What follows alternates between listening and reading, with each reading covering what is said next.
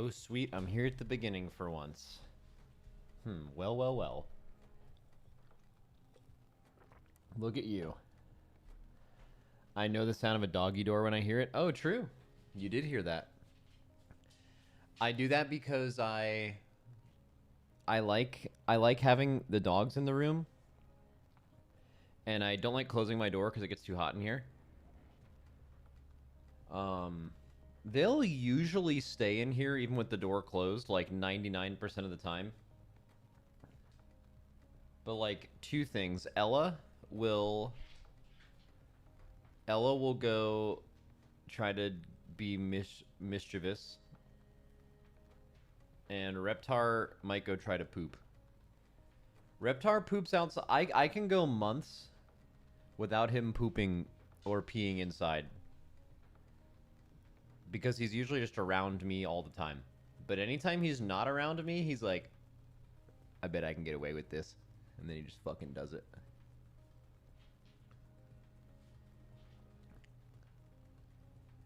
Twitch chat over YouTube chat, just establishing that early today. Okay, whatever, man. Just let you do. That's fine. You're just letting people know. Max, will you possibly unsub if War Within is shit?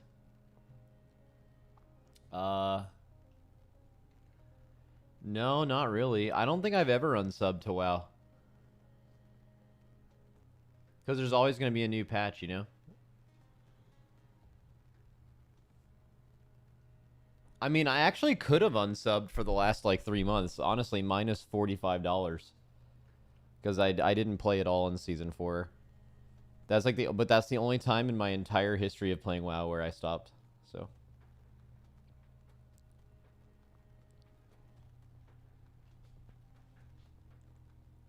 Oh, hi, Lily. But guys, I had to take Ella to the vet yesterday.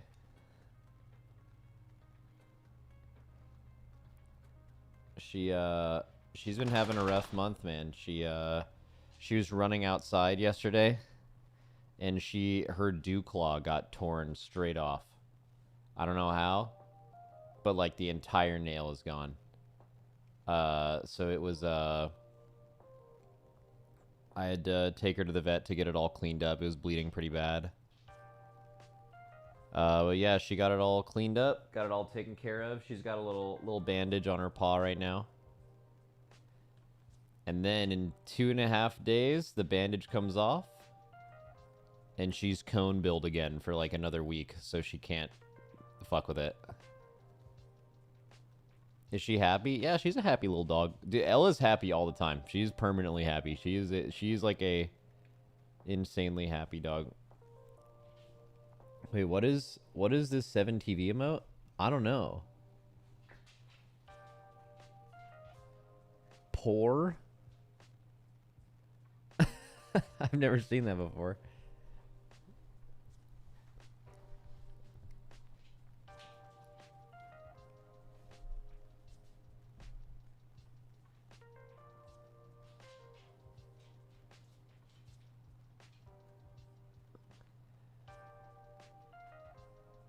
Anyone else just tuning into early stream to find me? Bro, I'm right here. I'm tiny though. I'm a little baby.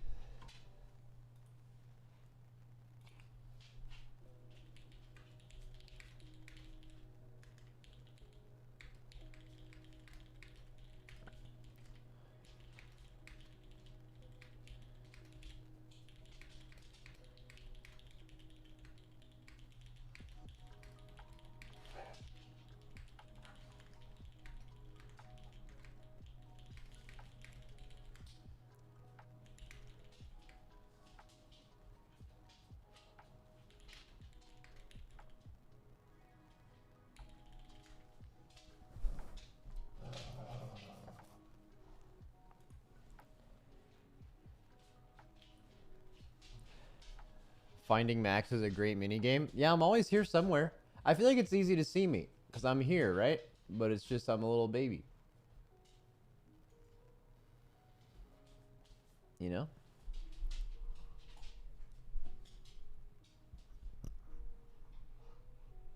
Stay small? Yeah, literally.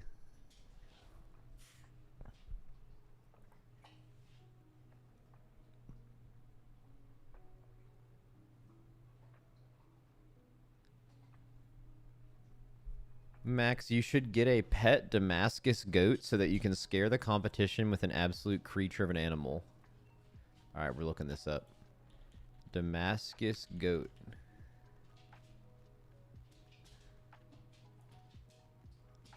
Oh, look at that thing. What the fuck? Dude, that is the ugliest animal I've ever seen. That is like, that looks like a Star Wars creature. It actually does. Bro, there is a Star Wars person that looks like this.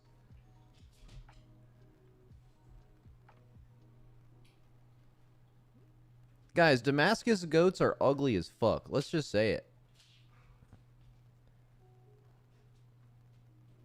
Max, will you be going through each class with experts and how they look going into launch? You know what? Dude, maybe we do that. Maybe we just fucking send that. The only problem with that, and it's the problem with doing a lot of content on my stream. There's a problem. Here's the problem. The problem is, the best way to do that is to, like, message people now to let them know what day to show up and organize it. But I don't do that. I wake up, and then if they're there, they're there. And if not, then we don't do it. So, like, for example, we could fucking do one today. But I don't know if there's anyone around.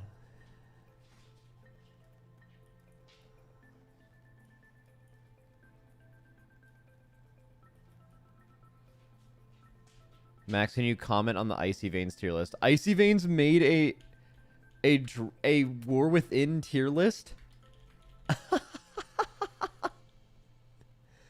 Wait, no fucking way.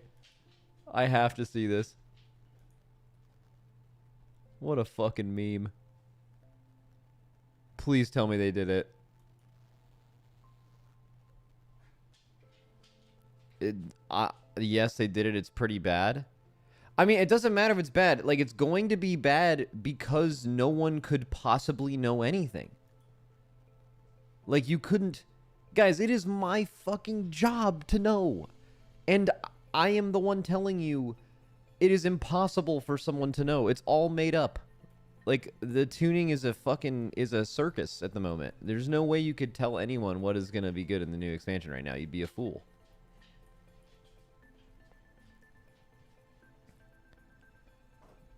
It's for Mythic Plus. It's the same thing. PvE damage right now is a complete and total meme. There's nothing even remotely resembling normal balance. The game will not go live looking anything like this.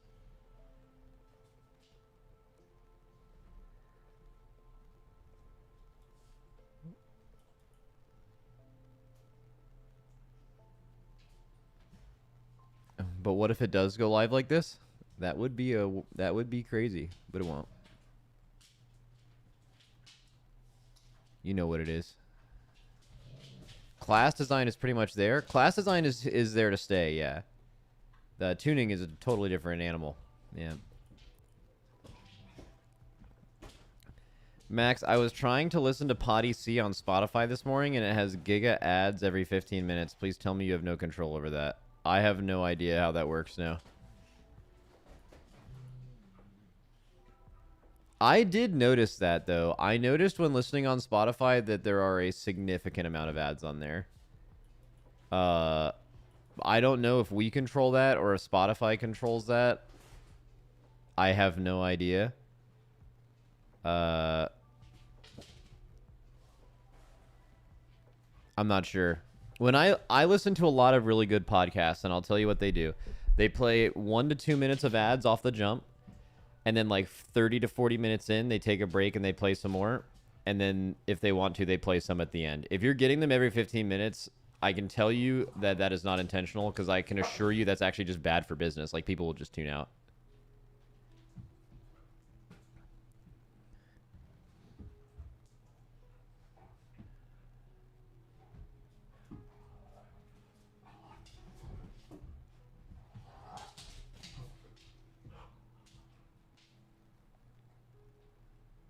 Paying for Spotify Premium and still getting ads on podcasts. Dude, I didn't even know that was a thing.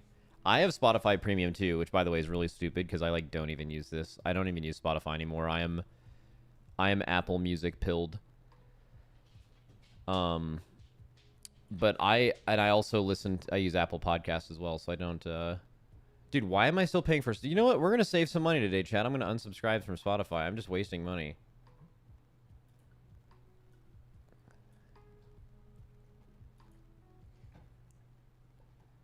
Let's go. Cancel this sub, baby.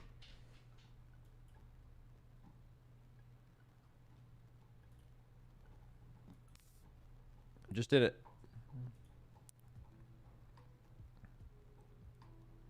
Sponsor check? Oh my fucking god. I actually don't know. I don't think we're sponsored by Spotify. That would be...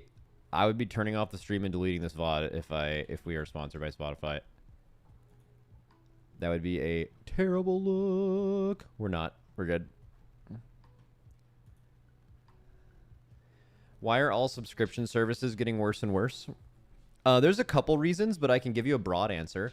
So all these subscription companies, streamers, music services, any kind of like delivery service or like food service or whatever, all of those companies largely either expanded or existed for the first time in the last 10 to 15 years. And generally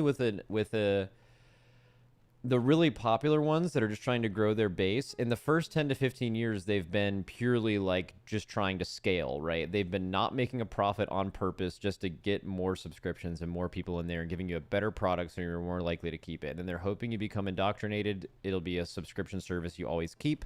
And then what they do is they start adding ads or increasing the monthly payment or paying less for content, like a streamer, for example, because they're trying to be profitable. A lot of these businesses want to scale, and then figure out the profitability later. So as an end user, your experience with these products when they're going into the let's make a profit phase is just going to obviously be worse than when they're not, because before they don't care about losing money and now they care about making money. So they're right, you're getting less of a bargain.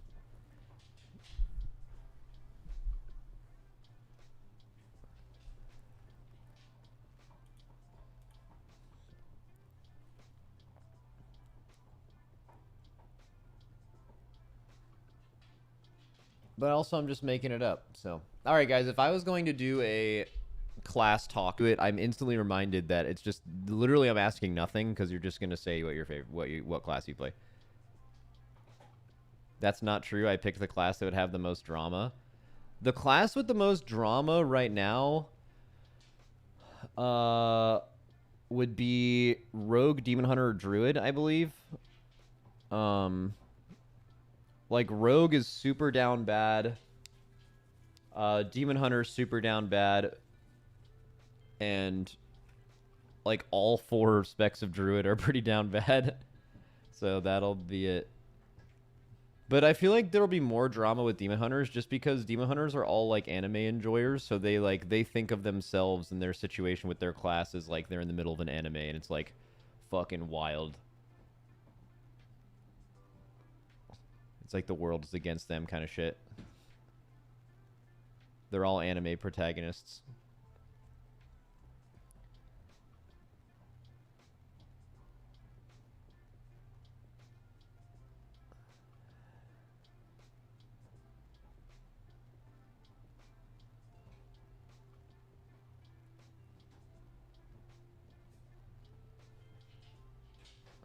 Hey, girl. Dude, you guys know this is the neediest fucking dog ever, right? Right here. You guys know this is the neediest little girl? She just sits here the whole time, just ramming her head into my chest until I pet her. You're so basic, Lily. Did you know that?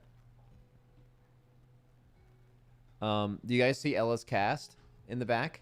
Do you guys see her cast on her arm?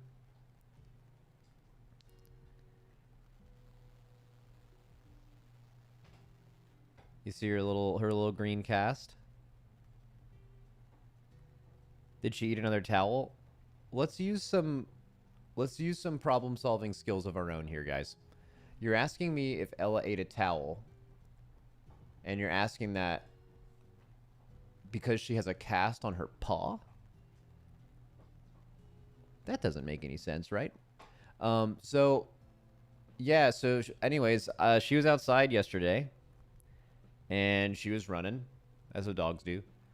And then I let them in. I was playing fetch with Reptar and Ella.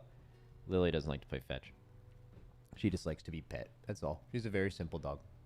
And then and then Ella and Reptar were just like had the zoomies for a bit, and they just started like just sprinting down the yard. And then Ella was great. She didn't like whimper or anything, and I just let them into the house. I went and grabbed my phone from my little hockey synthetic ice setup, and I came back. So I like probably walked away for like 30 seconds and then came back. I went inside and I saw there was blood dripping.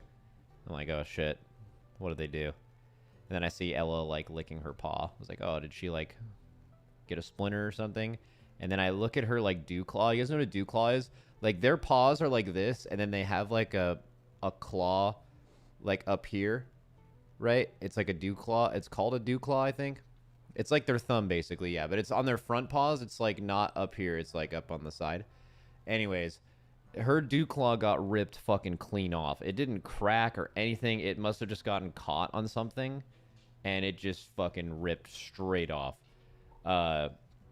And it was bleeding pretty bad. So I took her to the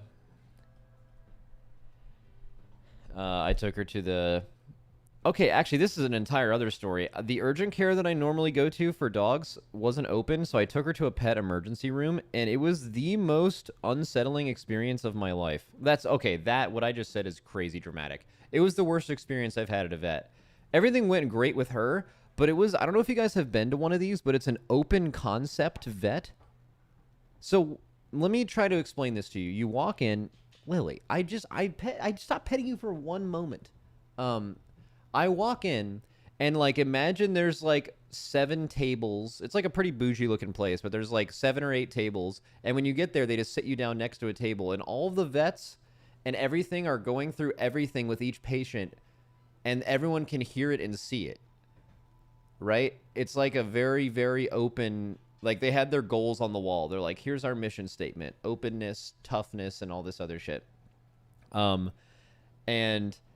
yeah, dude, it was fucking weird. Like, why it was unsettling was they were like doing like surgery on dogs, like within eyesight of me, with their fucking parents, the dog parents, next to the dog, like watching it, and they're like fucking nervous as fuck, and I'm like watching this. I'm like, why is this fucking happening? Guys, my dog, I need to get my dog's nail cleaned up. Like, I don't want to see this shit, right? Yeah, it sounds like war triage. Exactly. But it was like, it wasn't like a place that was making as much as they could make with the space. It was a super bougie place in Santa Monica. And like, this was intentionally made like this. And I'll never go there again. They were great to my dog. They were great to me. They had great service. They did really well. It wasn't super expensive, all things considered. But like, it was just really weird. Like, I don't want to go through that again. Like, dude, I don't want to watch another dog or cat die and then their owner just sitting there watching it. Like, oh my, what a fucking nightmare.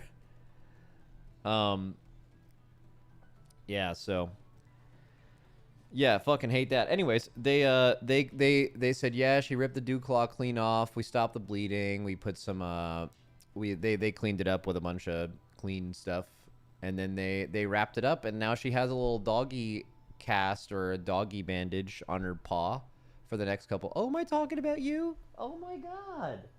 Oh no, she's just repositioning. And yeah, it's funny too, because they don't want it to get dirty. They gave me like a little doggy boot to put on her when she goes outside, so it like doesn't get wet. It looks funny as fuck, and she hates it too. She fucking hates it. She acts like she can't walk. Like her but yeah, so she and then in 2 days I take the bandage off of her, and then she goes back to being a cone dog. Ooh, I'm getting a call. 1 second.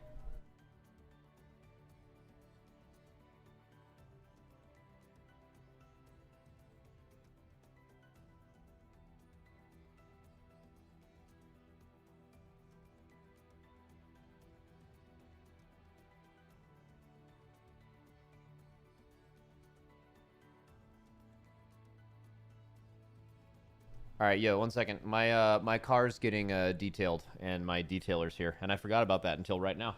That dude, that's kind of like the benefit of never remembering anything, is when things happen, it's like a surprise, even if you set the appointment up a couple days ago. So, I'll be right back. I gotta go let him in my car.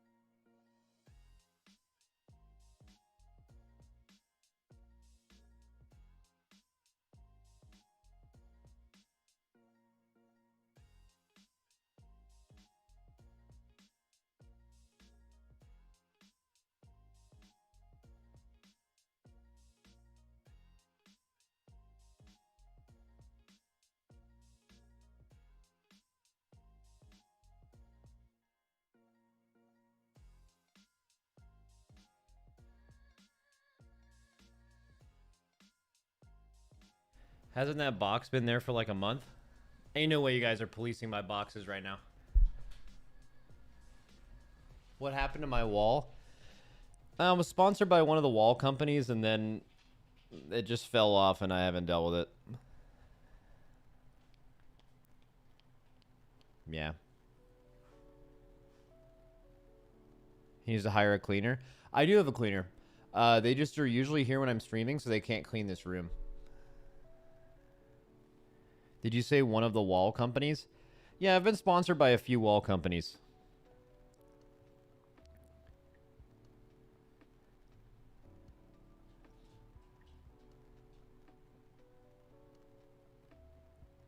Max, with all due respect, please get a house cleaner into that room and clean that shit. You are doing your stream a disservice.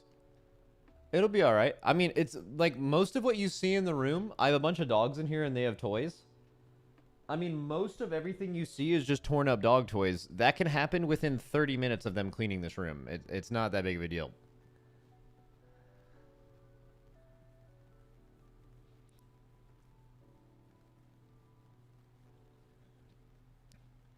Oh, you know what's funny? Earlier, some random person monitored suspicious user just randomly hit. I mean, 3 dogs is a bit excessive. Not saying dogs are good. Look at this guy. Not saying dogs aren't good. Yes, yes, valuable opinion from monitored suspicious user. Thank you for your take. Yes. All right. Thank you. Guys, I have like a big old fucking house with a nice backyard, and I'm living alone. You're telling me I can't have a few dogs? What are you fucking talking about? The dogs know I run this shit, though. Like, look, you think this dog's sitting here and you think that she thinks she runs shit? Look at her. Look at her shoving her head into my chest right now. She knows who runs shit around here. Where's your girlfriend? She's gone, bro, for a while.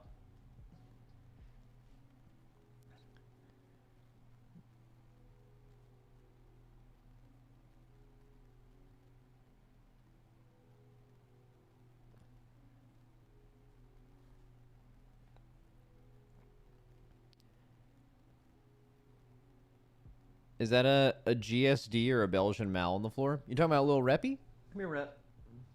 They want to know who you. They want to know what you are. Don't just sit up, dude. Come here, Reptar. Come here. Come here, buddy. Come here. Come on, buddy. Come on, Reptar. Oh, he's so big. Show him who. Tell him who you are. Tell him who you are. He's a blackmouth cur. Which I know what you're thinking. It's not a slur. That's actually a. That's a dog breed, and that's exactly what he is. Well, he's a street dog, so he's probably a lot of things, but that's part of what he is. Hi, little Rep. Hi, buddy.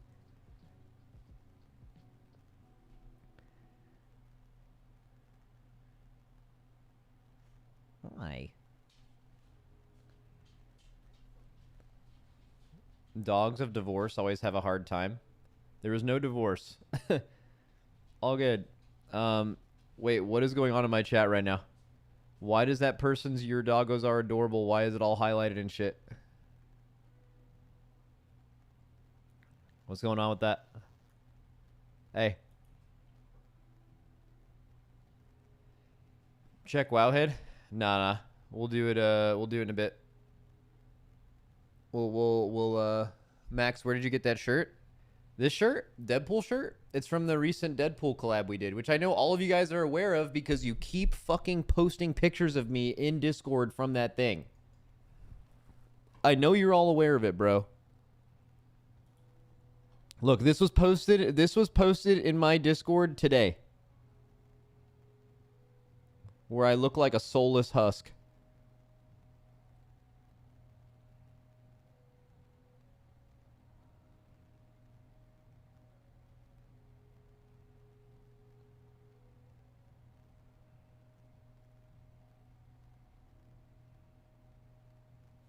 Yeah. Why'd they make me look so dead?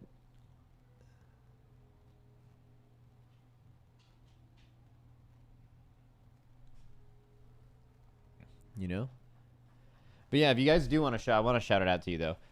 Because I did, Damien, the guy who mainly does this for TL, is a good friend of mine. And I think he's really talented. And he made this collection. Also, this shirt I'm wearing right now has a cool thing. Do you guys remember the derp shirt from the Race World First?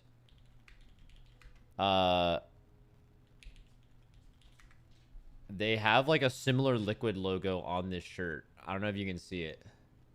Bro, by the way, I'm looking kind of chatty in this picture. You guys can link this all you want.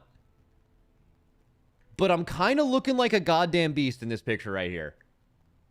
Kind of looking like a goddamn fucking beast. So just let's keep it a buck. All right, here we go. Shop now.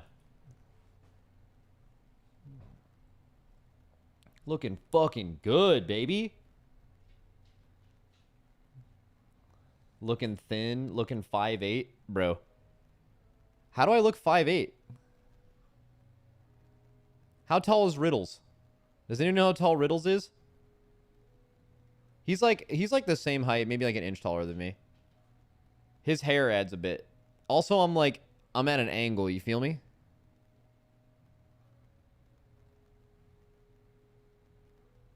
Riddles is 5'9". Yeah. This gives AI generated energy. No, bro, that was actually me. That's me, bro. Anyways, I have this in the other room. I got the, so they sent me a few things. They sent me this. Well, they sent me whatever I asked for, but they sent me that. I got the shorts. I have this shirt. Oh, that's me. I'm modeling it. Hey. And then this is what I'm wearing today, I think. I want to show you the back of it though. It's kind of hard to see, but do you see how like the liquid logo on it is like similar to like the derp shirt?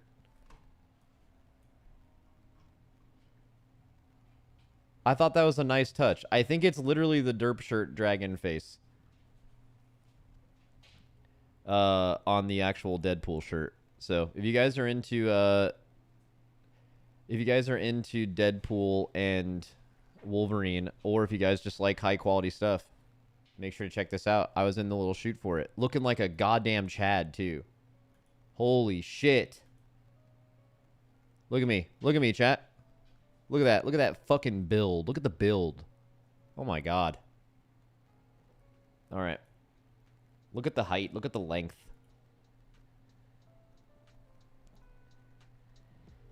Alright. Anyways.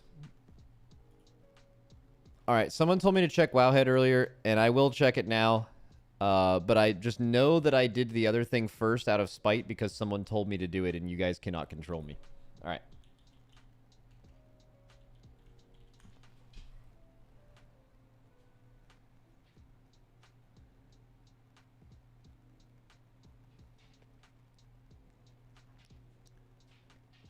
The War Within Season 1 and Raid Schedule Overview. Okay, so we didn't actually know about this before. We knew when Mythic was coming out, but we didn't know exactly how Mythic Plus and Mythic Zero was going to work. Just the facts. Let's get with just the facts, baby. Let's get with the fucking facts, though. Here we go. Okay, 7/22. PvP ladder closes and this qualification ends. That's, like yesterday or today if you're you. Pre-expansion content update goes live. Pre-expansion event goes live. Pre-season begins with weekly resets. War Within early access begins. War Within goes live globally. God, this is so stupid, the early access thing. War Within Season 1 begins on 9/10. Here's what we didn't know. Begins with heroic raids, Raid Finder Week 1, Mythic... Okay, so Mythic Zero... will be out and not Mythic Plus. This was my guess. We guessed on this a long time ago. Let's see. Let's see if we can go back to finding it. Did we ever... Bro, I have so many notepads open. Please. Please. Damn it. Okay, I deleted it. Anyways, I had like this notepad with 4 options on it. And the 4 options were like option A, B, C, and D. Do we get like Heroic Week plus Mythic Plus, or Heroic Week Mythic Zeros, Heroic Week capped Mythic Plus? And I think it ended up being option C, where it is Mythic Zero. So if you guys remember how old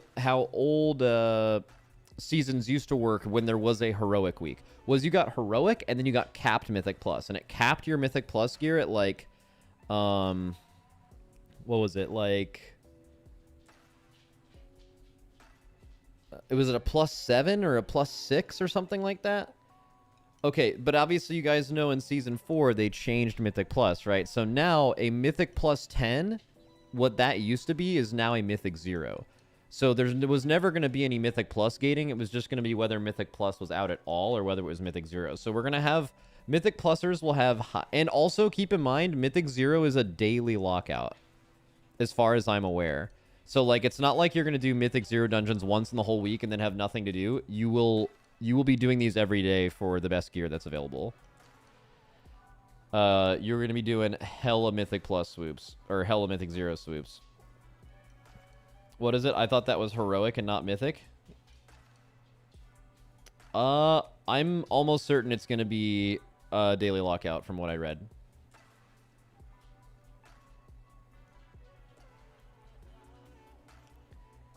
Yeah. And then, so the Mythic Raids and Mythic Plus dungeon opens.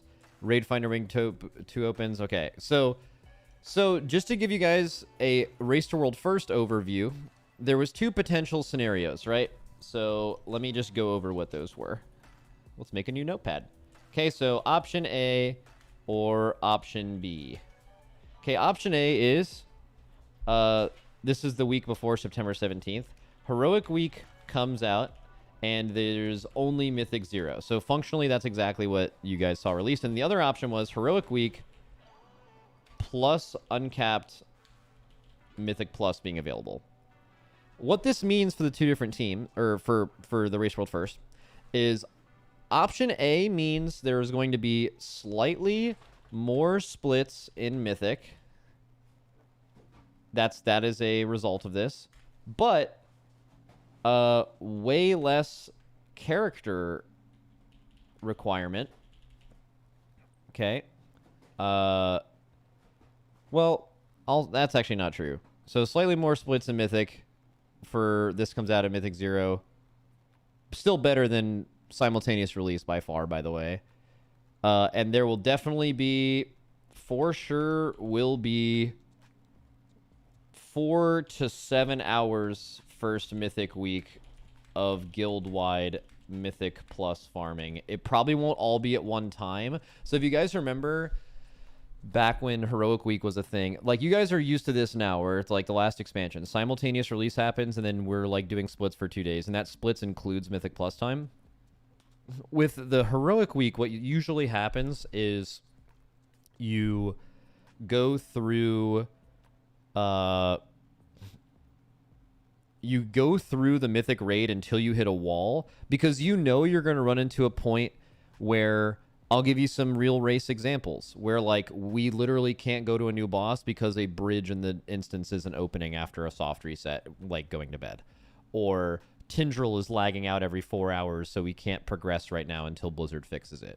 Or, you know, whatever. Just like some weird, or this boss is bugged and we can't pull it. This boss is overtuned. They're clearly going to nerf it. We're going to wait until they do that. All of those things. Those are all things that have happened over the Race World First that you guys have all seen, and you can identify, and you're like, okay, I've seen that happen. Okay, when those happen, if you do all of your splits and all of your Mythic Plus before you go in, you now don't have anything to do when that happens. So there's this interesting balance where you want to go in with a decent amount of gear so you don't waste your time pulling a 5-pull boss 25 times because you just don't have gear for it, right? So you don't want to waste time that way, but you also don't want to waste time where, like, you definitely always want to be in a position where if Blizzard makes it unable to progress, you want to be able to zone out to do something productive. You always need something like that. So you need something productive to do. So you need to always leave a little bit of gearing on the table until you're literally at a hard wall.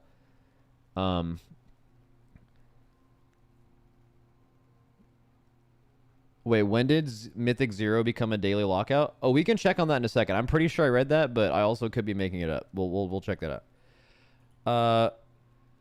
So option B with Heroic Week and Uncapped Mythic Plus, this would... Okay, let's keep this a buck. Heroic Week would be absolute mayhem. Like 20 hours a day playing and still you wouldn't be fully done. It would have made character requirement a lot less. Because realistically, going into Mythic, what you would need is a character that got a good Heroic split, and then you would also need every piece of gear you could possibly get from Mythic Plus before the week rolls over. That is impossible with Uncapped Mythic Plus, because, like, how many characters do you think, after running 2 or 3 days of splits, do you think you could actually have full BIS for Mythic Plus in 4 days if you were playing all day every day? What, 2?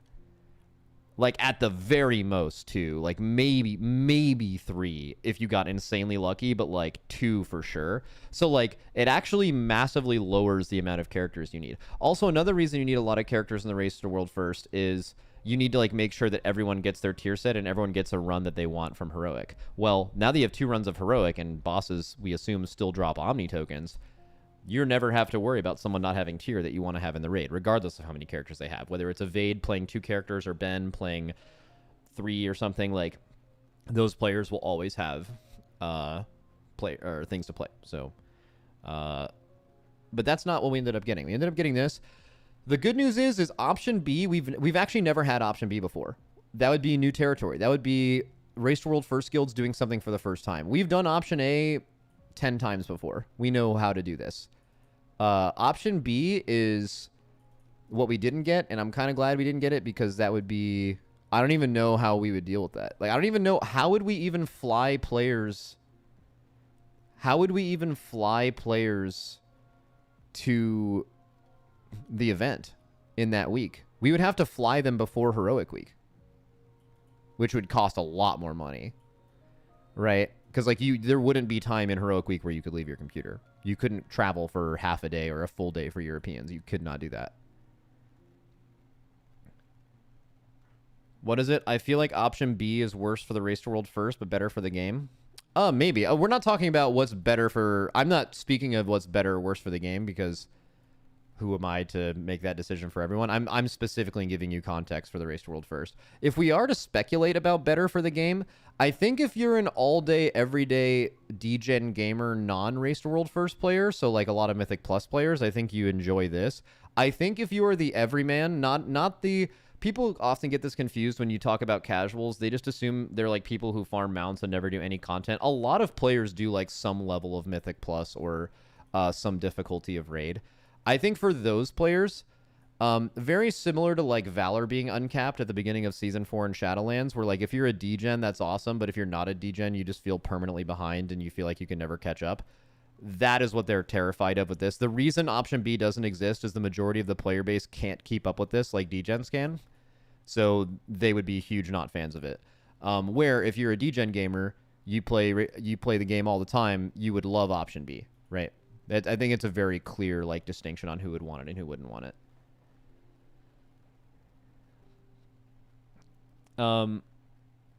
I just want to be a Pokemon master in WoW. Stay small, Max. Why is that stay small me? Guys, stop linking these fucking pictures. Where are you even getting these pictures? Was this even in the official fucking Deadpool brief? How did you find this?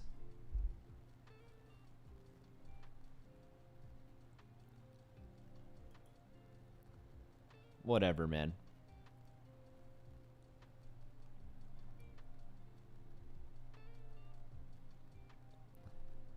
Okay, but can we at least say that this... Guys, this solidifies the 3D allegations. This can't be cardboard. This is clearly... There's dimensions here. It's AI? Okay. Is that your answer to everything when you're wrong, is that it's AI? Come on, guys. Dude, that is a facial feature I have, though. Like, I think my eyes are, like, deep into my... I got, like, a big fucking eye hole, if whatever that means. Like, this...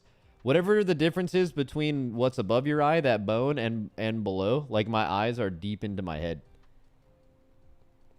Bro, if you said huh after I said deep eye hole, you need to figure out your life, because that is crazy that it jumped there.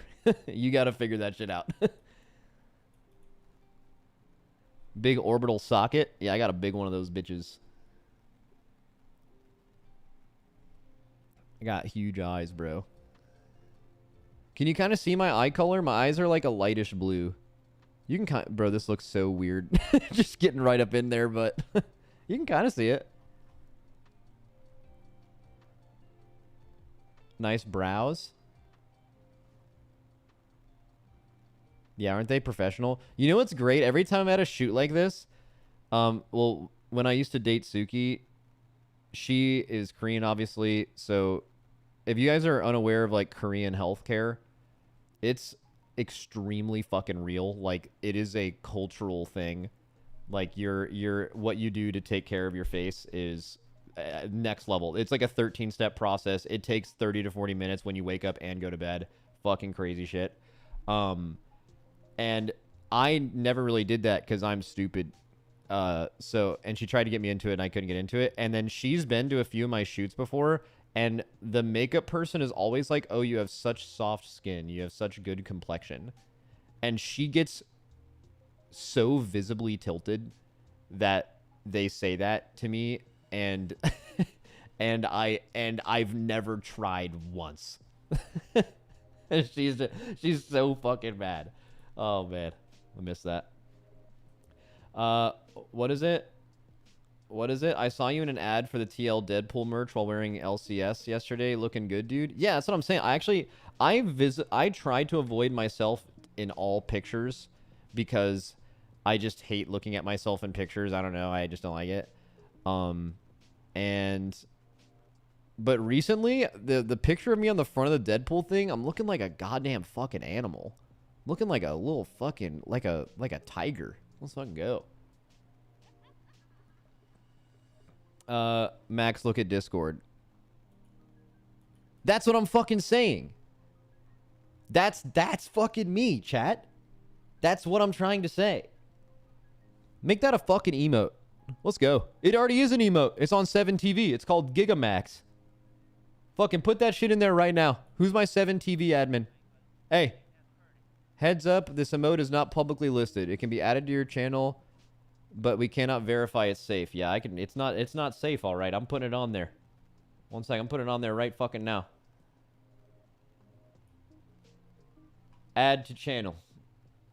Show emote. Use emote. Yes. Let's fucking go. I added it. Oh my god. Let's fucking go. Stay big.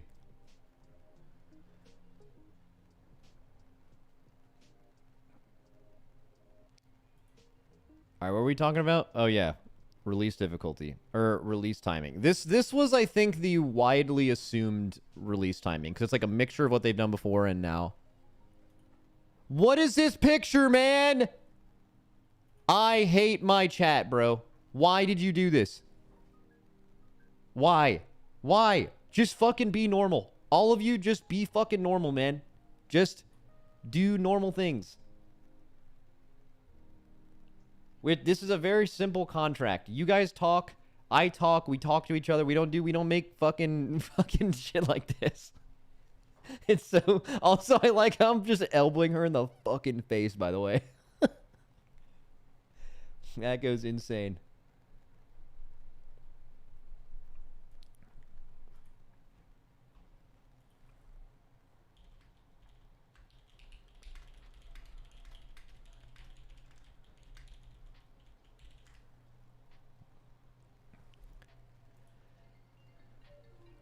Oh, that guy's calling me. Shit. A second.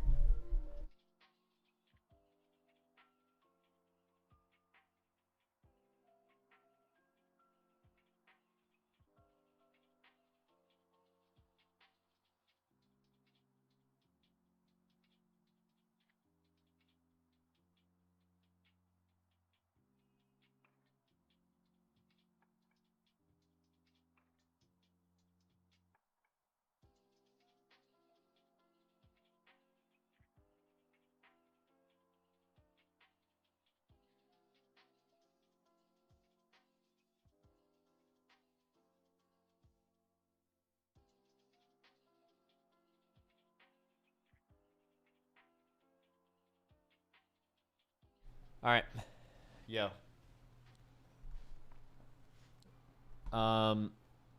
Yeah, my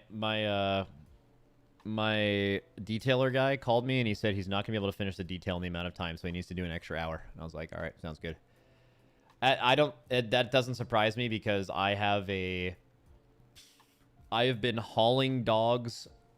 It's car too messy? No. It's dog hair. Yeah, it's the thing that makes details take a long time.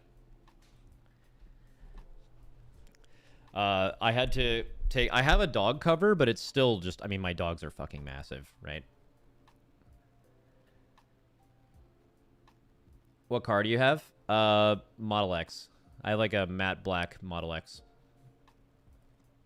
Which, by the way, love that car. Wish I had a Honda. Hondas are the best cars of all time.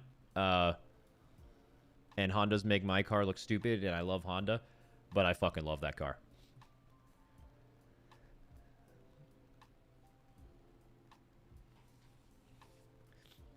Love Hondas. All right.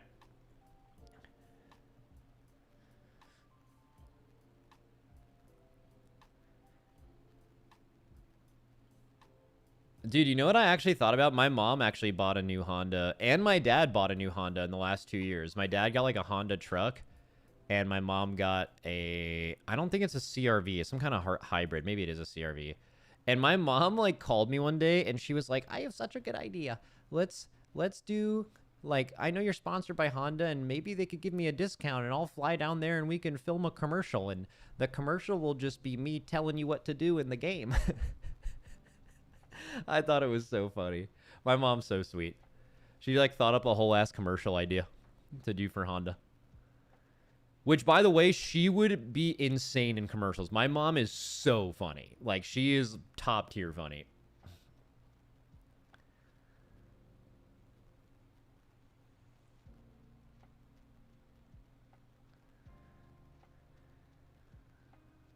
Dude, wait, did I ever tell you what my mom said about like our podcast? Let me see if I can find it. She had so many funny sayings about that.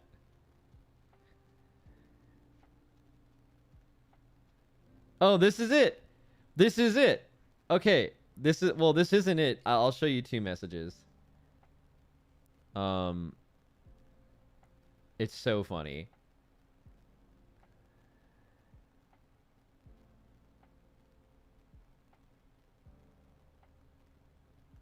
Oh my god.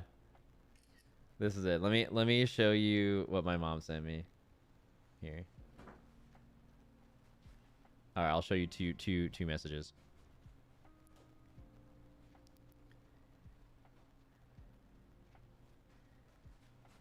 All right, here we go. All right, here's the first one. So this was after, this is like referring to like the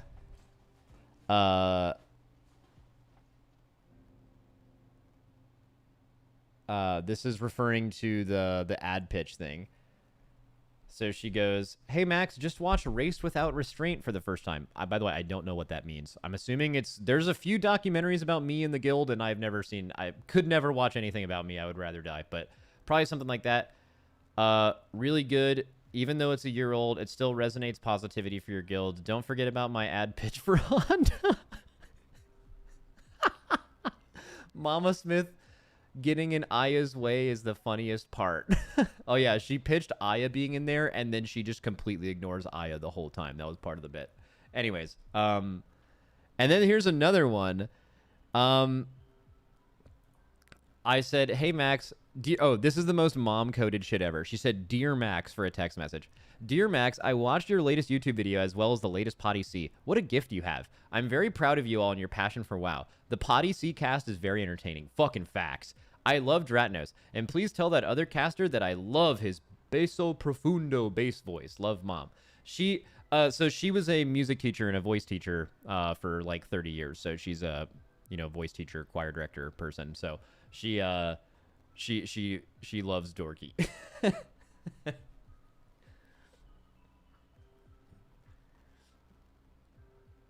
Are you concerned that your mom will end up liking Dratnos? What, more than me? Yeah, I am.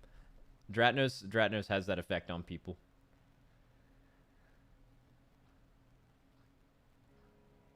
I love when parents text like they're writing an email. Bro, she texts like she's writing a letter in the 1800s. Not like an email. Let's see.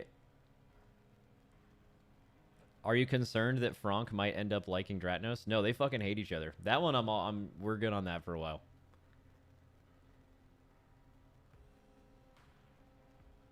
Also, I just unlocked a memory. When I said writing letters from the 1800s, I just remembered there's like a Twitter account that a lot of you guys won't know who this is, but where they pretended to be Andrew Luck writing letters to his family, but like pretending like he was in like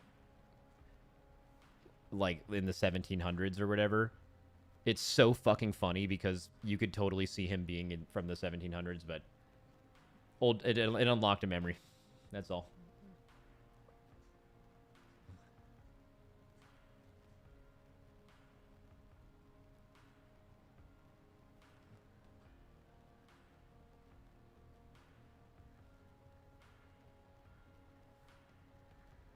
Did Max already talk about the Mythic Plus restriction? Yeah. Dude, I'm actually thinking about doing a class talk today. So I haven't developed any structure for it, so I promise you guys don't want your favorite class today. You want like a warm-up class where I'm going to fuck it up. Because I don't know how much to spend on talent trees. Or hero talent trees versus like their design versus their tuning. Right? I just don't know where to start.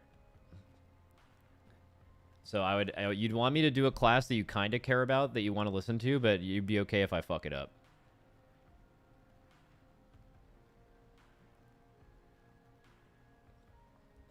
Max, did Max check to see if Mythic Zero lockout changed to daily yet? Okay, guys, I could be making it up, so you can get mad at me if I'm wrong, but I'm fairly certain that Mythic Zero is a daily lockout. I swear I read that. It was in the Mythic Plus rework blue post a month ago. Oh, okay, yeah. Why is he making stuff up? Bro, everything on this stream is made up. It's crazy.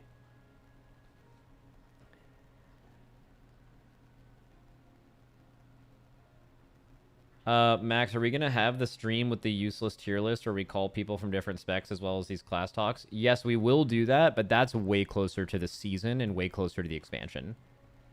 Because why would you do that if it's... You'd want to do that with as little changing going into the season as possible, right?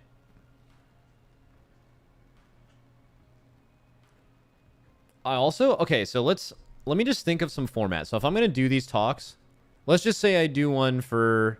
I guess it doesn't matter the class. What should the format be of this? I just need to, like, brainstorm it. It's like... I guess, like, the primary thing you'd want to know is, like, hero talents. What can you expect from your hero talents? Like or dislike. Whatever. Just go into it. You have one that's awful. How would you fix it? You have a couple that are great. That's awesome. Whatever.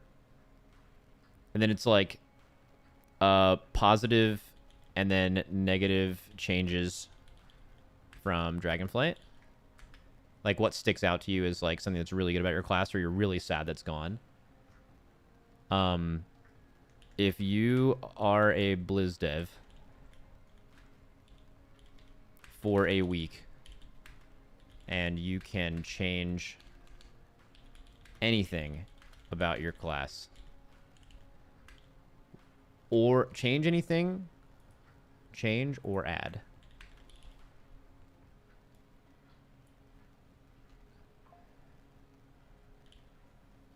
What would you do?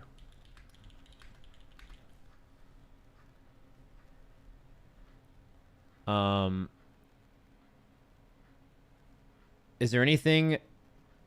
Because you need to keep these... This is already an hour for every spec in the game, right? So, like, what is the...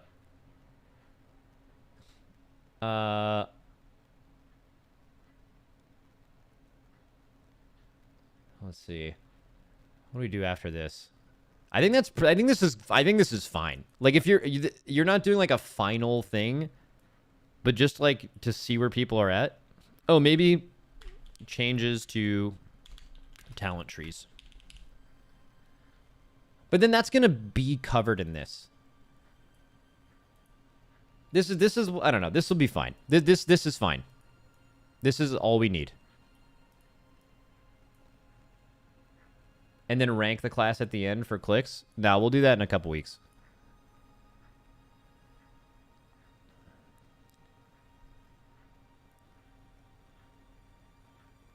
Just split up positive and negative changes to base class and specs individually.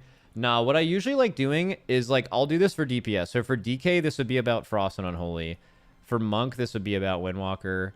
For Shaman, it would be about Enhance and Ellie. But, like, you do healers and tanks completely separately. Always.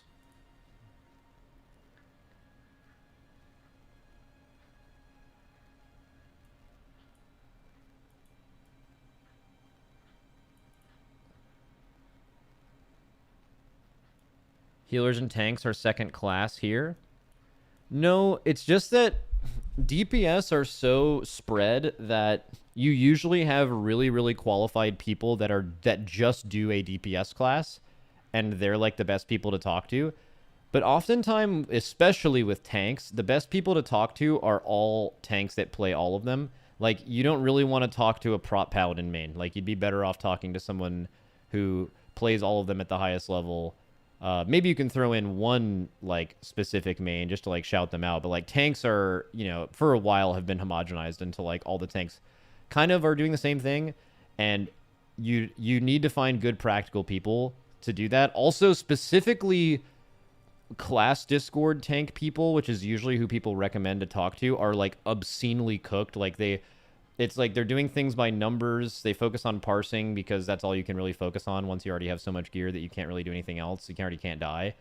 But like who I like to talk to are the people who are doing like practical things, like people who are doing actual really high level keys, actual like really early raid progression where tanking is hard, and like the decisions they make. And I think talent trees are like so much more interesting when you actually consider all of that, because tank talent trees specifically actually have a lot of really interesting choice in them that are not purely number based. It's like situation based. Vengeance Demon Hunter is a ton of this stuff, and like I don't want to talk to it. I'm very opposed to numbers guys with tanks, you know.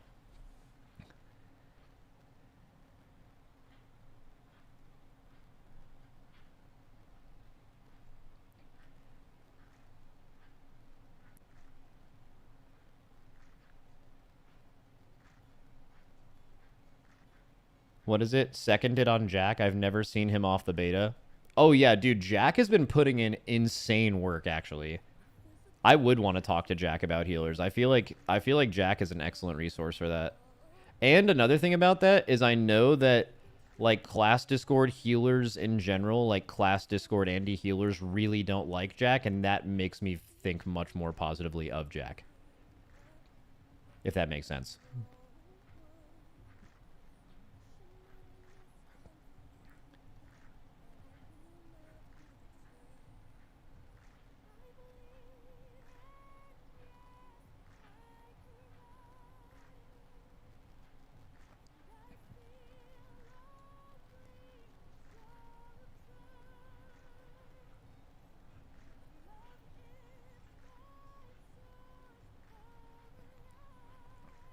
Hey Max, do you still consider AUG to have 2 guaranteed raid spots? They don't bring much more utility in the War Within. AUG's well, so first of all, I'm not really gonna give a lot of. We've started getting impressions on what classes are good and bad. I know it's all a total meme, but like, it's getting to the point close to the expansion where like I'm not gonna just tell you stuff because you know maybe you run 3 AUGs, maybe you run 1 or 0 or 4. It totally depends on tuning. Last time going into last raid, we were like, I feel like the only people that had an emphasis or a reason to find out how many AUGs were good and why, and changing that every time that Blizzard made changes. And you're not just giving that information away for free. So, but I'll tell you why they were really good last expansion, and I feel like you don't understand that because you mentioned utility. So AUG's utility is definitely good, right? Like the extra defensiveness, they nerfed that a bit. The fact that they get Time Spiral and Spatial Paradox, they nerfed that a bit. But that's not really why you brought AUG. All those things are extra. The reason why you brought AUG last expansion was because when played optimally, AUGs do somewhere around 20 to 30% more DPS than whatever the best DPS class in the game is, usually. Up to 2 of them. So that's just too good to pass up. They could nerf how much they get from them, but I doubt they ever will. Because AUGs were not created for high-level players.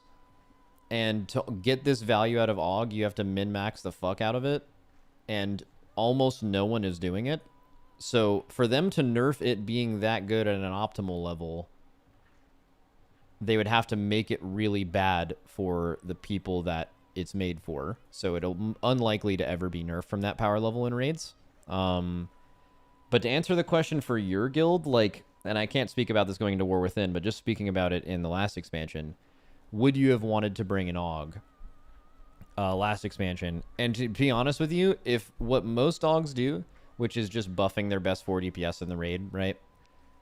That's usually not a good raid spot. Like, you could bring any class. If you want to have an AUG, that's fine. That's okay. But, like, is it, like, a required class you need in your raid if you're not, like, giga optimizing it? No, it's not strong. It's not that strong if you're just doing that, so. Any idea how good AUG is compared to other DPS specs if you just buff the best players? It's, like, roughly even. It depends on the guild, but I don't think it's OP if you're just buffing random people, which is what most people do.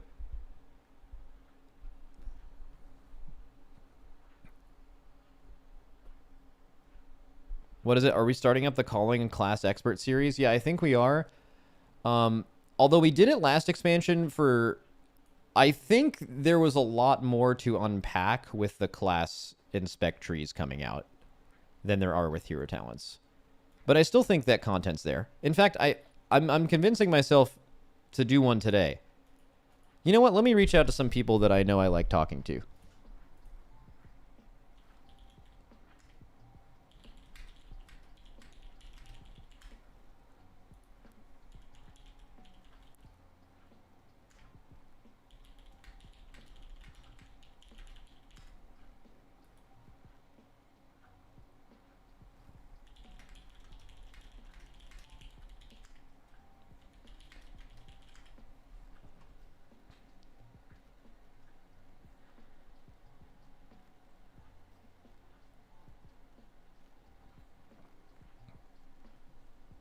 All right, I messaged both of them. I reached out to a few DKs I like. One of them's down. I just need to hear back from the other one.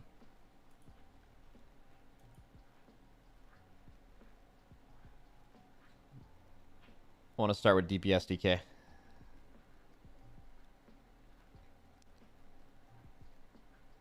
Max, please show the class that I put in Discord. I worked very hard on it. Oh my fucking god, no. What? What is this? Okay, it's a picture of me not hugging Dryny. But Dryny is just me from the Deadpool shoot. I don't even understand.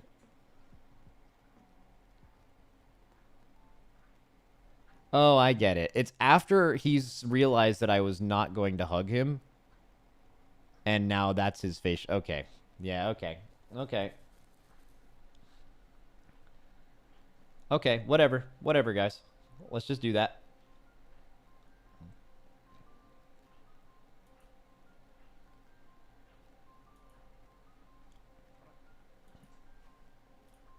I'm Deadpool inside? Yeah. You know what it is.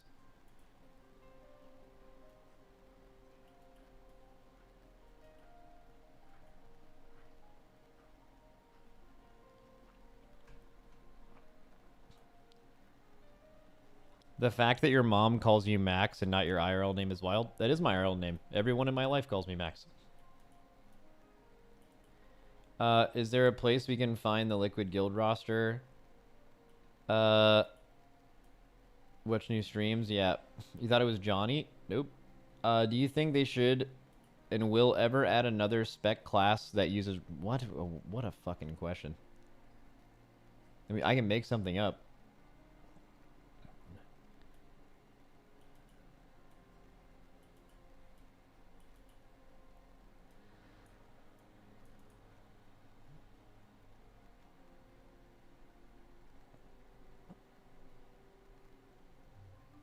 Why do you think Blizzard seems to make more melee unfriendly mechanics? They really don't. Oh, do you mean in dungeons? Maybe it's... I haven't done a lot of dungeons on beta. But if you're talking about raid... Okay, you're talking about dungeons. Or maybe.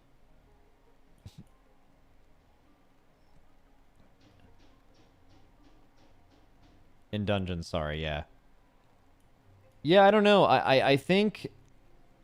So Blizzard has been very linearly since Legion. They have been adding more and more base mechanics to every dungeon pack. And they've done the most increase to that from Dragonflight to the War Within. Maybe it's because they're removing affixes and they feel like they still need a way to challenge you. It does seem like there is a little bit of a disconnect between Blizzard and the players. Though, like, I think the players are kind of screaming like there's just too much going on. I think they're going to need to see it play out in Season 1. Because I do think with there being no affixes, you know, I think a world where an expansion comes out and you're losing every affix and you're also, like, reducing the amount of mechanics that mobs have. I know this is not a popular take, but I do actually think that that would get boring faster. I'm not saying that the War Within amount is good. I'm just saying, like, those two things at once, doing them over and over in a long period of time, like, I think... So I think there's some logic to what Blizzard's thinking. I just think it maybe is a little too much. But I also am kind of open to playing it in the season and seeing how it works. Like, it's what people say. Like, they want mobs to, like, I just love pulling a bunch of, like, mobs in Freehold that don't do anything and just doing massive pulls. And it's like, I think people don't realize that, like, that's the dessert, you know? Like, the dessert is, like, every now and then you get to do some massive pull with mass AoE. Forget about how that fucks with tuning in the game and stuff, but, like, just, that's nice, and the mobs don't really do anything, and you have to work with that. Bro, if every single pull you ever did ever in dungeons was pulling 20 mobs that didn't do anything, it would be the most dead content ever. Like, it would get old so fast, right? You need a mix. You need some 5 target pulls with a lot going on. You need some 8 target pulls with less going on. You need some 20 target pulls where everything's easy. It's like, you want variability. But what it is right now is it feels like every single pack has a 5 target pull, because if you were to pull 2, it'd be like fighting 10 raid bosses. It's like, what's going on right now?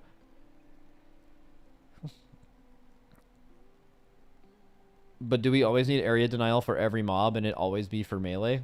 Yeah, so I can't speak about this expansion fully. Like, I've done most of the dungeons, but I haven't done them like a lot.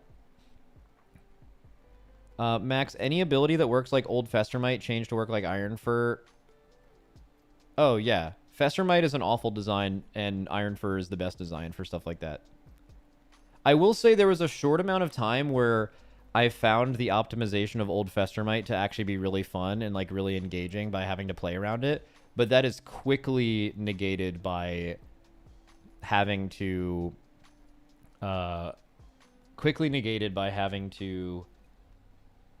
like, not to dismiss your pet or make your pet go passive when the last few seconds of your Festermite was up, or not press any buttons because you didn't want to pop any wounds and start your window too early, or literally full AFK. Like, it was so bad. What is it? Festermite is like Ironfur now? That's correct, yeah.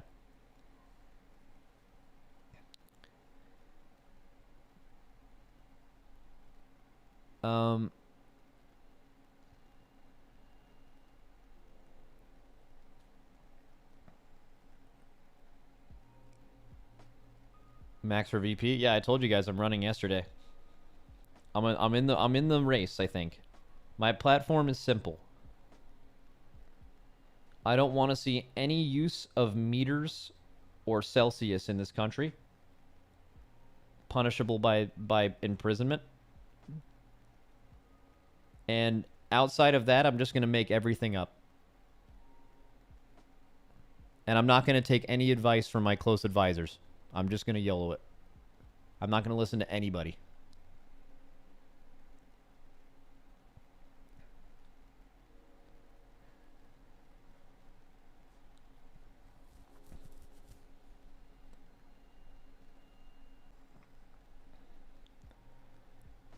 Metric is the superior system. Stay mad. Not in my country, buddy.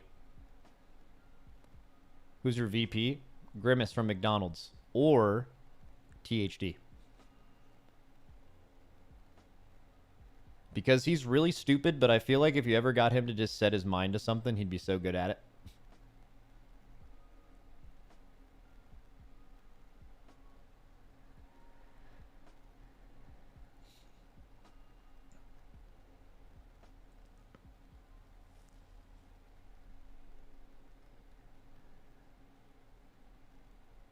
Why are they DPS meters instead of DPS feet? Oh my god, you just fucking ruined my life. I've never thought about that.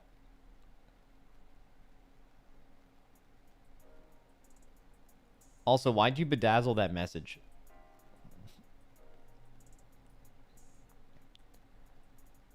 Come on.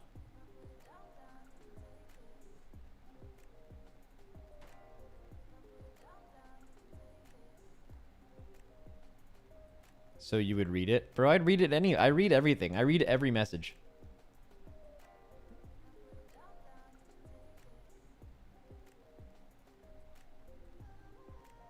I just can't say them all.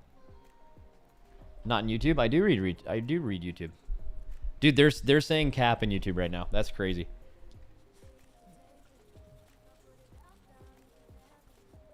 That's actually crazy.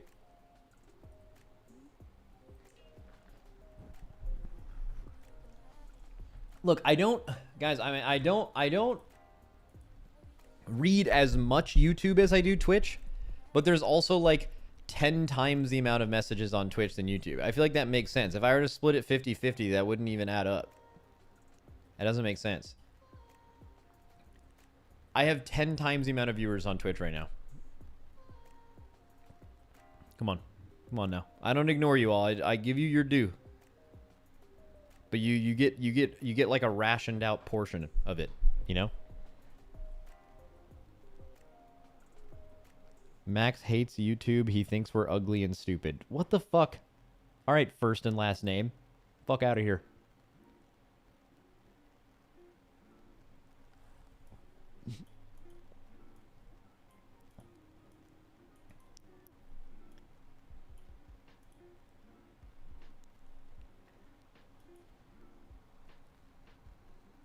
Max, get out of here. We're our own community now.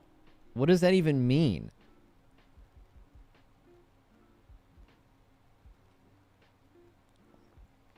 What does that mean, we're our own community now? Like, what are you going to do? You guys have no power. I have all the power. Come on. Come on now. Bro, I'm pretty sure I could stream on YouTube and actually turn my chat off. Like, I don't know if I can do this, but I could probably just, like, I could literally cancel you all. Get canceled. Cancel culture. You're done. I have all the power, buddy. Where are you guys going to meet now? Facebook? You make a little Facebook group? Let's go. Dude, what are Facebook groups like in 2024? That's got to be wild. It's probably just all political or, like, conspiracies. Which does go hard, by the way. I imagine not partaking in, but observing a Facebook conspiracy group would be insanely entertaining.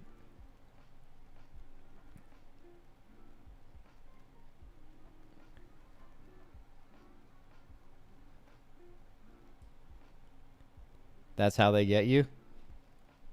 Yeah.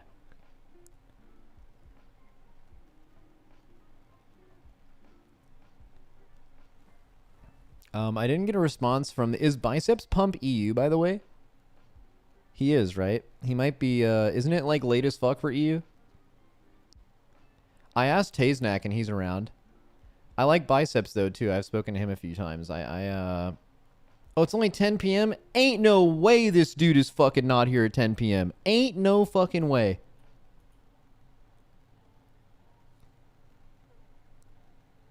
Guys, there's no way you are a WoW person and you're asleep at 10. There's no shot.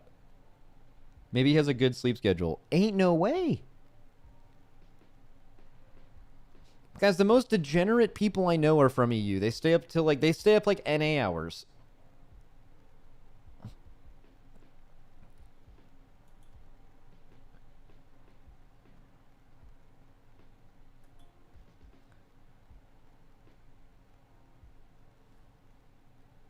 All right, well, I have Taznak. He's down to do DK today. I don't know who else I would talk to.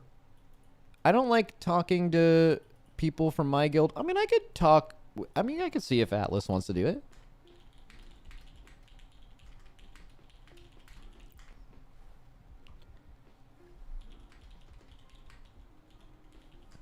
Because I'm not actually asking about power level whatsoever. It's purely design. I could have people from my guild. That works.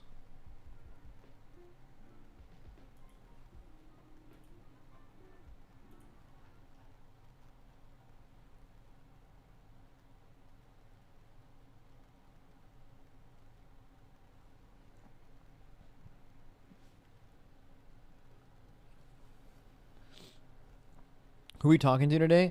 I'm thinking about doing a... No.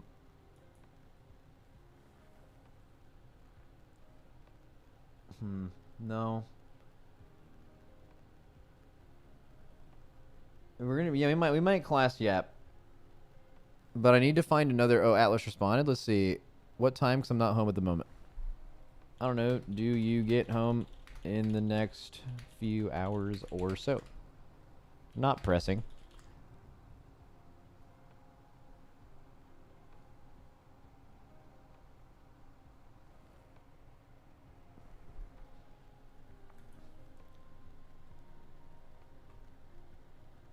But I'm gonna show Alice that pic of me on the Team Liquid website. He said probably in like an hour and a half. All right, bet.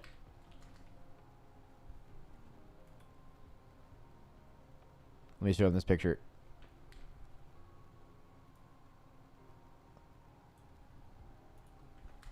Bro, check out this pic.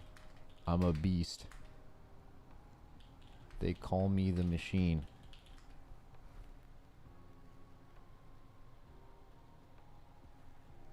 Let's fucking go.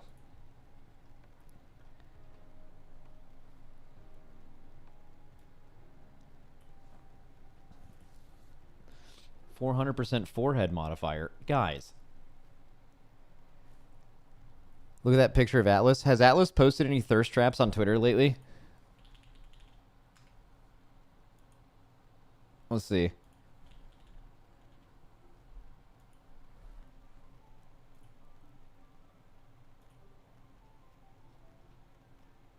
He did. This is him. He posted a tweet called Big Boy Season. Oh shit. Oh shit. Oh shit.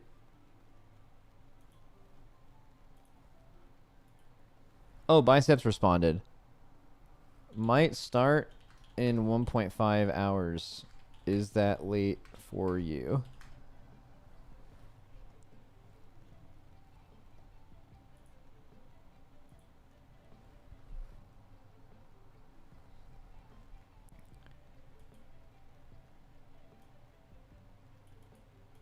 Try to tell him he fucked up a raid mechanic. Atlas, I do that all the time.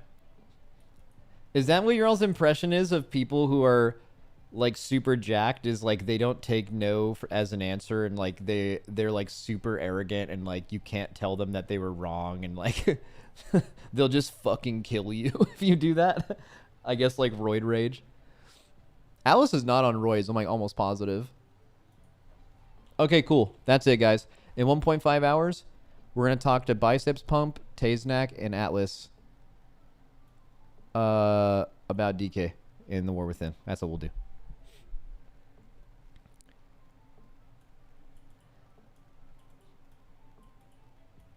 See, this is why I never plan anything, right? If I ever got punished for not planning stuff,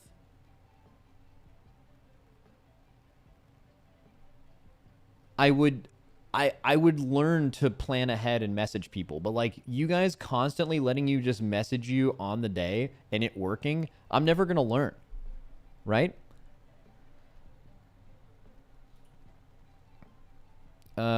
Max, have you released a add-on recommendation for War Within? No. I would never do that. Just use whatever add-ons make you like the game more, and then don't use ones that make you like it less.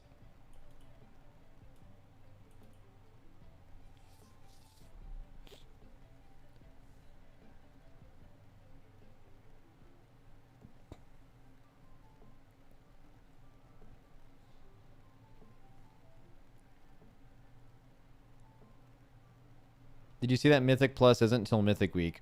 Yes, I saw that. That was my assumption.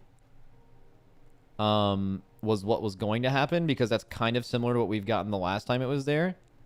If you're a Mythic Pluser without a job and you like Mythic Plusing all day every day, this is very negative for you. You just have to wait an extra week to do your content, and that's sad. If you are basically everyone else, I think you're happy with that. For the race, I think it's pretty good. For most players who do any level of Mythic Plus or rating that have anything to do during the day, like jobs, where they can't just farm infinite dungeons and they would feel hella behind. The best way I could give it the explanation of is like Valor capping. Do you guys remember Valor capping in Season 4? It was like, oh my god, I wish every season just had uncapped Valor and you could just instantly get full gear. And like anyone who didn't have a job would be like, this was so fun. And anyone without a job is like, I just don't have any gear compared to anyone else. And you know, there's a balance there. And the majority of players are not degens like us, so they will prefer to not have that be a thing.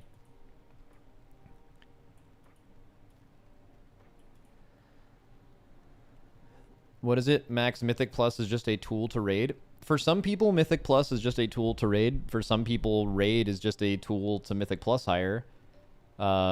And some people just enjoy PvE and do both whenever they can. And Raid is like something you can only do once a week, and Mythic Plus is something you can kind of infinitely do. They kind of work with each other really well.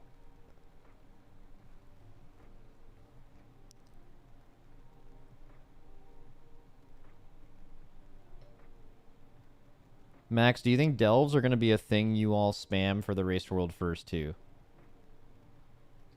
I don't think so. I don't think delves... Like, I mean, maybe you do it to fill out your vault. Oh, this is actually going to be interesting. What is your vault going to look like on Mythic Week? Because there's going to be no way to get a capped Mythic Plus vault because...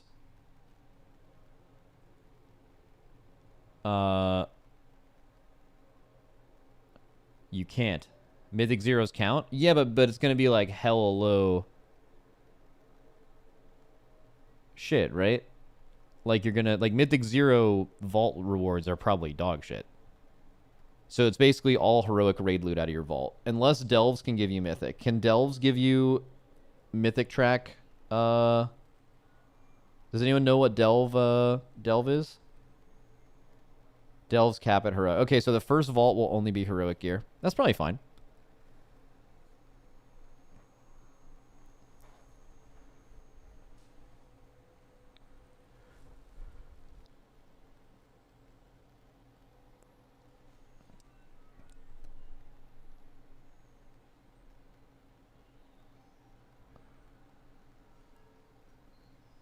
But won't it be multiple, like 3 vaults worth of delves? Huh? Delete vault RNG. I do think that's something that's actually still needed in the game. There needs to be a balance struck with how insane your vault feels to open in the first few weeks to how like linearly it gets less interesting over time, and then it's at the point where it's like I don't even care about looking at my vault. There needs to be some reason later in a season that you like opening your vault and you try to sustain that. And maybe that's just the way the game is. Maybe that's just how WoW works, right? But I don't know. I mean, people have theorized like, you know, 3 failed vault tokens can 3 failed vault tokens can let you like pick any piece of gear, kind of like dinars or whatever they were called this season, or they let you pick tertiaries or some weird shit. I don't know. But I also think tertiaries are kind of just like a problem. I'm glad they nerfed them, and I hope they are even worse than they were before.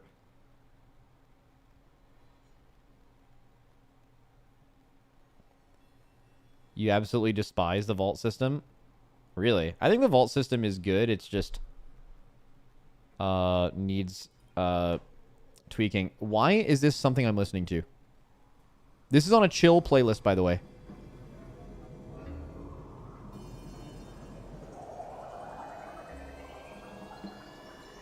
Like, what the fuck is going... This is not chill. It's just not.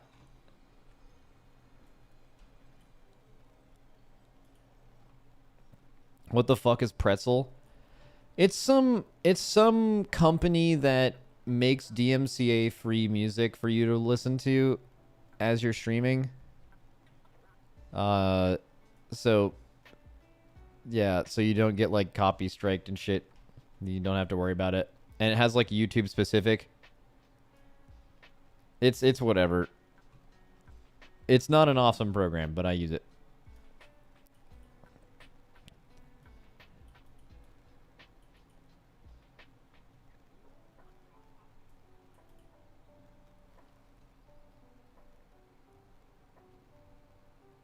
You know what I'm really happy about though? Blizzard solving the Tindril problem in the upcoming expansion. I don't know the exact details on it or if they gave the details, but you guys know the thing that happened this season was, and the last season, is like the upgrade system is so OP that the bosses we're killing, we have the same gear you guys have. And you don't really get much more gear than we do. As opposed to back in the day when we would kill bosses, you would get like 15 eye levels over us. There was a few solutions to this, but one we talked about a lot is just like a Siege of Orgrimmar ICC weekly buff. And that's what they did.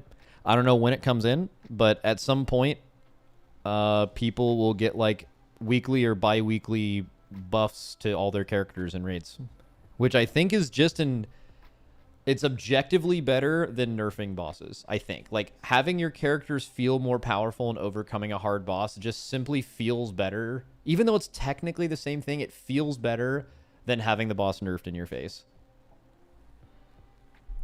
Because like that's what has happened in all of WoW is Race World First has happened. Bosses were killed in their original form, and why that's important to mention is like bosses killed in their original form kind of locks them in for what they are. Where like a lot of times they're too hard and they're nerfed down to a point. So it's an important data point of like when they're first killed because that means it's possible. From there until other people, there used to be a massive power game just within the game's gearing system. That doesn't happen nearly as much anymore. So a way to change that is to just add a stacking buff. I think it's gonna. I think cutting edge guilds are going to absolutely love it. I think it's going to do the same thing it's doing now. We're requiring much less boss nerfs and still having the gearing system, which I think is positive for everybody.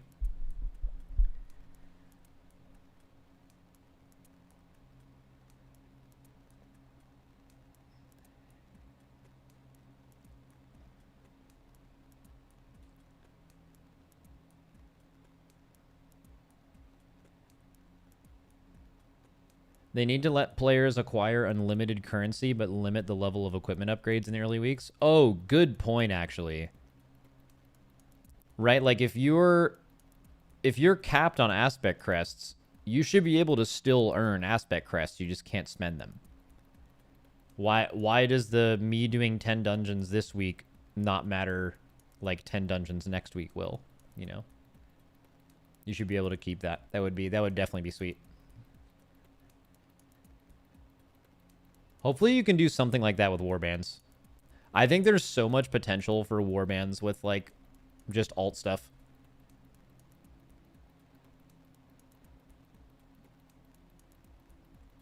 Do you think we will see Shadowlands levels of players for the War Within? Dude, I thought that was true like a while ago because of a few theories.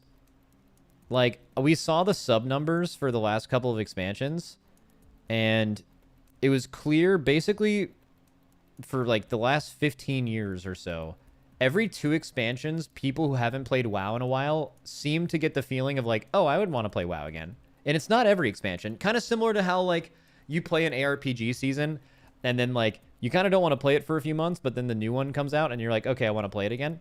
Right? There's like time away from it makes you want it more. Whatever that is with WoW seems to be 2 expansions. Right? Like it was like MoP into Legion, and then like BFA wasn't as big as Legion, and then Shadowlands was way bigger than that, and then Dragonflight wasn't as much. Like Dragonflight was a rebuilding expansion, and now it's like this. Also the hype around BlizzCon, Chris Metzen being a fucking rock star, the buzz around WoW after BlizzCon was huge. So I'm just like, dude, the War Within is slated to maybe not beat Shadowlands because like I don't think you can beat the pandemic numbers probably, but like just be another big expansion release like they have happened like that for a while. But now I'm not sure about that just because I don't know, it just doesn't seem like there's a lot of buzz. But also they also haven't started marketing yet, so like it's possible in the next 3 weeks when they start their like I'm sure they're starting their marketing campaign like probably any day now. Like once that happens, maybe you start hearing like I'll be able to tell because I have a lot of friends in gaming but outside WoW, and anytime they're excited about WoW they all come to me. And that's when I can tell when something's about to pop off is like when people from random other parts of gaming are like, it's WoW time. Then that's when my gauge tells me people are really into it. That hasn't happened yet, so I will wait to see how that works. Also, I don't think it helps either that like this is the most non-hype WoW time ever. Like season 4, like they cooked with Plunderstorm, they cooked with Remix, but like Season of Discovery like turbo fell off, and also Season 4 is like if you're still playing Season 4 right now, what the fuck's going on, right? You have to learn how to play other games if you're playing Season 4 right now. So like, yeah, I don't know all those things combined, but maybe we'll see that change in the next couple weeks. I'm not sure.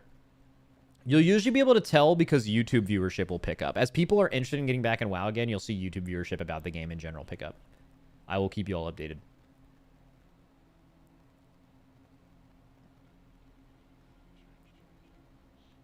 Priest weren't touched when you said all classes would. Dude, fucking stay small. Go pray to someone or something. Go to a church, buddy. Okay, because we already have our War Within builds ready and are tired of dragonflight stuff, what did you say that in response to? They really need to stop abandoning Season 4s, though. Shitty to just not give us content for 25% of an X back when we pay full price for it. I'm there with you. I mean, like I said, Season 4 was the only WoW expansion I have not played in since Cataclysm. Since I started playing this game hardcore, right? Like, they lost me, someone who plays every season. So, yeah, I agree with you. I'm not a fan of Season 4. I don't know if they'll do it again. One interesting hope is, this hasn't really been confirmed, but, like, the timeline they gave for like, the World Soul Saga was, like, ending by 2030. There was some, like, math where it was like, okay, they're going to have to do faster expansions, and people assumed that they were going to come out with this expansion way earlier than others, and they did, right? Like, this expansion, Dragonflight, is going to end months before it would have ended previously, right? So, like, they are already pushing it up. If they're going to have not 24-month expansions, but 20 or whatever it is, then, like, Season 4's, there's less of a need for it. 3 raids in every expansion makes sense, right? Do you think it'll only have 2 raids? Dude, that would be embarrassing if they only had 2 raids in this expansion. 3 is bare minimum. 4, if it's a full 2-year expansion, I think anything less than 4 major seasons is embarrassing. And if it's like an 18-month expansion, anything less than 3 would be embarrassing, yeah.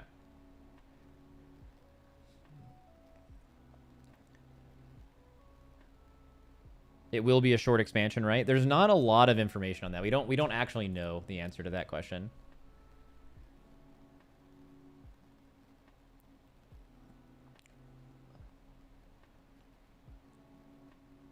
Are crests going to be tradable with warbands? We don't know, but hopefully. Max, I just got the Logitech Embody and it's really nice. 10 out of 10. Yeah, I love this chair. Secret Lab chairs are all better, though. Fuck this chair. Fucking hate it. I can't wait to play my new main in WoW Midnight. Wait, oh, you think there's a new class? Wait, did they already announce a new class in WoW Midnight? I know they were, like, pretty upfront with a lot of that information. I guess it's just assumed there's going to be one. Does this game need more classes? I don't know. If they're going to add a class to this game, it should be like a tank, healer, and ranged DPS. We'd be fine with one of those, I think. That would work.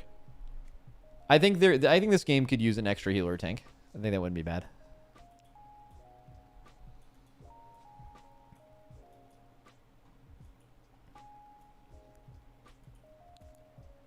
New support class? Ugh. Maybe not that. I'm not a big support guy. I think the game has their support class. They're not getting rid of it. I don't know if they add it anymore.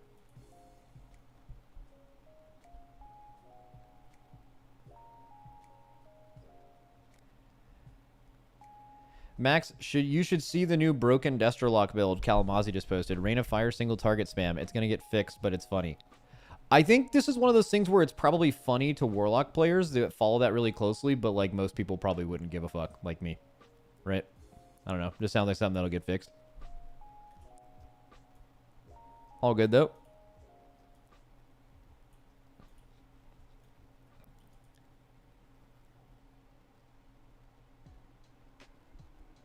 Dude, Max doesn't give a shit about locks in general. That's so true. If I, like, read a patch note and it's some random...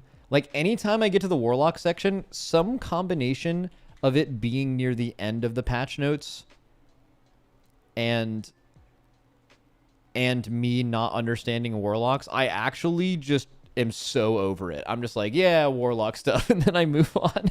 And if there's like a lot of stuff, I'll just ask for THD to summarize it for me in like less than 30 seconds.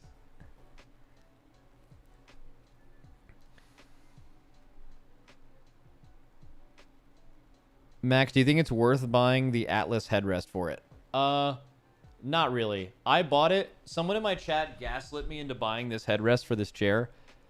And it is minorly useful, and I think it's really expensive. I don't remember how much it was, but I wouldn't say it's super good. Maybe you could get some other opinions though. I don't ever like sit back in my chair. Does anyone else have that problem? I like right now when I'm sitting back, I don't do this. I'm like I sit up. I sit up in my chair permanently. So like I don't use a headrest.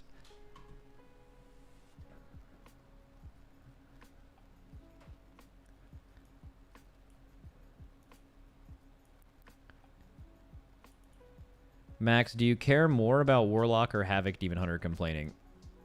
What a weird question. I don't care about any of it, really. I guess the answer to that question is Havoc, because I actually really enjoy playing Havoc Demon Hunter. And I'm really sad at the state of Havoc in the expansion. I guess is kind of an answer to what you just said.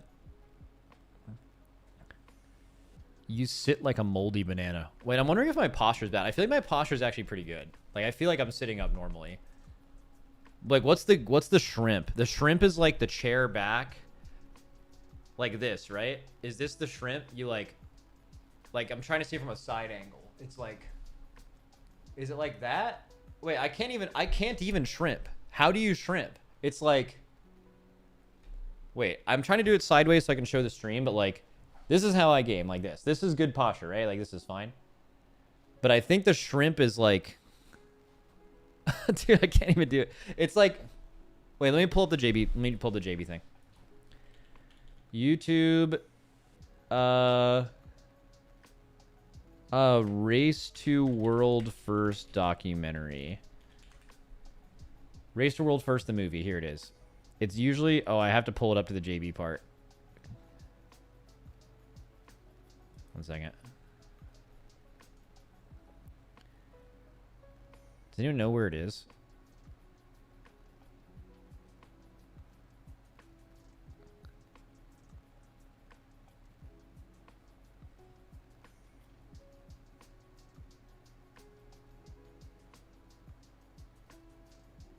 I would recognize the frames. Wait, dude, am I crazy? I can't find it.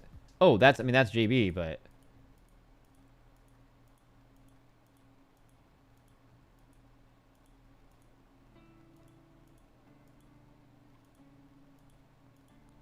Dude, fuck, when was this? I usually am so good at finding this.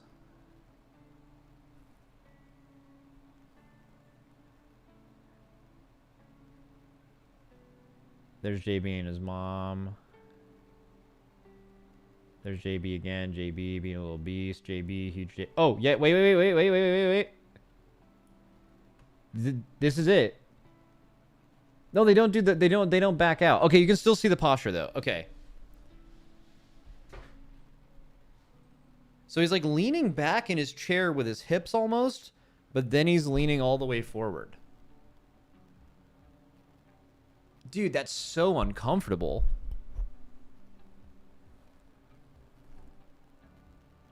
Oh my god, dude, it literally hurt. It's like really uncomfortable to do this. Why sit so far back just to lean forward? Because he's fucking locked in, that's why.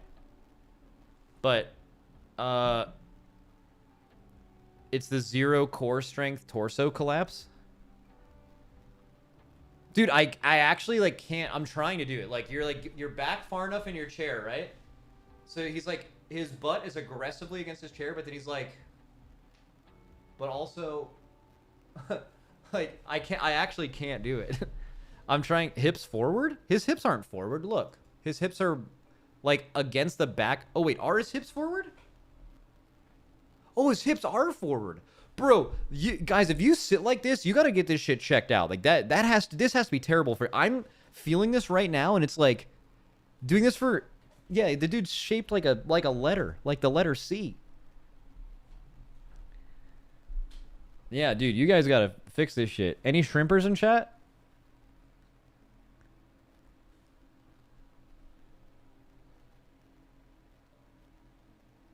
Any shrimpers? Unfortunately, you guys stuck in that shrimp life? Dude, I wonder if JB ever gets annoyed of us always coming back to him sitting like a shrimp. It's not even the sitting like a shrimp part I think that he hates. It's the part where it has to be near the end, bro. It goes so much harder.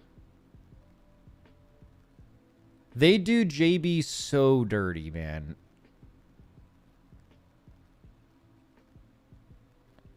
Dude, did they... Oh, wait. They did it. Okay, here it is. Oh my god, it's at the end. I forgot. Look at this. They catch him shrimping, and then you're like, wait a second. That's a... What do you call this? A doorway? You could see like the beginning of a doorway. All right, you see that? A frame, door frame. And then you realize, oh, he's in a closet. That's fine. Everyone's gamed in a closet in their day. That's locking in. That's making it work however you can. And then you're like, oh, that's a bathroom closet. If you were to put a tier list of places in your house where you had your desk, bathroom closet is at the very bottom. And he's fucking shrimping. So they did him dirty as fuck.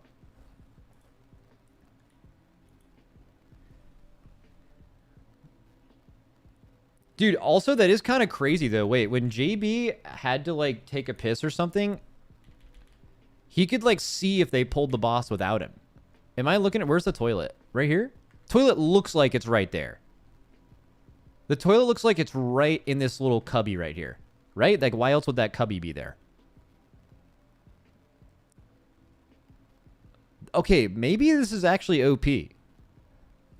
Dude, that posture is unbelievable. That dude's back is like... You can see in this picture that his back is screaming for help. It's like, someone please fucking help me. Holy shit. All right.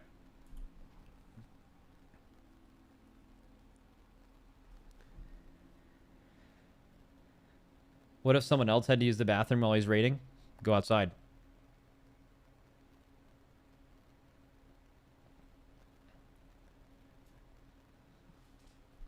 All right, let me change my title to what we're actually doing today. Let's say DK talk at 2:30 PT. There we go. We're gonna yap. We're gonna fucking yap.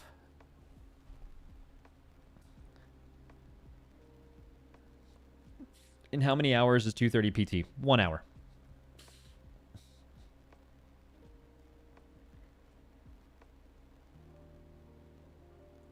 Clip on Krista's page. Dratty gives a good demo of the shrimp. Who? How many hours is in 1 hour? Bro, ain't no way you Europeans use a different measurement of time, bro. What do you guys call it, huh? Fucking time meters? Get out of here. Fucking stones. Yeah.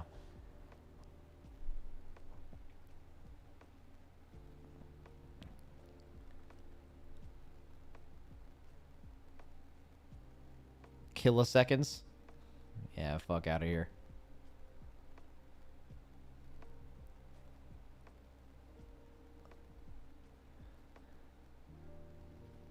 Asian Bunny X also has a good shrimp clip. I can't tell if you guys are just not letting this bit die, or if you spend all of your hours whenever my stream is off watching Asian Bunny X. And it's just constantly on your mind. She has good takes, okay? Yeah, I mean... I feel like... And I could be wrong, but I feel like Asian Bunny X and me do not share a lot of the same viewer base. Like, the people who are watching Asian Bunny X are getting an entirely different experience out of Twitch than people who watch my channel are, I think. Oh, buddy, you do. No, no, there's no fucking way. There ain't no way you guys are just gooning in my channel. That makes no sense.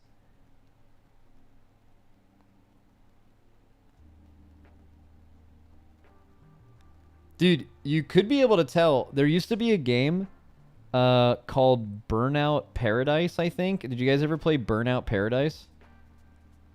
Where if you did like an online race, it wouldn't even ask you to connect your camera. Like, if you won an online race, it would just take a screenshot with your camera, and it would just take a picture of you, and it would show it to the whole lobby. So, I'm not making this up. It's real. So, yeah, I haven't seen this in a game since, but just imagine that's what you do for Twitch. Anti-gooning. They just check in on you every now and then. Is that allowed? Like, I'm sure at some point there's like a pop-up where it's like, do you want to use this camera as your input source? And then people just click it and yes, the same with everything else.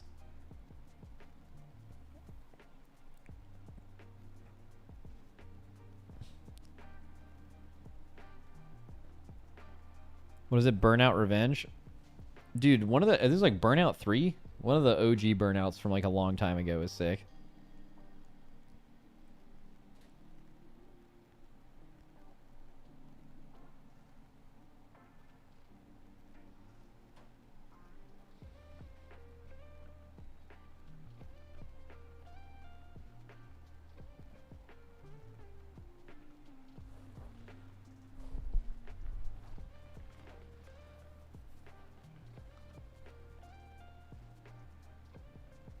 WoW meta is same to us than Asian Bunny X viewers find in her streams. What are you guys saying, man? One second, I'm gonna get some more water. What are we doing for an hour? What we do every day.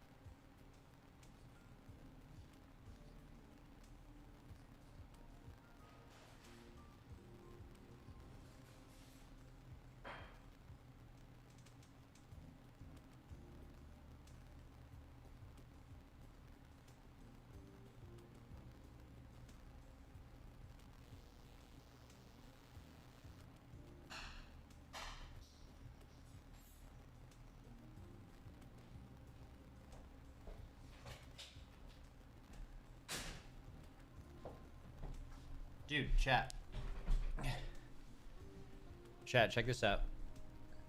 So I have like a little cold brew coffee in the fridge. This is not an ad. I won't even show you the label. It doesn't matter. But I tried to like open it with a knife because I couldn't find like a can opener or whatever. And can you see the thing? Enhance. Enhance. Enhance. Look at the coffee. There we go. You guys see the top? I popped that shit up. I fucking broke the top off this bitch.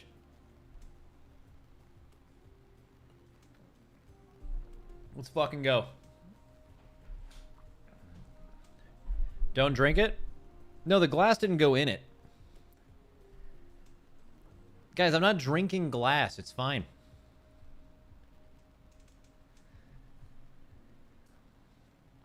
Micro glass? That's not real. Yeah, I have a headache, and I can't tell if it's because of caffeine withdrawal. I had like a little caffeine this morning. It's probably caffeine withdrawal. So if I get a little coffee in me, I'll be feeling great. Or is it lean? Could this be lean? You'll never know.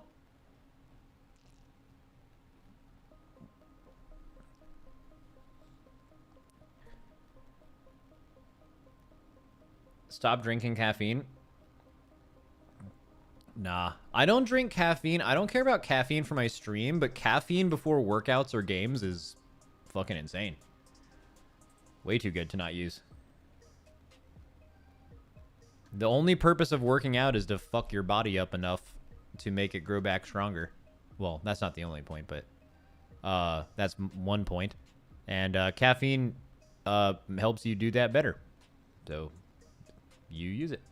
All good.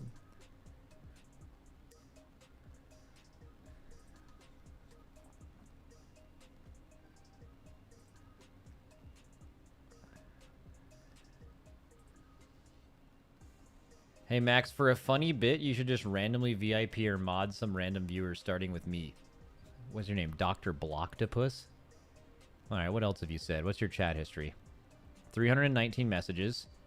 He's typed Giyot like 13 times, just scrolling through 10, 11, 12. Okay. Max stand up, caught, locked in, natty spit, lockout. Okay. All right, fine.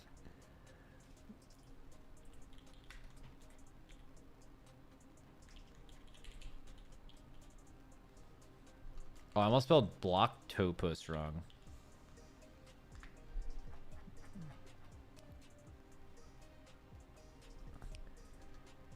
You know, I'll make a YouTube mod too. Let's see, who's over there?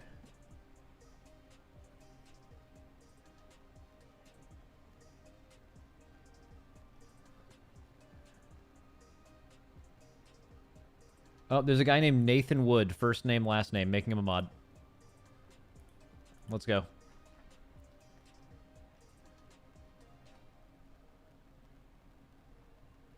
And look at that. Dr. Blocktopus is deleting everyone's messages. Who would have fucking guessed? Who would have guessed? Huh?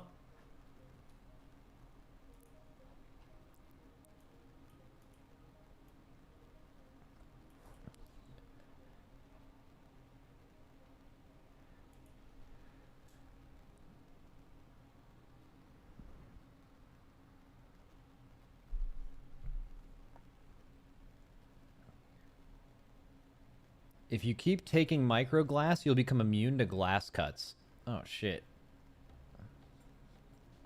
Why are two people arguing about mud and glass right now? You know what it is. Okay, we need to figure out this class talk thing and actually give it some structure.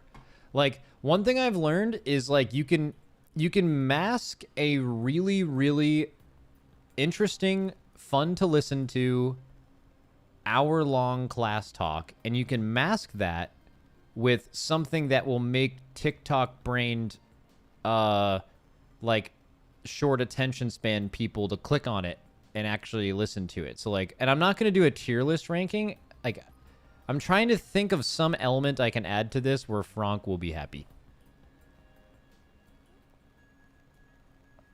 Maybe it's like, maybe at the end you give a happiness rating.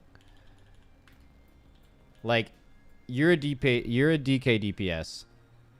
You were what you were in Dragonflight, and you're coming into this expansion now. What is your happiness rating as far as the changes you received? Grades? What grade would you give Blizzard?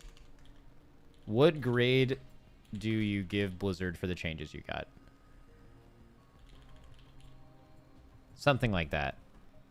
And then Franck can make like a clickbait thumbnail where I'm like a teacher handing out grades or something. I'm trying to help Franck.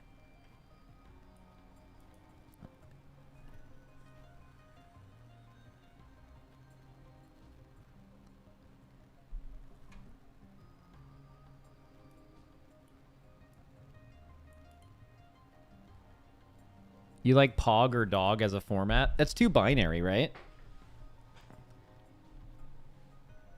I feel like I'm making this up, but I feel like most people feel like the changes for their classes were Pog in The War Within. There's a few notable, like, really unhappy people. But, like, I think the majority... How many classes are there? Is there 14, 13 classes? I mean, there's definitely not 7 entire classes that are, like, mad. I don't think. I could be wrong. You can find out. Like, who's definitely mad? All right. Who's mad? All right. Rogue, Druid, DH. There's another really obvious one that I'm forgetting top of my head right now. Is it Priest? I think Priests.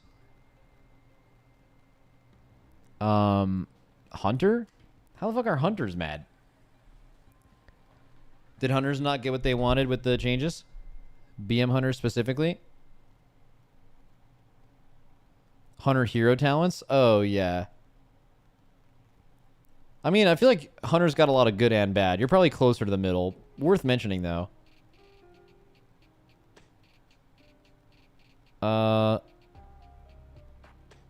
No, not specific specs. We're talking entire classes. Can you figure out 3 more entire classes that are, like, mad? What about Paladins? Red Paladins seem generally happy. Unaware of Prot and Holy, though. Well, all tanks are mad recently because they got nerfed. But that's, like, across the board, though. I feel like Paladin can't be mad. Warlocks are angry? Are they? Don't Warlocks have, like, 3 great hero talents? And they got, like, insane class design changes? Warriors have no utility? Yeah, I guess that matters a little less now. Well, it matters less because there's no affixes, which Warriors were specifically bad at a few of them, but it's worse because mobs do more things. So you need more stops than ever. Yeah, I really wonder what Blizzard's... It's so weird. Like, there needs to be stops in the game. It's like a chicken before the egg thing. Like, you have a bunch of stops on your characters, so to challenge you, they make a bunch of things that can be stopped. I don't know. I just feel like that's a... I wish they would go back to square one with that. I wish they would just make dungeons where you couldn't stop anything. Now, the problem with that is you have a bunch of stops and they now no longer matter, and you have a bunch of keybinds on every character that doesn't matter, like stuns and knockbacks and, you know, shit like that. But, like, I think that would be a very interesting experience. Because, like, Blizzard, when everything goes off and there's no way to stop it, you'll learn very quickly how too few or too many mechanics are happening on any given pack. And it allows you to actually tune trash to be interesting and good. Like, that's called raid. In a way, but, like, I don't know, think about raid, right? Like, would raid be worse content if your kicks and stops and stuff could just interrupt raid mechanics? Like, that would just make raid like a fucking circus. Like, it would just be stupid as fuck, right?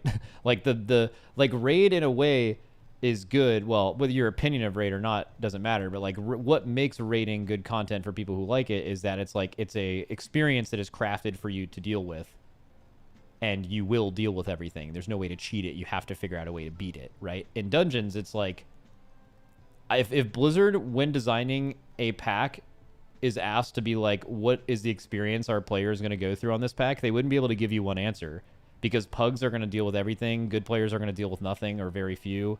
All I'm saying is it would be an interesting design experience to make a single Mythic Plus dungeon where everything goes off, and it would be interesting to see from my perspective like how much Blizzard actually wants you to deal with in a pack, because right now it's impossible to tell. If everything goes off, it's obscene, but clearly there's that many things because they intend you to stop some of them. So it would just be interesting to see how that works. Max, they just announced more raid testing. That's good. What a fucking insane proc when randomly opening Firefox. I'm telling you guys, having a really bad short-term memory is fucking crazy interesting as a streamer, because like you just like I totally forgot about this, and then it's just like a random little JB shrimp surprise.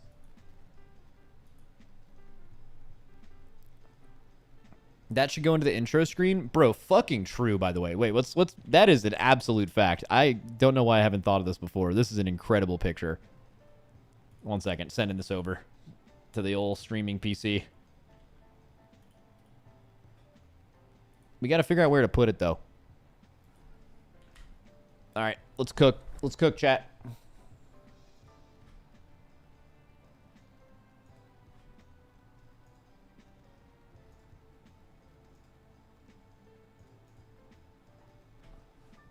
Oh, shit. I didn't download it yet. Shit.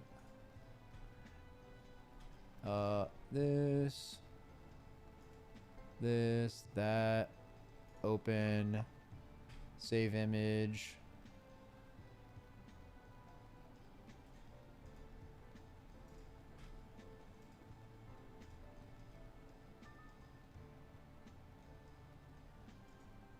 Okay, here we go.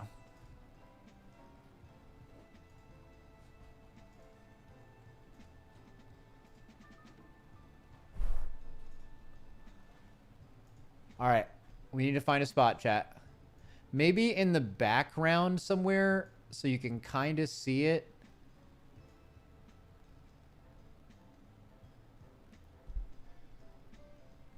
Next to the skip. I kind of like that. Maybe under it though.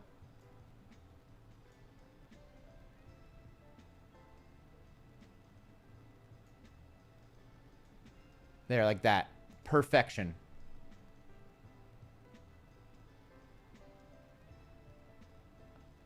Oh, now we're blocking Shaq. Okay. Well, then now you can't see it. Maybe up a little bit. There we go. Perfect. Little fucking... There we go. By the way, that picture of Shaq, do you guys know the lore of this? This picture? Like this one?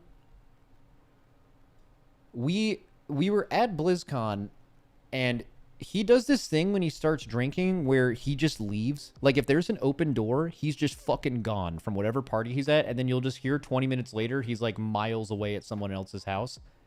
And we didn't know where he was for like 2 hours one night, and then he just put this message in our Discord, and it was him walking in Anaheim with one of the, if you guys, okay, when people rent places to stay around the Anaheim Convention Center, there's a bunch of Disney communities there because it's right next to Disney, and like you're only supposed to rent these houses. There are rules unless you're going to Disney, so all these BlizzCon people just lie and say they're there for Disney stuff, so they have a bunch of like Disney, that's like a Moana thing, and he just left with this Moana thing and then just posted a selfie of him with this, and we didn't know where he was. Fucking insane. Okay.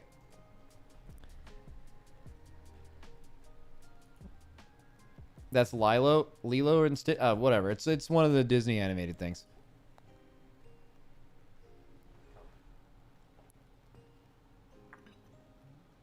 Oh yeah, new raid testing. That's what we were doing.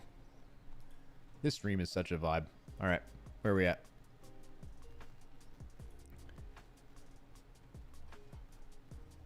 that's not it.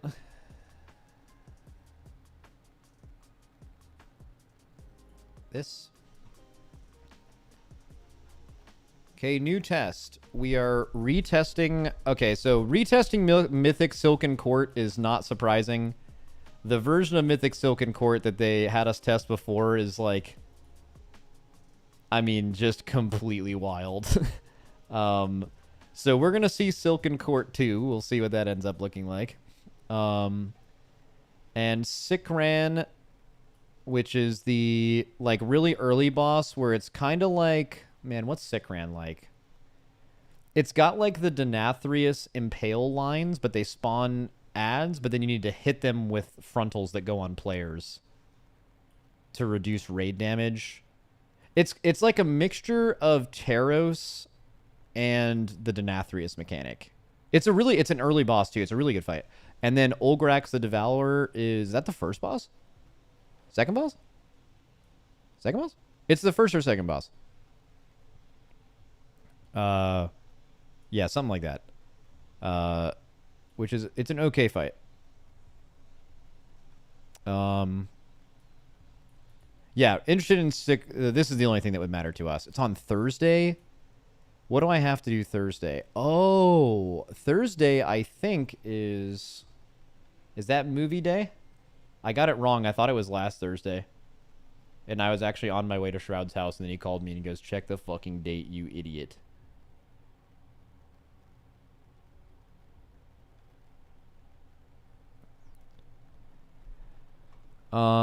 Let's see, Max. They also announced new figures. You should be able to buy that panda for stream ambiance. What? Max, how good is the Secret Labs chair? Read that from YouTube chat, by the way. YouTube W. Secret Labs is the best chair of all time. Maybe they'll fix work orders before Thursday so I can make gear to goddamn test. Yeah, god fucking damn it. Fuck. Yeah, I think part of this, I think if I'm gonna read into this right, they need to retest Silken Court because the version that they showed us on Mythic before was like impossibly hard, and I think they want to keep the same type difficulty, but maybe make it a little bit more approachable. And I'm sure they've already made a few of those changes last week, and I imagine they'll make more of them in the beta build this week, which don't know when that will be, probably today or tomorrow.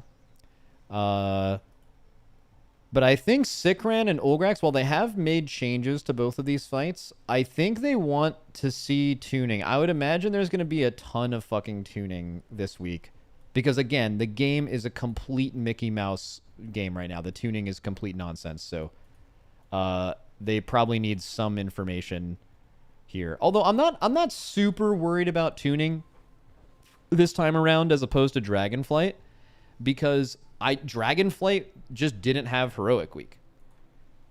Like, Heroic Week kind of solves everything. Like, you can go into Heroic Week with awful tuning, and then you get an infinite amount of data, and then you can make changes based on it. The only thing that's kind of bad is they could make some huge changes, and that would feel bad. Like, if anyone was playing a hunter and hunters were super OP, like super OP, and you're like, I'm gonna play a hunter because I think they're OP, and then like you do Heroic Week and then Mythic Plus is coming out tomorrow and you're like, dude, I took off work, I'm fucking ready to just fucking game, and then they nerf hunters by like 30%. That's the problem with having bad tuning going into Heroic Week, is having to make huge changes is usually like really bad.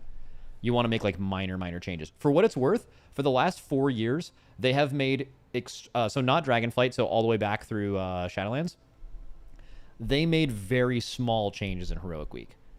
Like, I think it was originally for the Race World First. Like, they told us, they're like, because we were like, hey, it would kind of suck for us to spend an entire week gearing out specific characters, and then like that character and that player is now no longer usable because you didn't have your tuning right at the beginning when we had to make those decisions. And they were like, okay, one thing we can do is we'll try to have our best tuning out before Heroic Week, and we'll make minor changes going into Mythic, obviously, unless something is super out of balance. And that was really, really good for us, and I think it also just benefits everyone in the game, because you don't want to like have the rug pulled out from under you right before a patch, you know? Or right before like the real season starts. What is it? What does Mickey Mouse mean? It's like it's kind of like an NBA reference.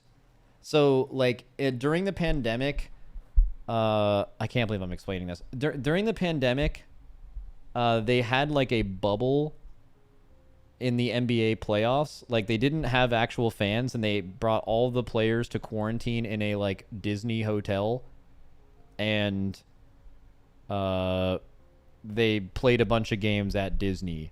So like a team that has a lot of fans but also a lot of people dislike because their fans are super annoying and they have a lot of bandwagon fans, the Lakers won that championship. So obviously every other fan base that didn't win is like, that's a Mickey Mouse ring. That's a Mickey Mouse championship. That's not, they're basically saying like, you didn't win a real championship. That was a Mickey Mouse championship. Even though every single one of those teams would call it a real championship if it happened to their team. But that's just the bit. That's the meme. So that's where that comes from.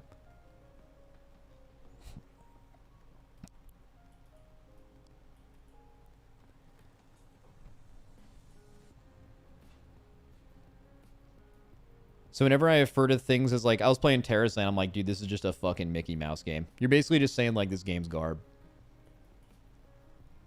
Dude, oh my god, I'm so sad that they ruined Terrace Land for us. Like, it was so nice because like basically Terrace Land came out and they made, if you guys didn't follow along with it, they made raid content that was way too fucking hard. Like, it took us like a group of 10 liquid raiders trying in the game, and it took us like 8 to 10 hours to kill 2 bosses back to back, like on each boss. And we do this for a living, right?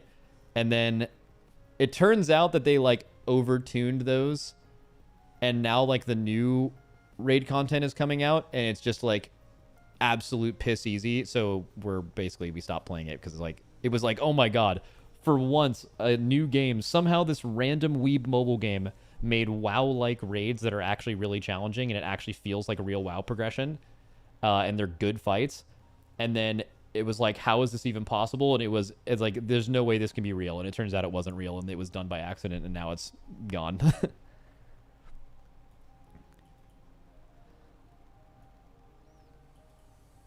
Unfortunate.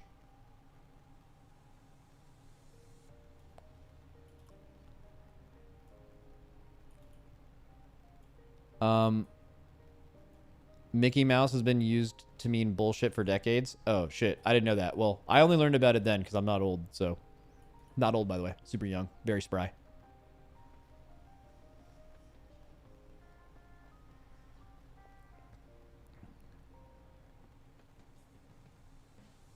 Pandaren and Dwarf figures now available for pre-order. Where would I put it, though? Where would I put this drip in my room? I guess I could put it on the thing next to the Hylian shield. I could put it on top of the water machine or the fridge. We've got a lot of options.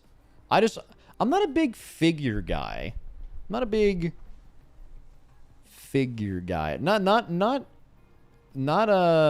looking down on it. I think anyone that has like a passion to collect stuff and they get super into it, no matter what it is, I think that's super fucking sick, and everyone wishes they had that. But yeah. What's going on with your floors, bro? Bro, have you guys never had dogs before? You guys never had a dog just like tear some shit up? You guys never had a dog just like rip a toy to pieces?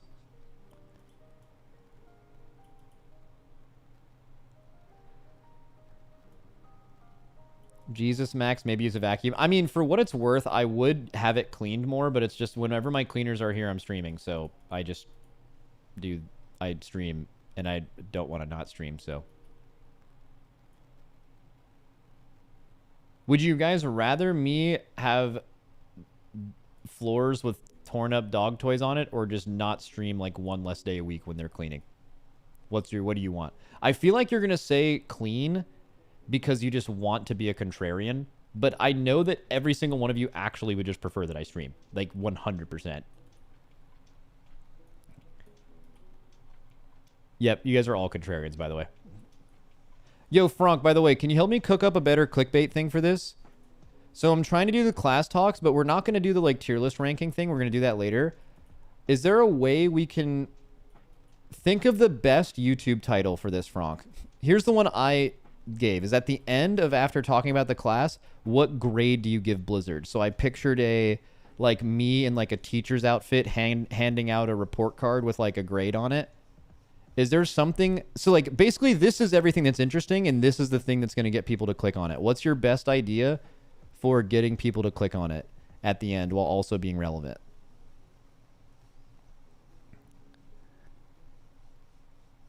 This is a fantastic question. Well, can you figure it out in the next 20 minutes so I can figure it out?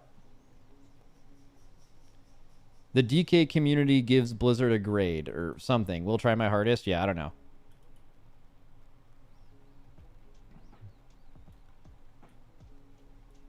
Or you know what? We can just fix it in post, right? Even if I do it and forget about it, or we come up with a better idea later, we can just start my YouTube video with a Dratnos solo monologue about how the title, the new title we came up with makes sense, and I don't have to do anything like we do on the podcast. That's the best shit ever. I don't have to do anything.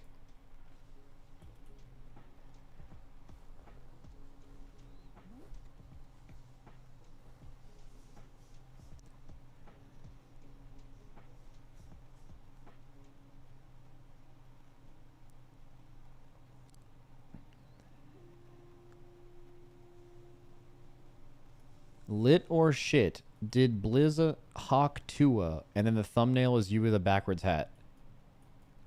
See, this is why people like Frank get paid a lot of money. Because, like, some of you guys are just fucking stupid, man. You know what I mean? Just high key. All good, though.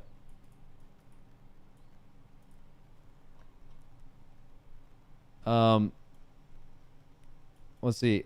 I would have clicked twice on that. Dude, you know what I saw earlier today? It was a tweet. It was like, it was a picture of, and I have to be really careful typing Hawk Tua in on Twitter, but it was like, what's the girl's name? Haley Welch? Is that her name? I just want to find the tweet I found where it was like, Haley Welch is showing up at the boxing event tonight, and it just showed her walking in. And I was like, bro, our fucking world is so crazy where you just go viral for one clip and it's like you're followed around like a celebrity. Although that clip was funny as fuck. I couldn't find it. I searched Hawk 2 and saw some absolutely ridiculous shit. Most overhyped meme. It's pretty good. It was a pretty good bit. I mean, you could just tell within, it was like a perfect meme. Like, it was funny, but also you could see her like entire personality in like the 6-second clip, and it was obviously like a bubbly, like likable personality. It was definitely like people will research that in a lab and try to recreate it on a corporate level kind of shit.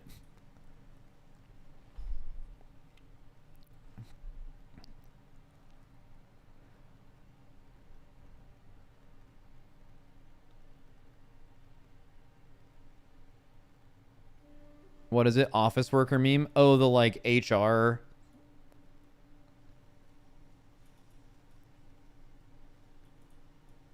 The whatever it is, the like, oh, you're sweet, and then the other one is HR or whatever like that.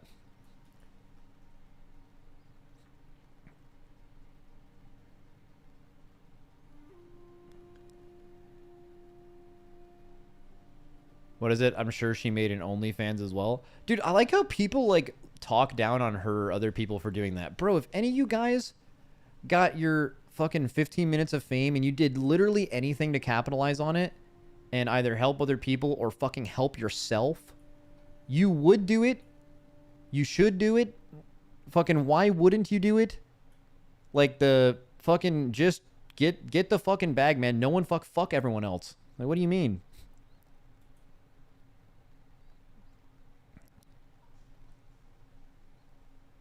Also, I don't think she did do that. I mean, like, yeah, I mean, sex work's also, like, potentially a little different, but, like, I don't know, man. Make your money however you want.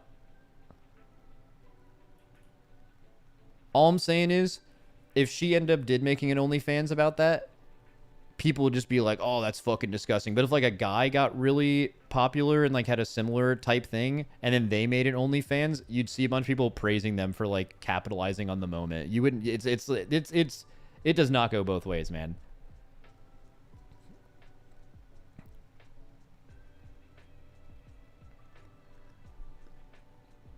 I'd fucking do that shit. Fuck it. Dude, I'll make an OnlyFans. Let's make it right now. Let's fucking go. All right, one second. I gotta make some food. before this starts, or else I'll forget.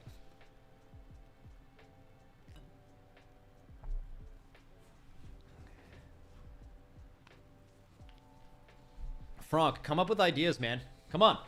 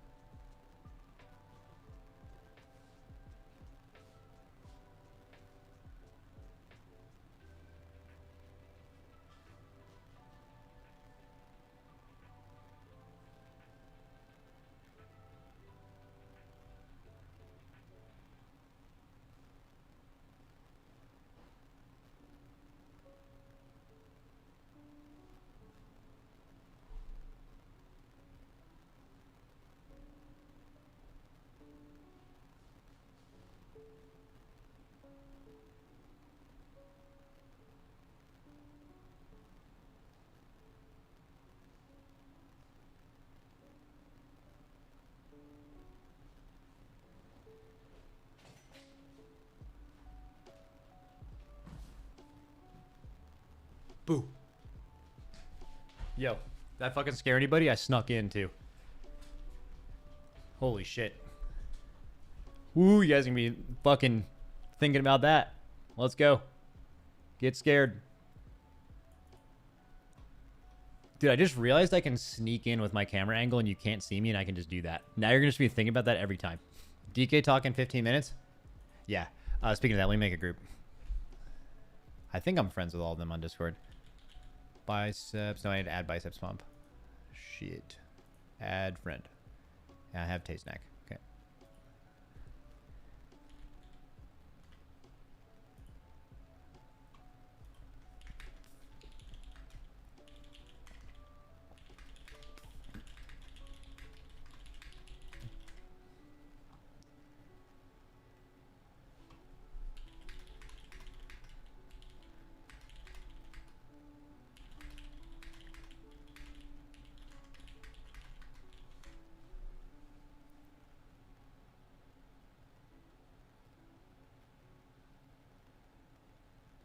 Is it only a DK talk today or other classes after? Just only DK today. I'm too stupid to do like multiple on the same day.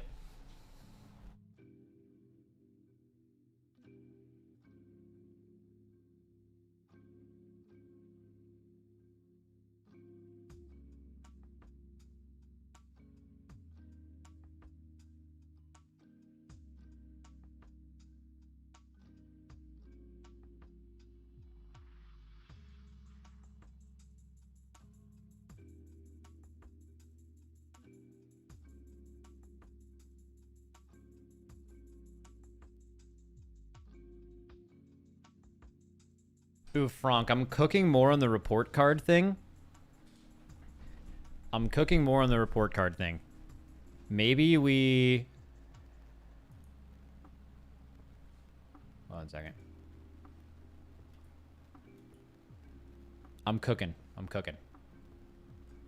So what grade do you give Blizzard? We could make the video like DKs give Blizzard a report card. Something like that. And then like not only what grade to give Blizzard, but we grade them on different things. And like what are those different things at the very end? So design changes, for Frost. For Frost and Unholy. Or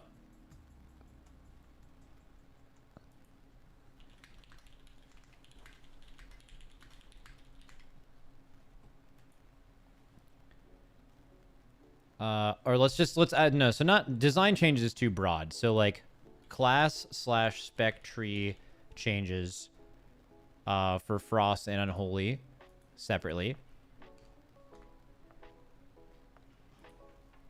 We have hero talent.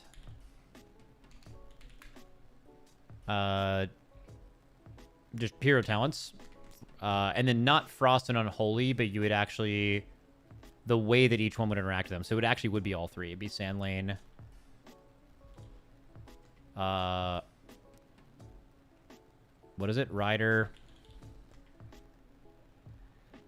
And you can make a graphic for this on screen, right? Frank, I don't need to like do it in Notepad during the actual thing. Deathbringer. Okay. So there's those reports.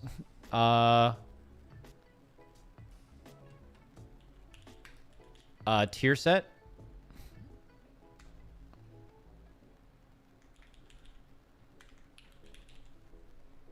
Okay.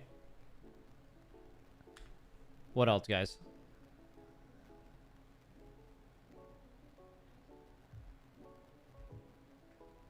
Does Frank get paid or is he a slave? It depends. If he does bad work, I don't pay him ever. And I fly him out to LA and lock him in my guest bedroom until he gets all his work done. So call that whatever you want, but that's what it is. And then I pay him when he does good.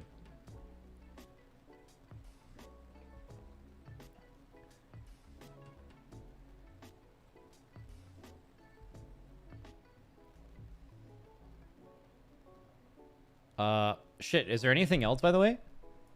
So, like, tier set... I mean, the main ones that are changing are this. Tier set we can throw in at the end. Blood,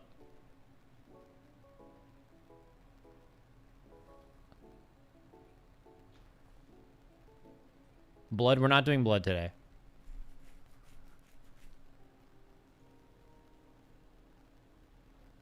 Sent you a DM on what my best idea for the packaging would be.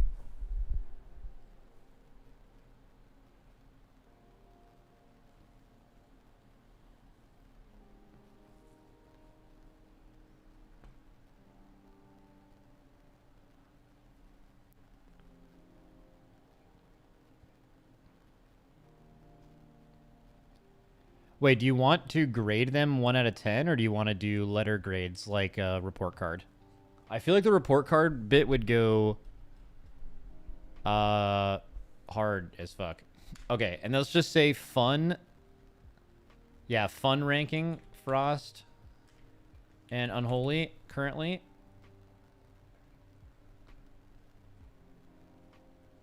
Ooh, is it? Do you want to rate their class and spec trees?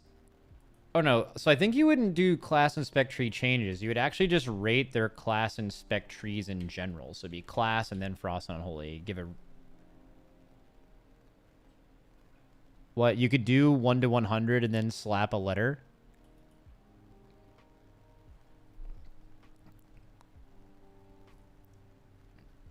Is fun a good ranking? And strength / viability. Frost and Unholy.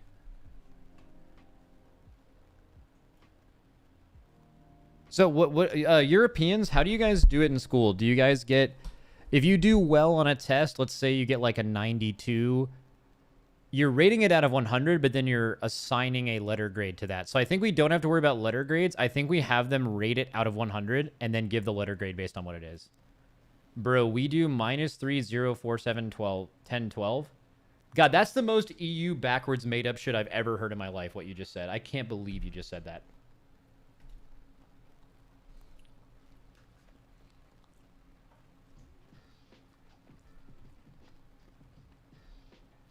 We're doing this in American. Like fucking God intended. Fuck. Oh my God. Dude, what'd you get in your test, bro? I got a 14, but that means good.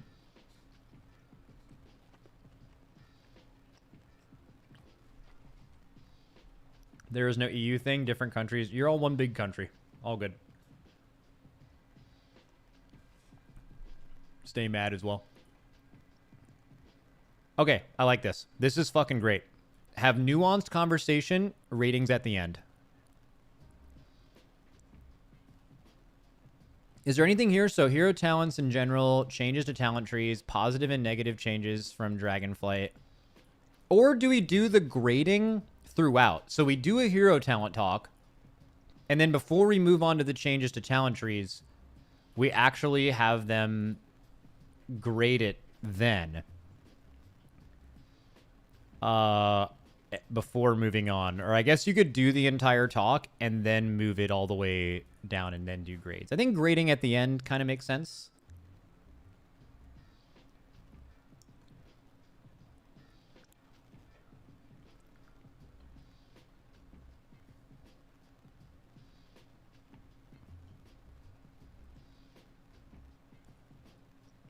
Not covering blood? No, not only DPS DK today. One sec, I gotta finish my food before I do this. I have 6 minutes before we start this, and I have a full thing of food here.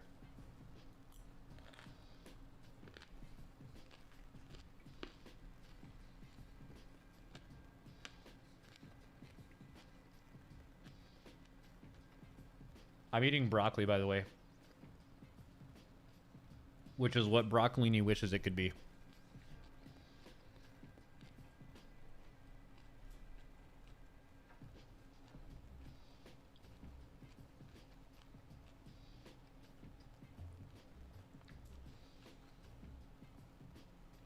Does this mean you'll do all tanks and healers separate from DPS? Yes, and I think that's how it should be done.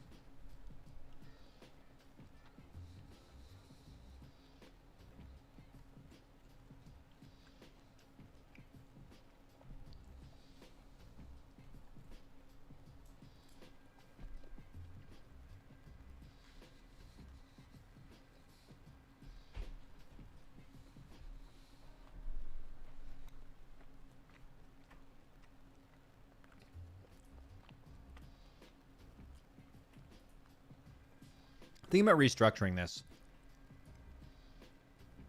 Maybe just starting with positive and negative changes from Dragonflight. And then whichever way they're talking about it, whatever seems more interesting, we'll go into that. If they're like, we love the hero talents, then we can talk about hero talents for a bit. We really don't like the talent trees, then we can talk about the talent trees for a bit. Then we give them a chance. This is not going to be insanely long, by the way. The question is, Franck, how much of this do you want to do in post? Where like they're mentioning talents and then you put the talents tooltip on the screen, versus like, do you want me to have their cameras on my stream, but then part of my stream be like me looking over the actual talents that they're doing? Because I think that can be kind of distracting for the viewer.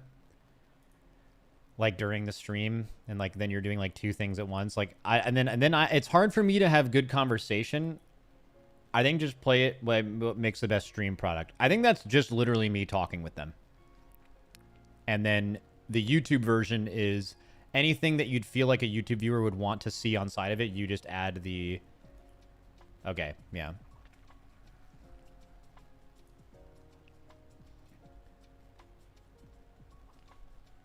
Max, when I watched Hulk Hogan doing that Trump speech, I wish I was American. Oh, I missed it. Was it epic?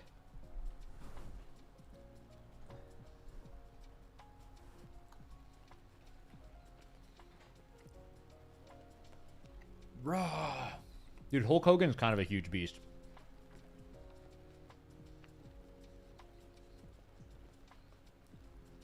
Cringe. All right, never mind.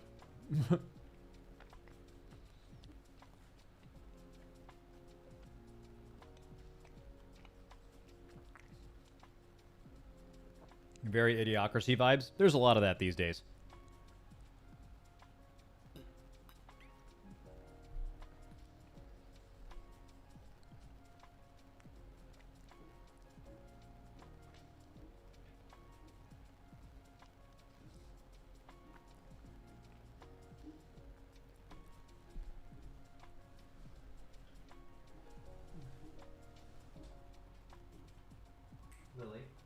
Lily, stop that.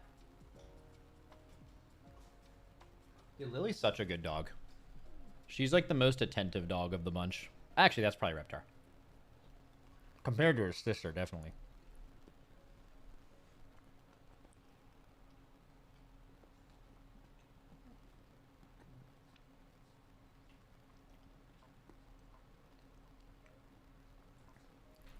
Alrighty. Almost time. I'll probably just have this on my other monitor. I'll probably just make my main Discord stream just a conversation between us.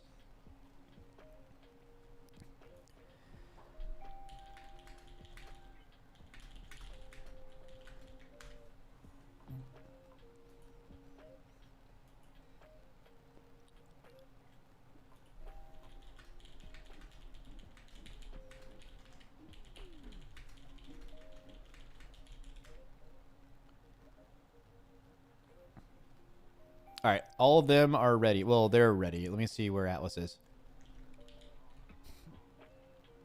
You ready, big guy? Can you move chat on stream? It blocks views of the talents. Well, I'm not going to even have the talents on stream, so I will have to find a place for chat with 4 Discord things. Maybe if one of them isn't on camera, I can do that instead. Yeah, I'm just going to start the call. Let's slam it.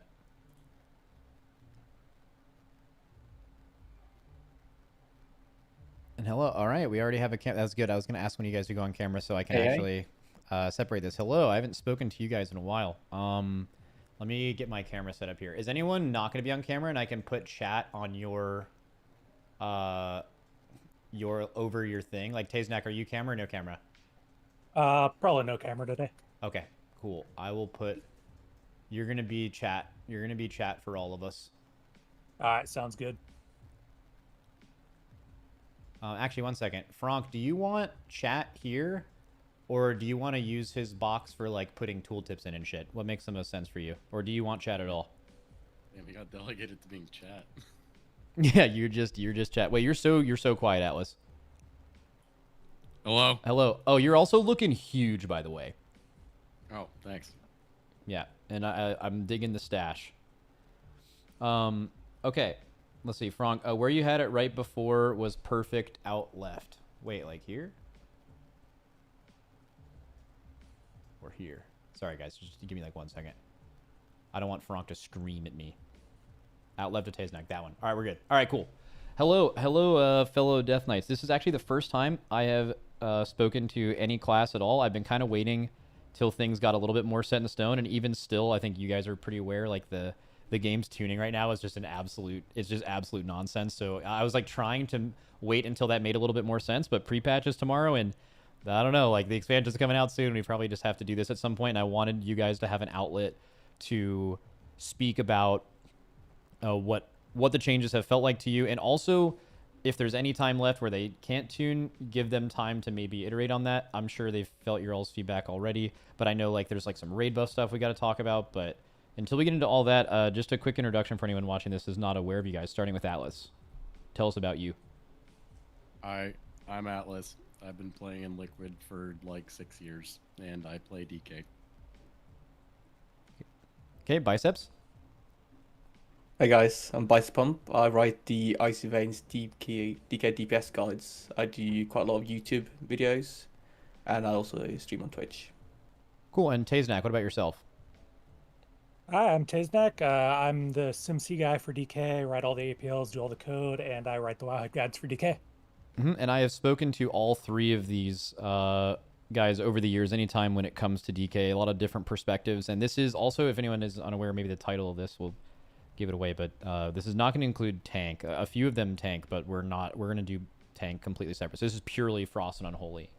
And at the end of this, I'm going to ask you guys to give grades, which I recently found out. Apparently EU has like a totally weird, different, it depends on which country you're in, like grading scale, which is different than ours. What we're going to do is at the end of the video, we'll do a like rate how Blizzard handled this over this period, a 0 out of 100. We'll get all of your takes, average it out, and then Frank will give them a letter grade to say how good they were to you guys.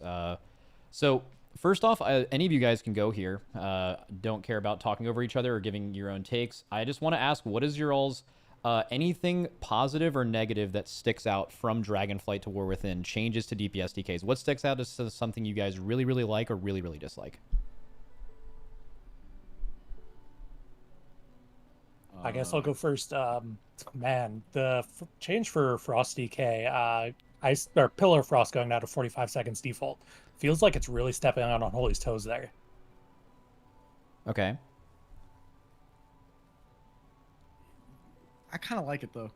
I don't know. It's shitty for differentiating niches, but I think overall, Frost is kind of getting more variability than what it's just been playing 24/7, and the way that it's been playing for the last few years. So that's super nice. And just like as a general thing, I think that the hero talents as a whole for all three of them are like, they hit a sweet spot where they change your gameplay not super significantly, but they feel very satisfying in when you're playing them. So What about like you, that. Biceps? I quite fancy the fact that they removed all the variable cooldown reduction stuff. So both army Oh, yeah. now being a flat 3 minute, ice cap also being flat 15 seconds. Obviously, it feels somewhat nice that you get to play around that, and sometimes you need to plan in advance so that you set enough death calls. But I think most of the time it was just annoying, and you were looking at fights where, for instance, current Tindral, and you had to really hit those death calls in a way to get your army back. That was mostly annoying more so than feeling rewarding. And same thing with Ice Cap, the fact that the cooldown varied depending on you had lost or not, and then you had misaligning with all the other stuff. I'm a big fan that we're looking at current Frost. Everything is 45 seconds. You can do Chill Streak before each pillar.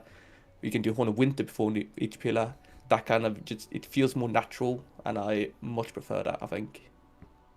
I think as a whole, a trend from expansion to expansion has been like a lot of skill expression being lost within DK specs.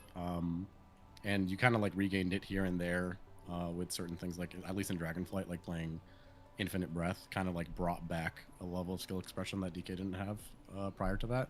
But in this expansion, they kind of lowered the skill expression and the skill gap from like a really good player to a bad player. But by doing so, they got rid of like the frustrating things about playing DK, like what Bicep said about talking about variable CDR reduction. Like that thing on fights where you got it down good felt great, and if you're a good player, you can do it consistently. But on the fights where it really fucks you, you sit there and you just look at your cooldown like slightly distinct, and you're just like, oh, this feels like absolute shit. And not having that anymore is really nice.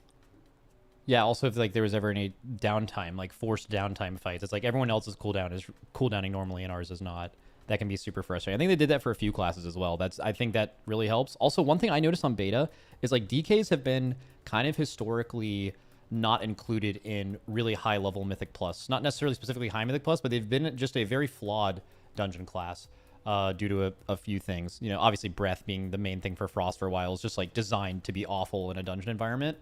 But I've noticed recently, and I know tuning's like super all over the place right now, but like Obliterate should feel good in dungeons, and it looks like Obliterate is doing really well in dungeons. And I just wonder what a world looks like with DKs being a decent dungeon class potentially going forward. And like someone was saying, I was asking them to make up like what do you think your best Mythic Plus comp is right now? And they immediately were like, I think a Frost DK's in it. And I'm just like, has that ever been true? Has it ever been true where you wanted a DPS DK outside of Unholy during Reaping?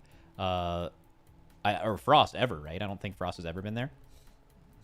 There's been seasons where like it does a ridiculous amount of damage, but in terms of like utility, it just falls behind. But Dragonflight Frost Mythic Plus is it's fun as fuck. Like it's really fun. I feel like Frost, it doesn't really fit in where you have classes that can always be meta, and it's mostly due to the utility.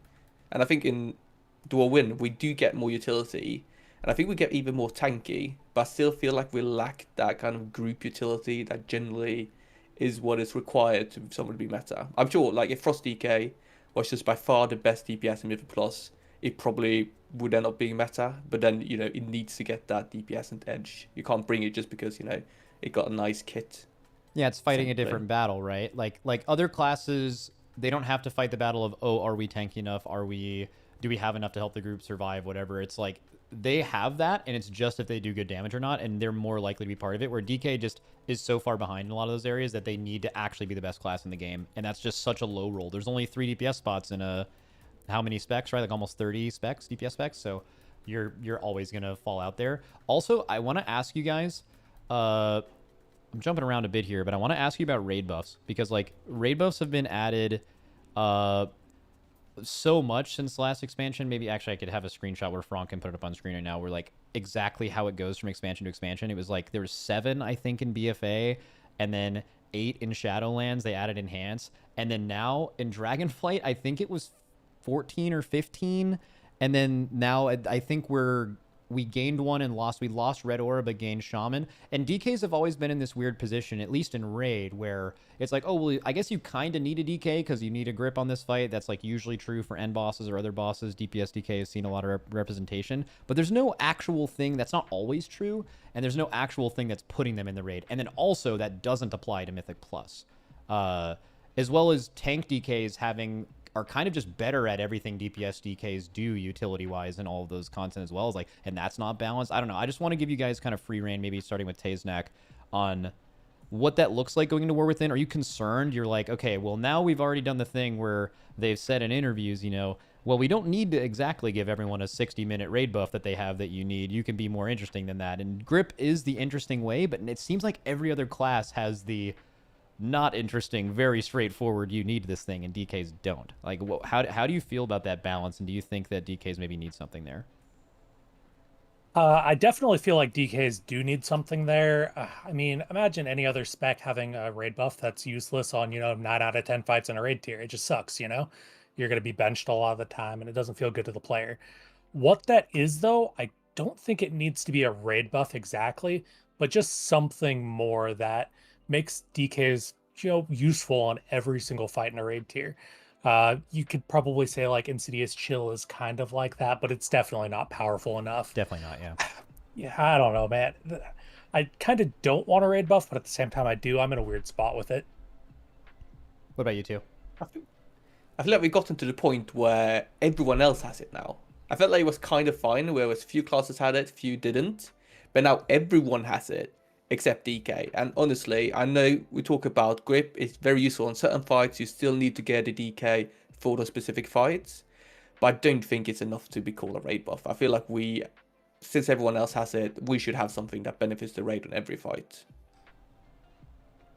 Especially too, I mean, what did Enhance Ellie and Resto Shamans just get done with this like years-long crusade of like, yeah, you're bringing a shaman to a raid, but it's not these 2 specs ever. It's only this one. And it's like, that doesn't make sense. Then they did the Sky Fury change. So they've already set a precedent with, we get it. The only one spec bringing a raid buff from a class doesn't really make a lot of sense. So we're going to give it to the other 2. You could make a lot of the same arguments for DK.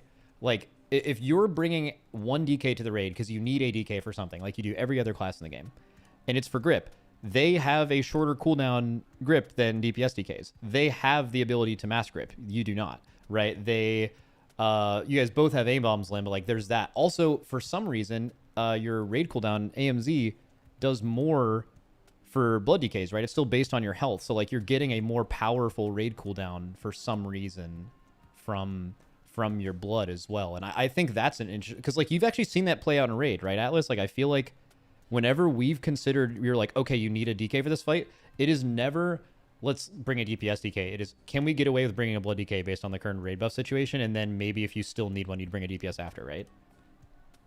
This exact topic I could probably rant about for hours on end, but I'll try to keep it concise. But it's like the single biggest thing about playing DPS DK that makes me want to like Naruto run into a wall head first and like knock myself out. Yeah.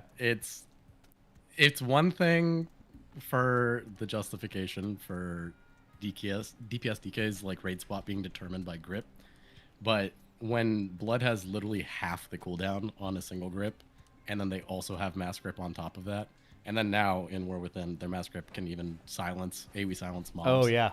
On top of that, it's just like, why the fuck would you ever bring a DPS DK when a tank position is like less impactful for you to do that swap to bring the grip anyways? And I think the most like glaring example of this is Farok recently too. Like you could bring a DPS DK in for that boss specifically for the grips, which is like their intended thing, but you can't even grip all the ads as a DPS DK reliably into one spot quick enough because you don't have the CDR on your grip and you don't have mass grip.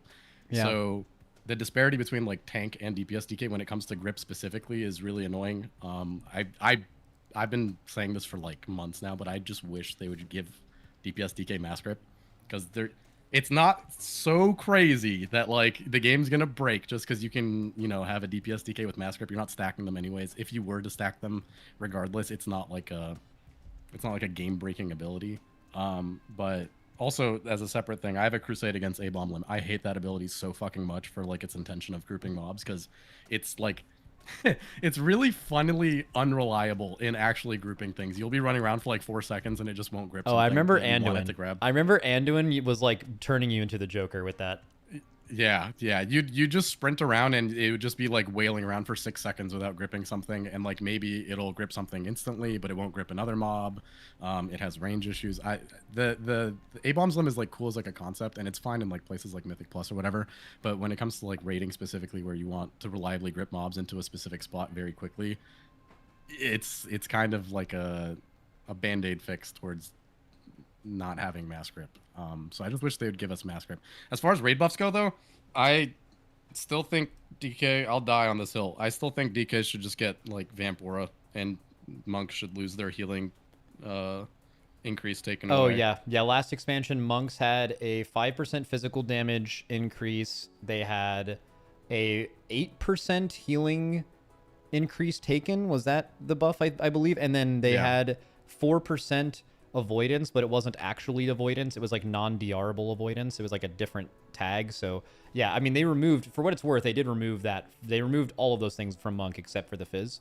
But yeah, absolutely. Why not? Why not, right? Why not move one of those things from monk into DK, where if you have a DK in your raid group, people around you take 8% increased healing, you'd have a DK in every fight, right?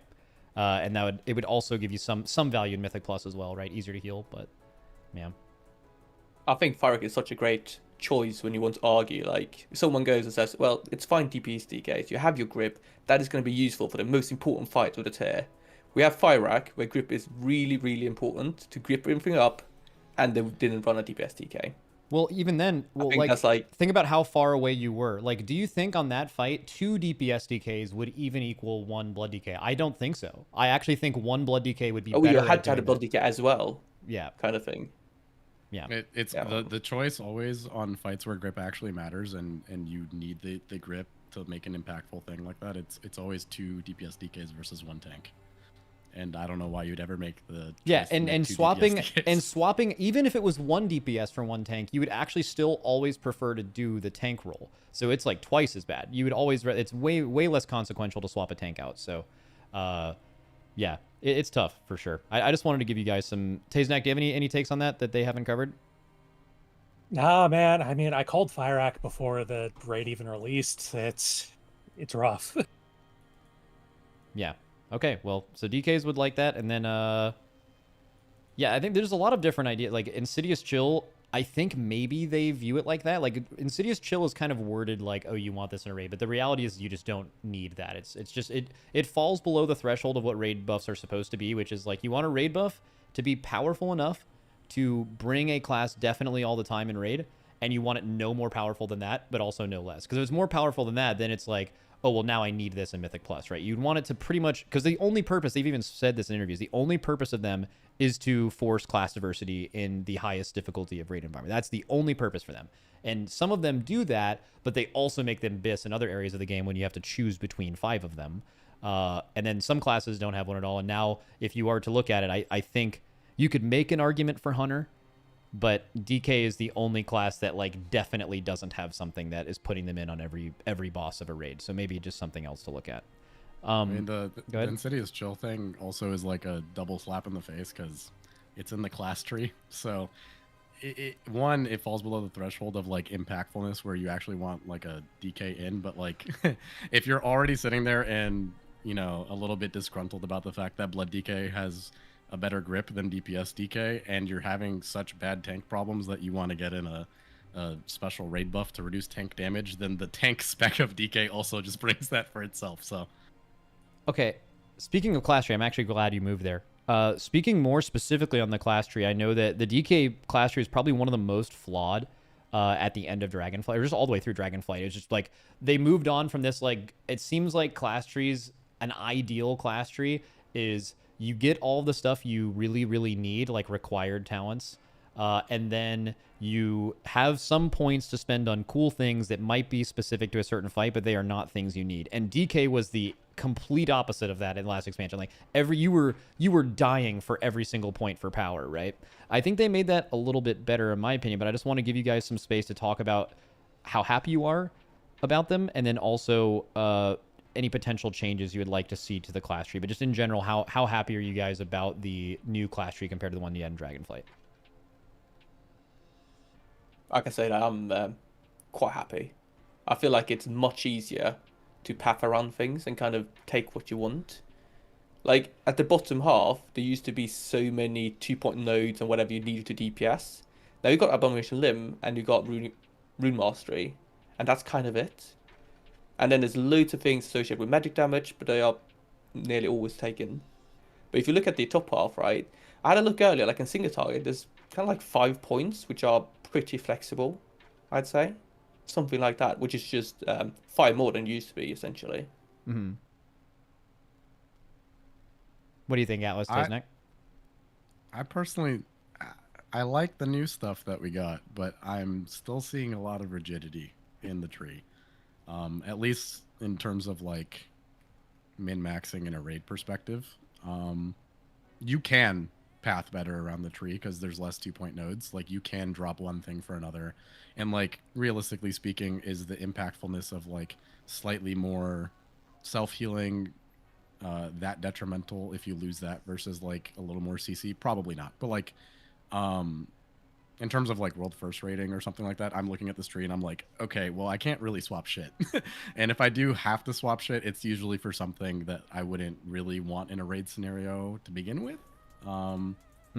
But I think that the new stuff that they added to the tree is good. And it is more easily traversed, but I can't imagine taking stuff out to do that.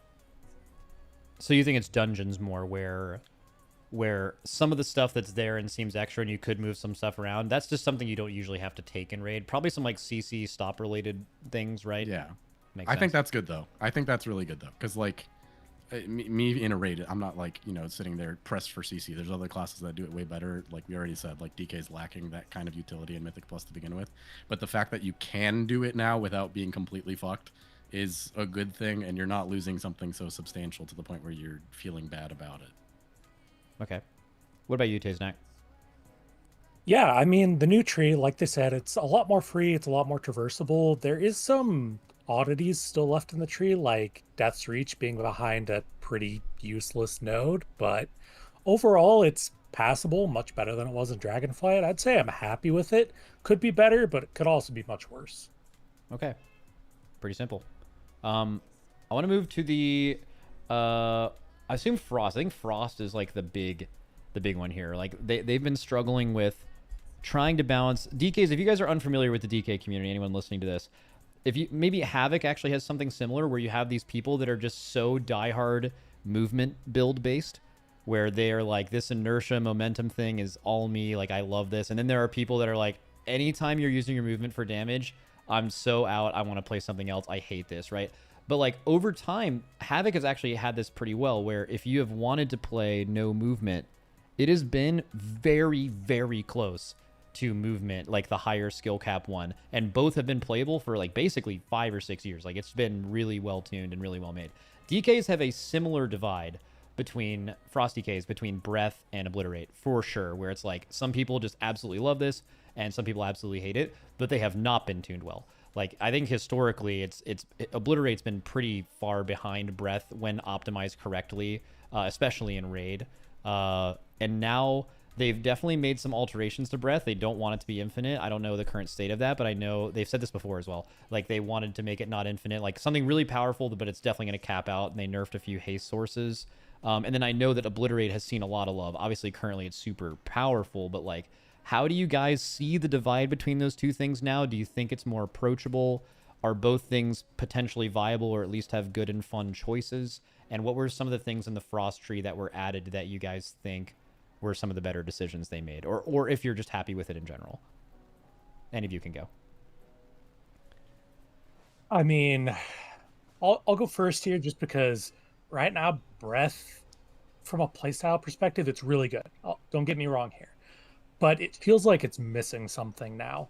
It's lacking the power compared to Obliteration, especially with all of the nodes that they've put in the tree, really focusing on these, super fast auto attacks, all these critical strikes that you're getting, especially with like Icy Death Torrent and the Pillar Extension really amping Obliterate. It just feels like Breath is lacking something somewhere now.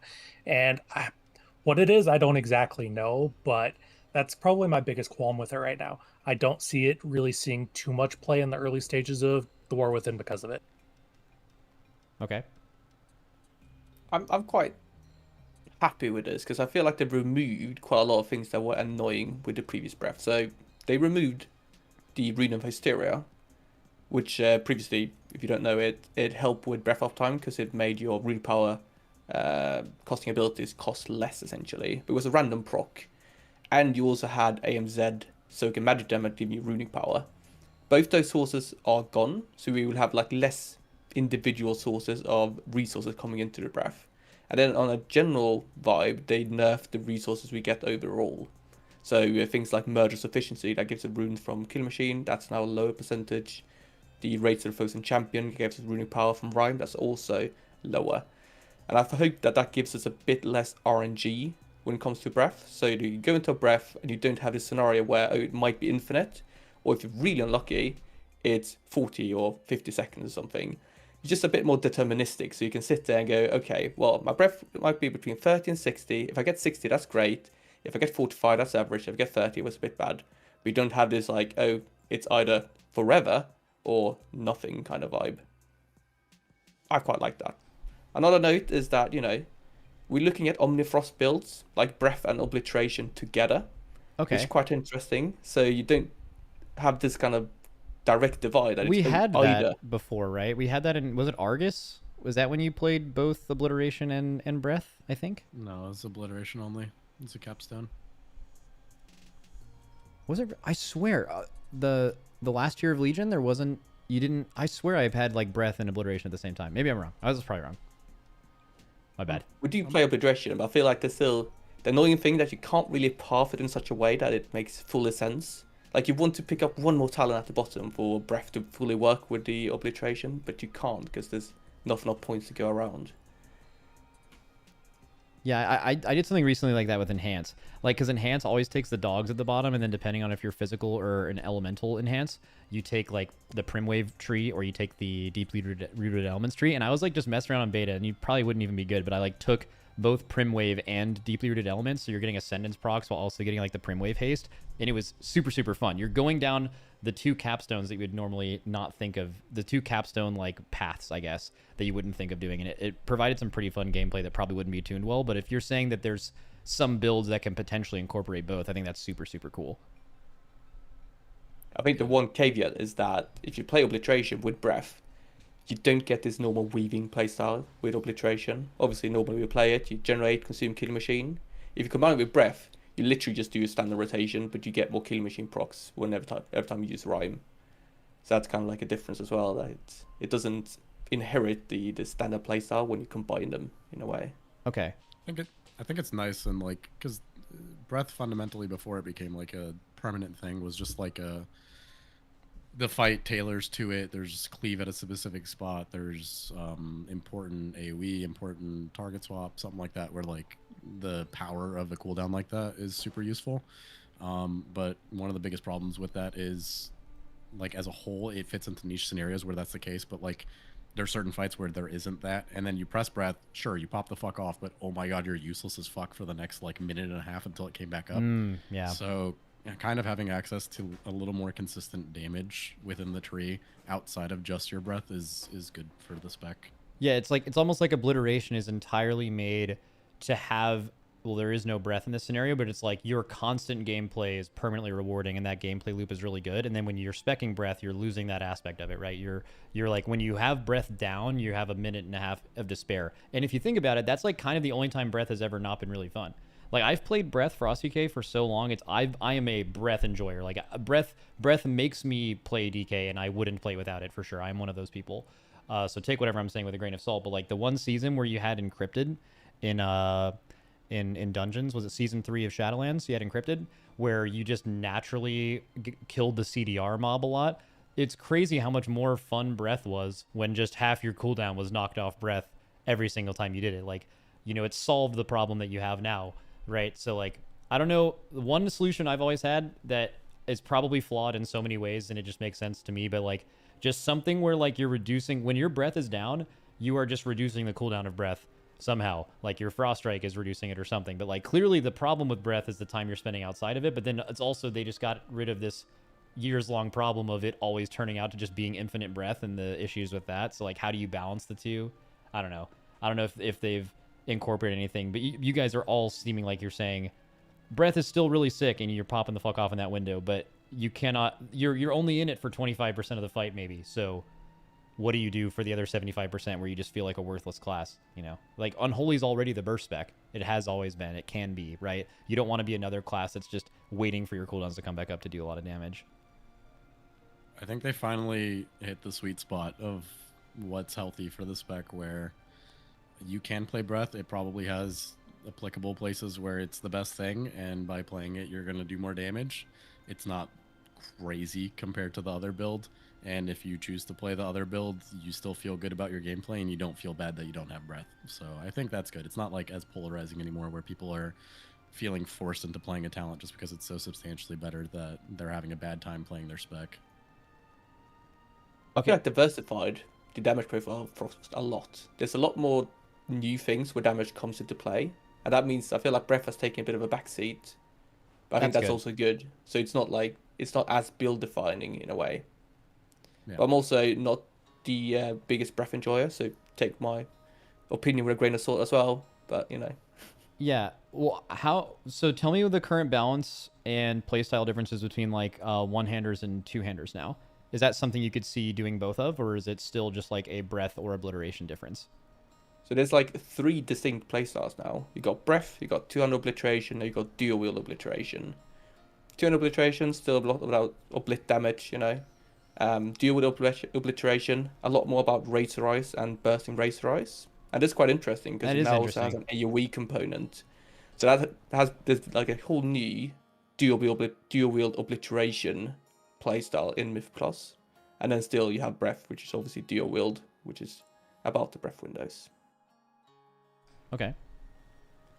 I think two-hand players are probably a little bit more sad about wanting to use a two-hander, because like Oblit is definitely back, but like the dual-wield version of it just has like a little more bells It's cooler. and whistles.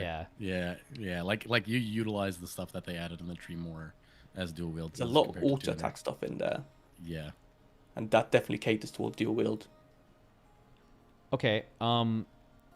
Taznak, any of you guys really, any final thoughts on Frost before we're moving to Unholy specifically? We are going to come back to how Frost interacts with this in hero talents, but that'll be a little bit later, and also the tier will be a little bit later. But just about the spec tree changes, I think generally. I mean, in general, the changes are honestly great. I love the playstyle versatility it has. I love the change for rune forges, so you're actually swapping things around now, especially with dual wield obliteration. And there's just a lot of fun stuff. Tree's good. Okay. I think, Frost. I think the changes are really good, and I'm really happy about them, because like it is a substantially different playstyle than what it used to be, and I think that's good and healthy for the game, especially good for the spec, because it's been so stale for so long. My only gripe with it at all is, although I find it really fun and satisfying to play, it's sort of like losing identity when compared to other classes that are melee based specifically, because I can point to like you know, spec mechanics like Killing Machine, Rune Forges, blah blah blah, like all those things, and be like that's uniquely DK. But when you look at the damage profile of what the spec does, I can point to like Fury Warrior, Windwalker, Oh, interesting. Subtlety Rogue, and it just feels very, very, very similar to those in terms of like what it actually does. So that could be like a potential tuning issue. I don't know, like, you know, if you want the damage Yeah. profile of like what Frost does, why would you bring Frost if you can bring Fury, or vice versa? That kind Yeah, of- no, you're exactly right. I mean, and that's something where Frost, you know, like it or not, they did have that distinct. Nothing was like Breath in the entire game. It was a completely unique thing that only Frosty K's did when you wanted that specific damage profile on a fight. So that makes sense. Okay. All right, I want to move to Unholy, and this is purely class and spec tree related right now. So like the changes from Unholy from last expansion to this one. I mean, for me, there's just a lot of really, really cool stuff, right? Like the ability to have like a Magus come out every single time instead of Gargoyle, still have that similar path. You have more wound popping synergy, and in fact, in some cases, it's like just an insane change in that area. But there's still like a lot of distinct disease-based stuff. A lot of just they made Festermite work like Iron Fur instead of like how Festermite worked, which I think was really positive. And then again, they kind of simplified all of the cooldown lengths of everything. But I know that every time I go through the Unholy Tree, I still feel, and I know this is probably a stupid complaint that you can make about a lot of classes, but I feel overwhelmed with not being able to get exactly what I want for every build. And I'm like, oh man, if I could just have one more point and I could have this, that would be insane. And there's never like, I'm playing this build and I have these points, I'm playing this build. There's always like, oh my God, I really, really want that. And I don't know if having a lot of good spec tree points that you really, really want is necessarily a bad thing, but historically the classes that have been really good are kind of the ones that get all the points that make them do really good AoE and single target at the same time. So like I kind of want to ask if you guys feel like Unholy has a divide there. Do you think Unholy struggles getting both of those? Do you think there's a good build that does both? And generally, what do you guys feel about the changes that have happened from Dragonflight till now? Okay, so when it comes to the AoE single target split for Unholy, it's actually a lot closer than it was, but it's still not great. We do have the option of going Super Strain and single target now, along with Unholy Blight and Ebon Fever for some really, really good sustained AoE, at least for Unholy. Combined with like Menacing Magus and Doomed Bidding, we can do pretty well. But there's still this divide in the tree where a lot of your AoE power is coming from, you know, Bursting Swords, Vile Contagion, Defile, all of those, and you're still not able to grab those in single target, which just gimps you in any AoE or cleave scenario. And I mean, if that's the way they want Unholy, I mean, that's the way they want Unholy, but at least it's a little bit better than it was.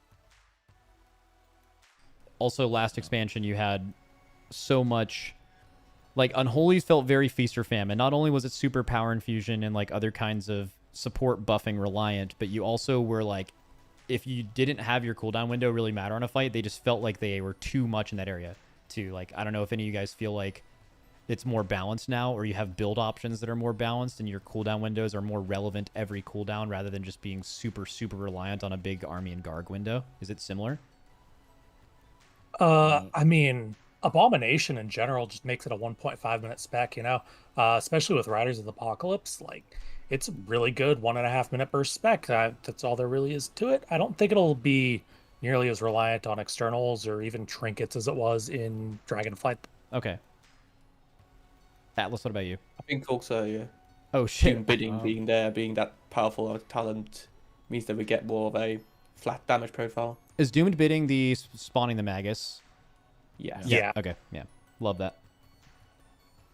I want to get as far away as possible from any external buffs determining whether or not I do damage, and I want to get even further away from then getting the external buff and then having to worry about getting it at the right time and all the like the small little intricacies of like, hey man, can you PI me like exactly 10 seconds into my cooldown so that they line up better with that?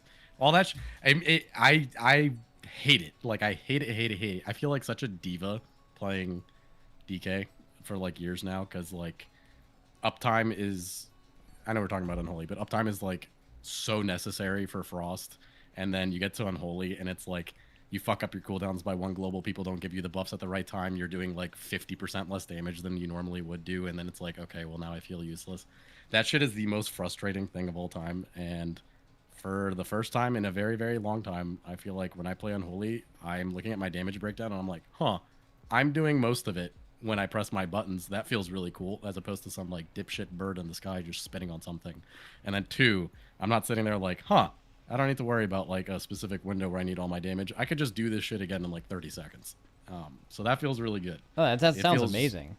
It feels super satisfying to play Unholy, even though the gameplay rotation of it is so dull. Like it still has wounds, and you're not really doing anything crazy when you're playing it. Yeah. But while you're playing it, you're like, this feels really kind of sick, and it's happening often enough to the point where I feel engaged. Not to mention that those shorter cooldown windows are also really unique. So like there's a lot of raid bosses specifically, and this is definitely applicable to dungeons too, where like you just want something pretty often that has a little bit of punch to it. And Unholy has kind of always had this with the cooldown timing of 45 seconds with A-bombs and APOC.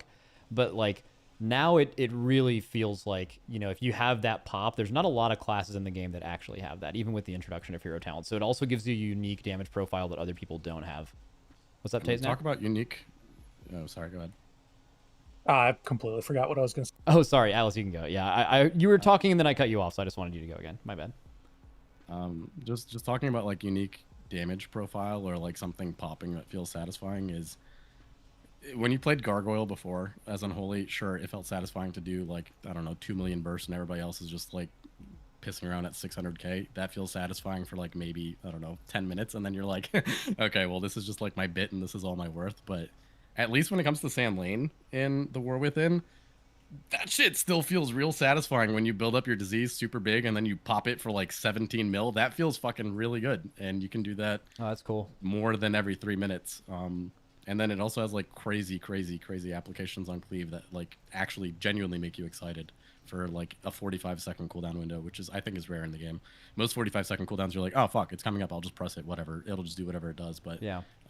you kind of feel like a rush when you're playing Unholy right now on 45 seconds. Dude, I'm hyped. This is actually sick. Tajnak, do you remember what you were saying? I think Yeah, I was going to actually mention the sudden doom changes. Going back on that, like Atlas was talking about how the rotation feels dull, but I think one of the best things they did to kind of address that is doomed bidding and the sudden doom changes, with sudden doom always critting, spawning that Magus, and it's just a really, really satisfying button press. Oh, that's a good point. Yeah, it was almost like before when you were getting Death Coil procs, right? Like that was almost like a stressful moment. It's like I'm getting too many of these, and I have this resource overcapping thing, and it's like I don't feel that. But now when you see that proc, you're like, oh boy, I'm about to pop off, and that's a great change.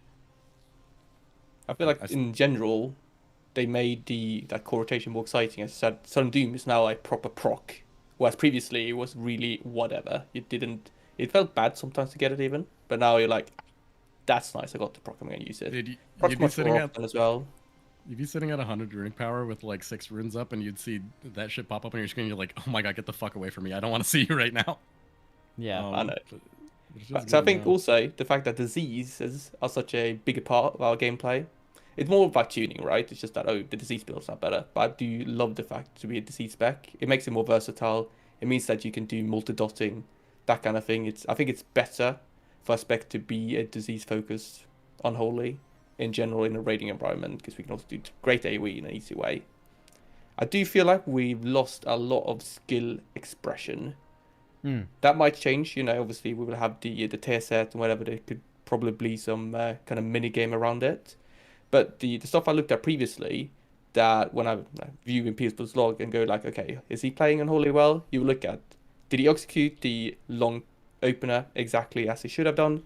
Did he line up his cooldowns with the CDR in a way that they hit the exact 3-minute mark that he should have? And did he play Festamite correctly? Did he time that with his Apocalypse? Now I feel like there's not really anything there that you can tell a good Unholy from bad Unholy. I think Atlas mentioned this as well. So I'm worried that it feels exciting, the procs are nice, but in the end you might get a bit bored because you end up in a payphone spec, which is, in the end, I don't know. They took skill expression on Holy, took it out back, and shot it in the head with an 18 gauge shotgun. Like you could almost not fuck anything up. They made it so that APOC always spawns 4 ghouls no matter how many wounds you pop. So who gives a fuck? Just press it. Oh, that's so nice. It's nice because like when you fester and you hit 3 and you're just sitting there like, Yeah, shit, I need to hit this this is button right so now. stupid. You wanna die, but like now it just pops 4 no matter what you do. That's super cool. They made Festermite Iron Fur. So instead of it being within a specific window, it just overlaps procs. That's super good. It's actually understated. It's really, really good and really powerful that it Iron Furs now, because you no longer the most frustrating thing ever, at To least in stop Mythic DPS. Plus, but also in Raid. Yeah. Yeah. Well, not even stopping. Stopping's fine, whatever. I think resource management and like pooling is fine. Yeah. But the worst shit ever is in like Mythic Plus, you have all your cooldowns up. There's one mob, your pet puts a wound on it. It pops while you're running to the next pack, which is all the AoE, and your Festermite window's just completely fucked. That shit sucks. Yeah, you have to like dismiss your pet or make him go passive or just do something to solve that problem. And that gameplay loop was terrible. Or if you have like wounds on the mobs, you're like, I need to frantically pop these so my thing doesn't get messed up as much. You know, like let's start it a little early so I only have to AFK for the first 5 seconds of the next pack or something. Yeah. Yeah, that being gone is super good. The only thing I think is a fair criticism of the spec and the changes that they've made as a whole is I'm fine with skill expression being gone. Not Well, gone. That's not Well, good. gone. Okay, gone is hyperbole. There's still skill expression there. It's significantly lower than it used to be, like significantly lower, but it's still there for sure. The only problem with it is, and this has been Unholy's problem for a very long time. There's so much shit like in your spellbook, and each thing has like so many different effects that in the past they were like, okay, well, like it's not necessarily the most intuitive, especially when you're playing Gargoyle in the past. A lot of people back then would be like, oh, I'm popping Gargoyle, let me pop PI right now. Not the case. You have to wait until the end of it and line it up with the end of it. You have to line up the rest of your cooldowns, which on paper just seem like stat increases or just like some small effect to line up with the end of it. And then, especially during the beta cycle back then, every single thing had a different duration. So you're like, okay, at 16 I press like Unholy Assault, at like 12 I press for PI, at 12 I press Berserking, but at 20 I press Empowered Wind Weapon, and then I press my Trinket at 18. It's like all these different things that made the spec really unintuitive. A new player would like pick it up and be like, oh, I'm doing great, but like realistically they're shitting their pants insane and they're doing really bad. Yeah. Now it's also still really unintuitive because although they reduce the resource bloat and like the proc bloat that you get, at least in terms of Sand Lane, it's still very much in the gameplay loop of fucking ignore everything on your screen. You have your cooldown up, mash the shit out of your one button because that's all you care about. And that doesn't feel particularly great. I think new players that pick it up that don't know what's going on are going to look at that and be like, but I'm at 100 runic power and I have 2 sudden doom procs and I have all these things that I want to do. And the response to that is, you're in death, dark transformation. Just press your Scourge Strike button, buddy. You're good. Oh, yeah, it's been like at least it's been like that for a while, right? Like for a while, hasn't it been like the best damage on 5 targets, even if you're capped on everything else with your D&D down to just Scourge Strike anyway? Or at least it was like that for a few years, right? It's like I feel like at least it's the same button that you have to mash and ignore all of your resources. But that is personally what makes me log off on. I play Unholy on beta, and I'm like, I can't wait to play Unholy. I love Unholy, and then I go through the like multiple resource capping like weird moments, and I'm just like, dude, this is always the reason I stopped playing this class. It just drives me crazy. But that's like my personal pet peeve with it. But I know Sand Lane is really sick outside of that, so I don't know. Yeah, I think it's good. It's just like if your goal is to figure out what you can do better, or like if you're looking through logs and you're like, what's better, like me popping this sudden doom versus pressing 1 extra Scourge Strike versus spending my runic power versus blah blah blah. A newer player who's picking up the spec for the first time will really struggle with figuring that out, and more often than not, the gain between, I don't know, I send a sudden doom here versus I hit a Scourge Strike here, it's not clear and definitive. Like it depends on a lot of factors. To be honest, they have changed quite a lot with Sand Lane to make it better. Like it used to be really bad, where you could just spam Scourge Strike through the entire Dark Transformation and stack up dots that were like 40-50 seconds and get, you know, the biggest explosion afterwards. But I think it's a bit more balanced now, where you don't have enough resources to always use Scourge Strike. Deathcall has the spot because it also extends your Dark Transformation, and you end up with the explosion not mattering as much before. I'm sure Tez has played around with it a lot since, but what I saw recently was that it was a bit more balanced. Sure, you ignore Festering Strike, but you don't get the same, you know, I'm only going to press this button for the rest of this cooldown kind of vibe. Yeah, it's pretty much during Gift, you just flat out ignore Pestering Strike, just hit Vamp and Scourge Strike, or not Vamp, sorry, Death Coil and Scourge Strike. But yeah, it's pretty much just 2 buttons. Okay. And I think that's fine. I like the fact that it actually has an impact in your rotation, because Rider doesn't really have an impact. And I think it's like, you know, it's big enough to be felt and be like, this feels a little bit different, without it being a completely different playstyle that changes the whole idea and feel of the spec kind of. Yeah, I'm actually glad you brought that up. I actually want to transition into hero talents. So like this is kind of a Frost and Unholy combined thing. I think it's Ryder that's Frost and Unholy, and then the other ones each have their own single. What are your all's takes on the hero talents? Are you guys happy with the ones they gave you? And then you guys can speak on whichever one you want. You can say if you're happy with them, but I want to start with Ryder because I think Ryder is so interesting, where it's like, I think if you were to a Blizzard developer and you're having a meeting and you're like, all right, we're making hero talents, guys, let's throw out our ideas for what our hero talent should be. Like Rider the Apocalypse was probably one of the first ones. It has the name goes way harder than any other name. The idea of like the Four Horsemen, whatever, goes super hard, but it's also one of the most like passive, not involved hero talents of all of them, which is like, how much of it do you want it to change what you're doing versus just be really fucking cool and look sick? So like, how have you guys taken that in? Like, are you a fan of it? How do you balance those two things? I don't know, man. I really like Ryder thematically. I really like that it doesn't change Unholy for the players who are just learning the spec. They want to get into it. They don't want to, dive straight into Sandland and all its unintuitive messes that come with that. So there's some benefit there, but it also introduces a couple things that seem really off, like Trollbane's Icy Fury doing like all of your AoE damage. And you have stuff like when you resummon the Riders, if they're already active with your Abomination or Army of the Dead, they don't recast their abilities. So you're like, okay, Morgrane's D&D just expired. I'm going to press it again, and it's not coming back. It's just a lot of weirdness introduced at the same time while it's still being simple. I don't quite like that aspect of it. What about you two? I think it's fine that it's kind of passive. Like I get it's a really cool vibe, and the feeling that when you press your Race Abomination, you get the Four Horsemen and then you join in the fight. That's great. I'm also a really big fan of the riding around on a horse in the outdoors. I can imagine that's a big one for more casual players that don't do that much instant content. Getting that Rider of Apocalypse, like, it feels great. You're literally a Rider of the Apocalypse. You can run around a quest and you're so fast, and it's great. So I appreciate what it is. It's not like I hate that it doesn't impact our rotation at all. And if it's the best to play, I don't really care that we don't get anything new and exciting there that's going to impact our gameplay, because we've got lots of changes in the talent tree. So it's not like we are left without anything new or something like that. So I'm overall positive. I like it. I'm torn. I'm very torn. There's two sides of me, right?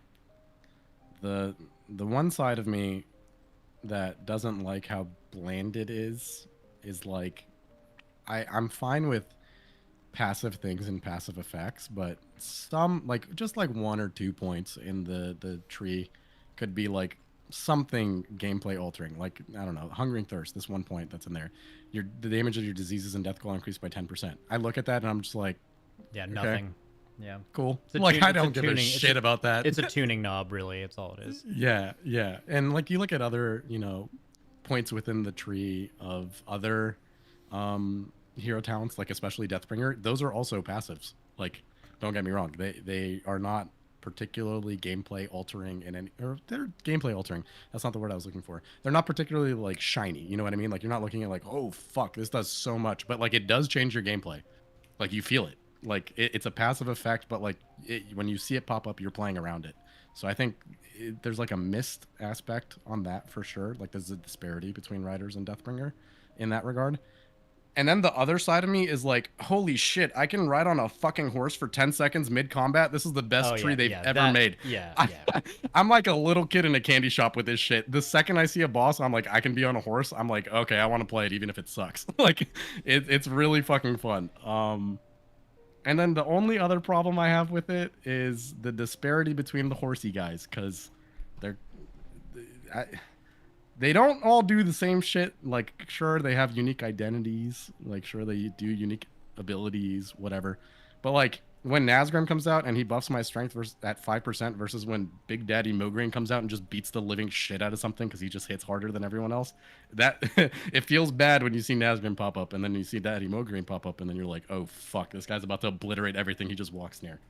So maybe that's a good thing. Maybe people get excited about seeing him pop up versus Nazgrim, but I look at it and I'm like, I wish Nazgrim did more rather than get more excited about Mograine being there. Yeah, and I also think for Ryder specifically, they have in a lot of trees, you know, like some are super impactful and some aren't. You mentioned how Ryder is like kind of passed on the gameplay side, but we are talking purely gameplay of like doing damage and like playing your class. And because like if you talk about gameplay altering, like the fact that your Death's Advance becomes a 10-second paladin horse where you cannot be displaced or moved, that might be the single like most impactful to how you deal with some fights than almost any point in any tree, right? It's just not based on your damage rotation. It's like that's super sick. Not to mention the choice node with that DK leveling is going to be absolutely insane.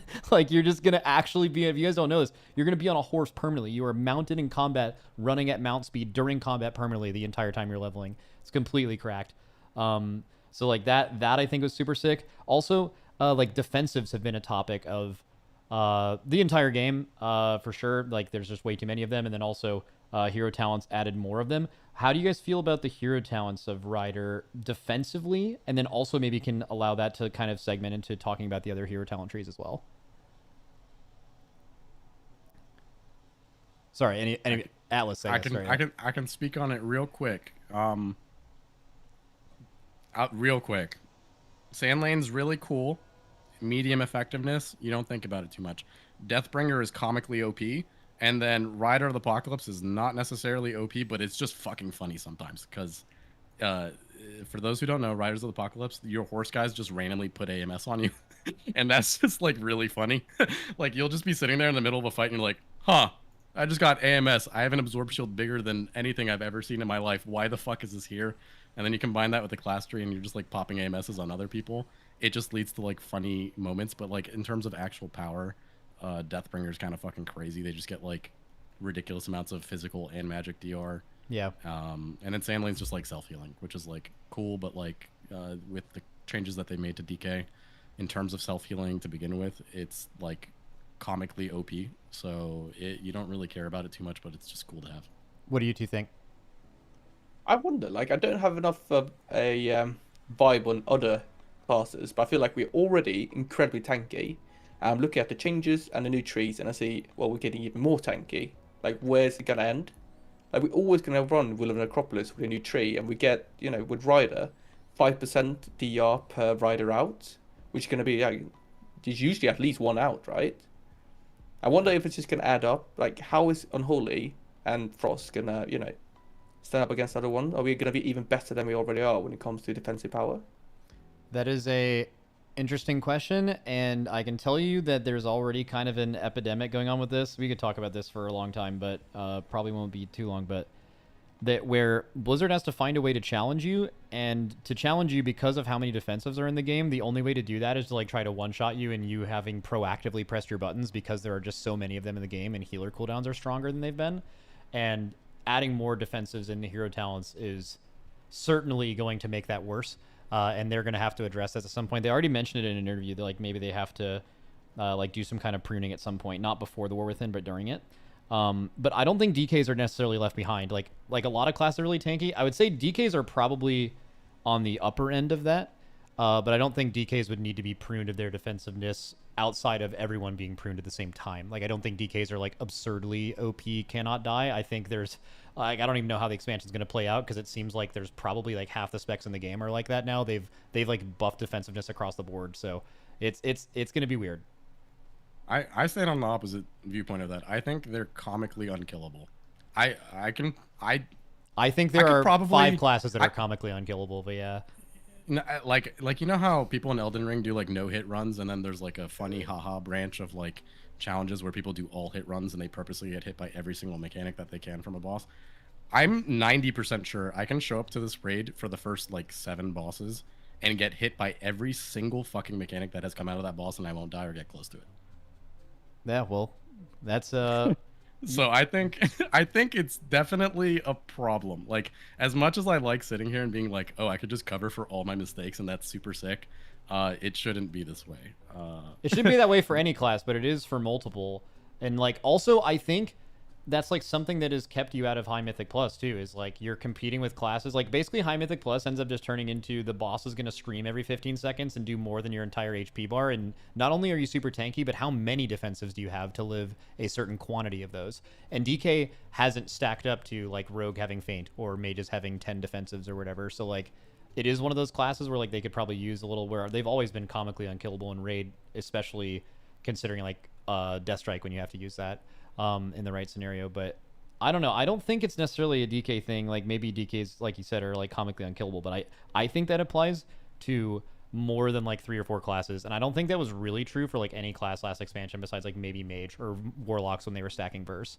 So I think it's like a game-wide problem. I don't think it's like something where they need to address DKs. They actually did a recent change to try and address it a little bit, and it is a very good change. It actually probably stops it from reaching critical mass. But for those who don't know, they brought like DPS DKs actually being able to death strike and having it do something back. And that was something historically, especially in World First rating, that I abused the living shit out of. Because you'd get to places like Uldir, Jaina's raid, I forget what it's called, but it was such a powerful tool for you to just death strike rot damage back, or even getting hit by burst that doesn't necessarily kill you, but you drop to 10%. You press death strike one time, it's like a lay on hands. They brought that back, and prior to the recent change that they did, which increased the cost of death strike, you could spam the living shit out of death strike, and that's why I say they're comically unkillable. It's that they have so much passive DR within their class tree and their hero talents, where burst damage that would otherwise kill other classes just won't kill you. And then you combine that with the fact that you can just press Death Strike one time and it's a full-on lay on hands, and you can keep repeatedly doing that. It's impossible to die. But they increased the runic power cost, like I think it's 50 or something. Like it's That's half a your lot. runic power bar. Yeah. So it's a perfect sweet spot. You still have the tool in dire situations where you need to do it, but like, are you gonna feel good about it, or can you spam that? No, it's not sustainable. Prior to that change, yeah. prior to that change, anecdotally speaking, we were doing beta Mythic Plus, and I think we popped the key in at like 10 or 12, and we put Fortified on it. And we had a Guardian Druid tanking that place. That place was demonic. It was like one-shotting tanks like back to back, over and over from pack to pack. I, as a DPS DK, walked into 2 packs and solo healed myself through the entire thing, doing like 1.8 million HPS over the course of 45 seconds. So that's not okay. Like, you shouldn't be able to do shit like that. But they are the runic power. I mean, the runic power increase would make it directly not possible to do something like that, right? Just alone. Yeah, they're getting there for sure. They also nerfed all of the passive effects within the tree as well to make sure that it's not too crazy. And that was more of like a overall tank change that they did, but it hit DPS DK as well since it's in the general tree, and I think that's a good change too. Outside of Ride of the Apocalypse, you guys have Deathbringer and Sandlane. How do you guys feel like those play for Unholy and Frost, and are they good gameplay alternatives to the very, very passive Rider of the Apocalypse? Is the theme where you guys would like, specifically Tazenak and Biceps? What are y'all's opinions on the other trees? I quite fancy them. Like we talked about this previously, Sunline. It does alter your gameplay a little bit during that transformation. You have a different priority, and you get this satisfying big hit towards the end of it, which is kind of like exactly what you want. I feel like with Deathbringer, it introduces a new button in rotation, which is kind of, a bit exciting. You press that, you get to kind of build up stacks that then also explode, which is quite satisfying. I think it's a bit undertuned at the moment, but I like the idea that, it's a new button, and I feel like a hero talent tree can definitely be that. It's just, oh, this is a new button that you press. It doesn't need to be the most exciting thing or whatever, but as long as it hits hard enough to be satisfying, I'm quite happy with it. Okay, Tazenak? So for me, I really, really, really love the way Sandland and Holy plays. It was a little bit better before the most recent nerfs, not the one where they removed visceral regeneration. That one was deserved and needed.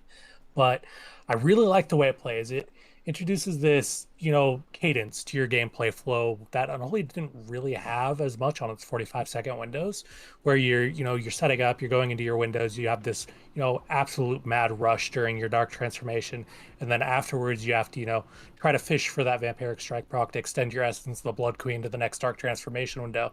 It creates this really, really nice cadence to it that works so well to make sure that you're not just pressing, Scourge Strike and Festering Strike and Death Coil just constantly for just the reason of pressing the buttons. It gives it a lot of purpose, and I really like that. When it comes to Deathbringer, a little bit torn on it. It's an extra button. It feels really cool. Visually, it's absolutely amazing. Probably one of the Is that the coolest one with hero trees scythes? visual. Is that the one with all the Yeah. scythes going Yeah. off? Yeah, that looks insane. I was watching a stream and I don't even remember how it worked, but I was like, damn, that looks cool. Yeah, visually it's insane. Gameplay wise, it's kind of like, you're just gonna press this with your pillar. It's gonna do its thing. Then you get some cool scythes. It's not super impactful, but it does really lean into those new talents that Frost got added to it with the auto attacks, with some of the stuff in the Deathbringer tree, increasing your icy talent stacks, stuff like that, so you can auto attack more often. I don't know. I like Deathbringer, but it's not quite as cool as Sandland. Okay. And then Atlas, and any final thoughts on those two before we move on to the last two things we're doing? Specifically Deathbringer Sandlane related. Sand Lane's really cool. It feels satisfying to play, especially because you go from pressing a 3-minute cooldown in the past, and then you spend 2 minutes and 40 seconds with your hand up your ass doing nothing. Now you have cooldowns up like 40% to 50% of the time. That feels cool. That feels fun and engaging. And then Deathbringer itself, yeah, it's not necessarily like the craziest thing, but it still feels satisfying to play. It's a cool new button. And I think that it also helps Frost kind of gain a little bit of power and execute, which is really good, because something that kind of is a disparity between those two specs is how ridiculous Unholy Execute is compared to Frost Execute. And now that Soul Reaper's in the general tree and both specs can get it, and Deathbringer leans into Execute a little bit, I think that's cool. All right. We're going to do a couple more things. So we are going to have you guys grade Blizzard. I was thinking about doing it 0 to 100, but apparently like EU does a totally different grading system. I think we're just going to do letter grades. So like as we would get in school, maybe this is different to you, where you get an A, B, C, D, or F, right? Those are the things we'll have you graded. But before that, I want to give each of you guys the floor, and I'm going to ask you, and hopefully one of you guys has something prepared to go right away, because I think you guys might need to think about this. If you guys were a Blizzard dev for a week, okay, and you could change or add anything to DK, what would you do? Each one of you specifically. Does anyone? You can think about this for a while if you want. But if anyone, I already have one. You already have one. All right, what is it? Yep. Get rid of wounds. Fuck them.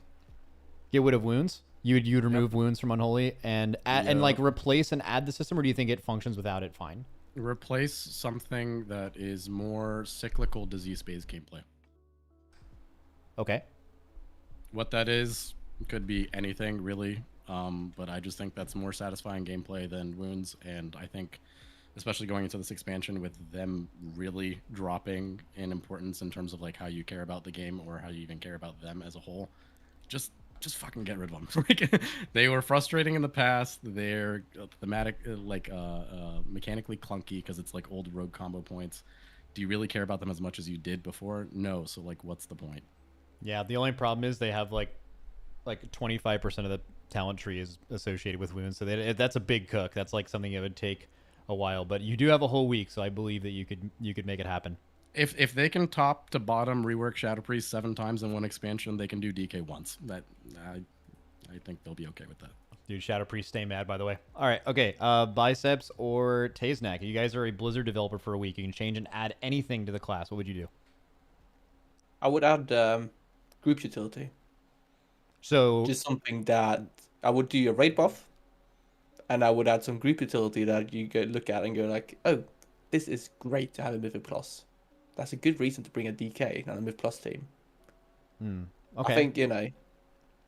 I think if we get that, we would be a much more meta-able class in a sense. And we're tired of playing DK and being this gimmick class, which is always, it's pretty much never considered to be meta Myth Plus, for instance. It just never happens. I would love to be in a pool of classes that can actually be meta when they do good damage, if that makes sense. Yeah, that totally makes sense. And I also think that there's like something like that already within DK. It's just blood specific. Like if like just alone, Frost DK already has like single grips, whatever. They have the blinding sleet button. Just imagine they had mass grip combined with that also silencing things like that. Like that alone would do massive things in the direction of making them a little bit more viable and something you could plan around. That's kind of unique. It's not just a stop. It's a really fucking good stop for a non-tank. So I think, yeah, makes sense. Tiznak, you're a dev. What are you doing? Well, Atlas stole mine, so I'll go instead the other direction. Remove all the unintuitive summon animations from Unholy's pets because, oh my god, that's what makes the Unholy opener so messed up. You're waiting for these pets to spawn. You know, you have to time your cooldowns to where you're using them when they're all active, and it's just an absolute freaking mess. That's probably what I'd go for. Army takes like 8 seconds to actually get going. I don't think any player looks at that and goes, "Oh yeah, 8 seconds. That's when that build starts doing damage." Yep. They're like contemplating their existence as they're slowly crawling out of the fucking ground because they've been summoned. It's like a 14-year-old coded ability. It could be really cool if they just showed up. Okay. All right. I think those are all three great additions. All right, we're gonna go on to the grading. So I will tell you guys what they are ahead of time. We're gonna go in order, and I'll tell you guys in order what you guys are rating them, and then I will just have a combined rating similar to like the median of what you guys pick. So we're gonna rate the class tree, the frost tree, and the unholy tree. We're going to rate Sandlane, Rider, and Deathbringer. We're going to rate the tier sets for Unholy and Frost, and you guys can briefly speak about them. And then we will talk about the general fun, so Frost and Unholy fun factor. This can be relative to Dragonflight or just how you feel in general. And then also just a letter grade for the overall strength and viability you think of the two specs going into Season 1. A letter grade. All right, so we're going to start with the class tree overhaul. We're going to go Atlas, Biceps, and then Taznak for the ratings. The class tree specifically? Yep. A through F. C. I think it's a C. What about Biceps? I was thinking A minus. Do we do plus or minus? You can do plus or minus. You can do whatever you want. Yep. Okay. A minus. All right, Taznak, tiebreaker. What do you think? I'm going C plus. Okay, so C plus, and an A minus. That's like a B, right? Somewhere around a B or a B minus, I think. Okay, makes sense. All right, Frost tree. Specifically the tree, not hero towns or anything, just the spec tree, Atlas. A plus. Wow, that's great. That's so you're really fucking happy. You think the frost tree's got it all? Yeah. Okay, Biceps. I got A with that one. Okay, Taze. A plus as well, man. It's good. Wow, that's crazy. Frost DK is one of the best spec trees in the game. That is insane. I'll add a caveat to that. I think that you can definitely look at it and be like, fuck, I wish I had like 1 or 2 more points here. I wish I could go 1 or 2 more points here. But I think that's a tuning problem more so than a like restriction problem. I think you can move around this tree, but they're specifically limiting you from not getting those specific things because they want to tune knobs within those buttons. And I think that's a good thing to have.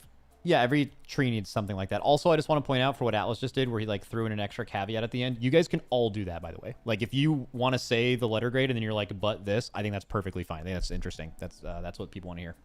Okay, Unholy spec tree specifically, starting with Atlas.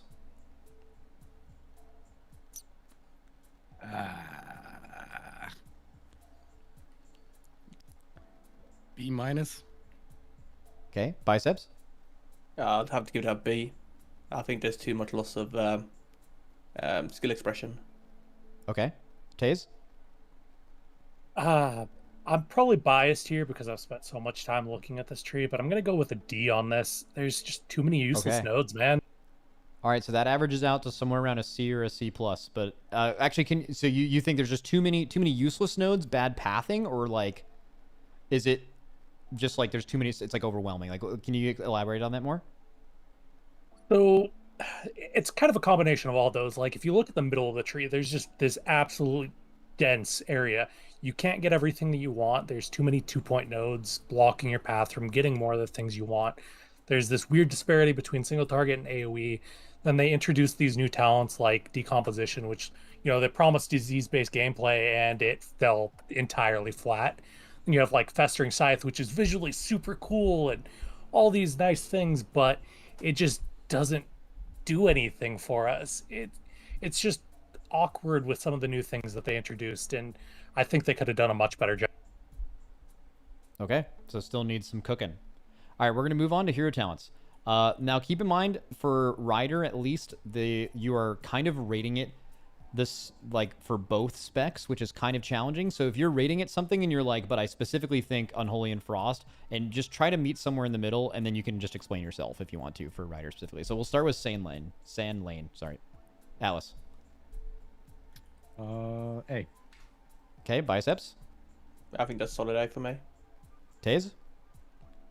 I'm going to give it a B only because vampiric strike proccing outside of dark transformation is so infrequent, it doesn't feel like it's impactful, and that's my biggest complaint with. Okay, so you'd want it to be less random, more consistent, and or you would want it to matter so much more when it happens. Yeah, exactly. Okay, cool. All right, Ryder, Atlas. A. A, okay. Taze? I think that's Or A plus biceps, for sorry? me. A plus?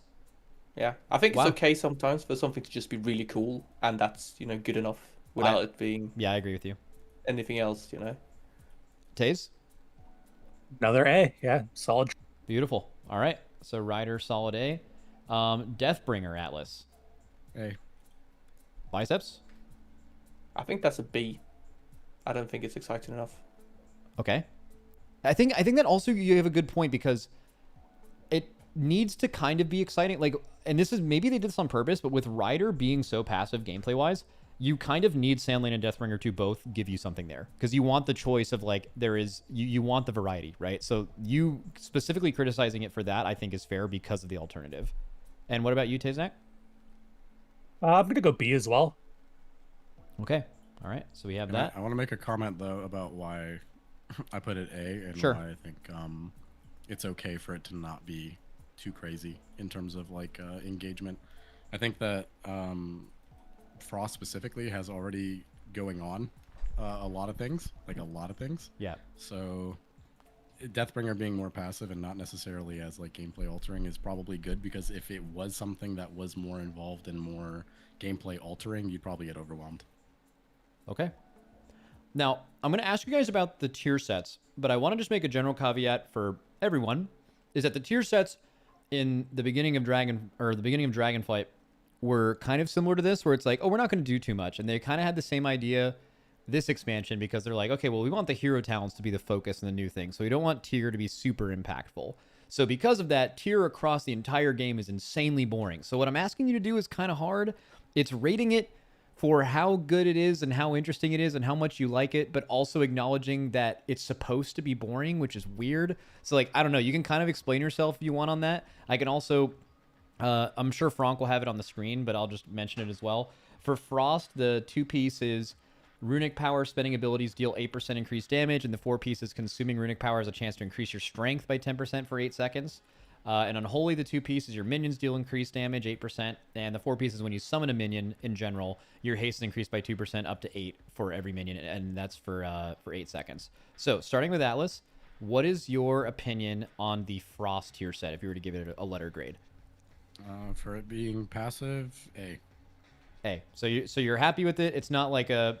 Yeah, it's so weird because, like, when you think A in a tier set, you're like, oh, this thing's super sick. There's nothing about it that's super sick. It's just...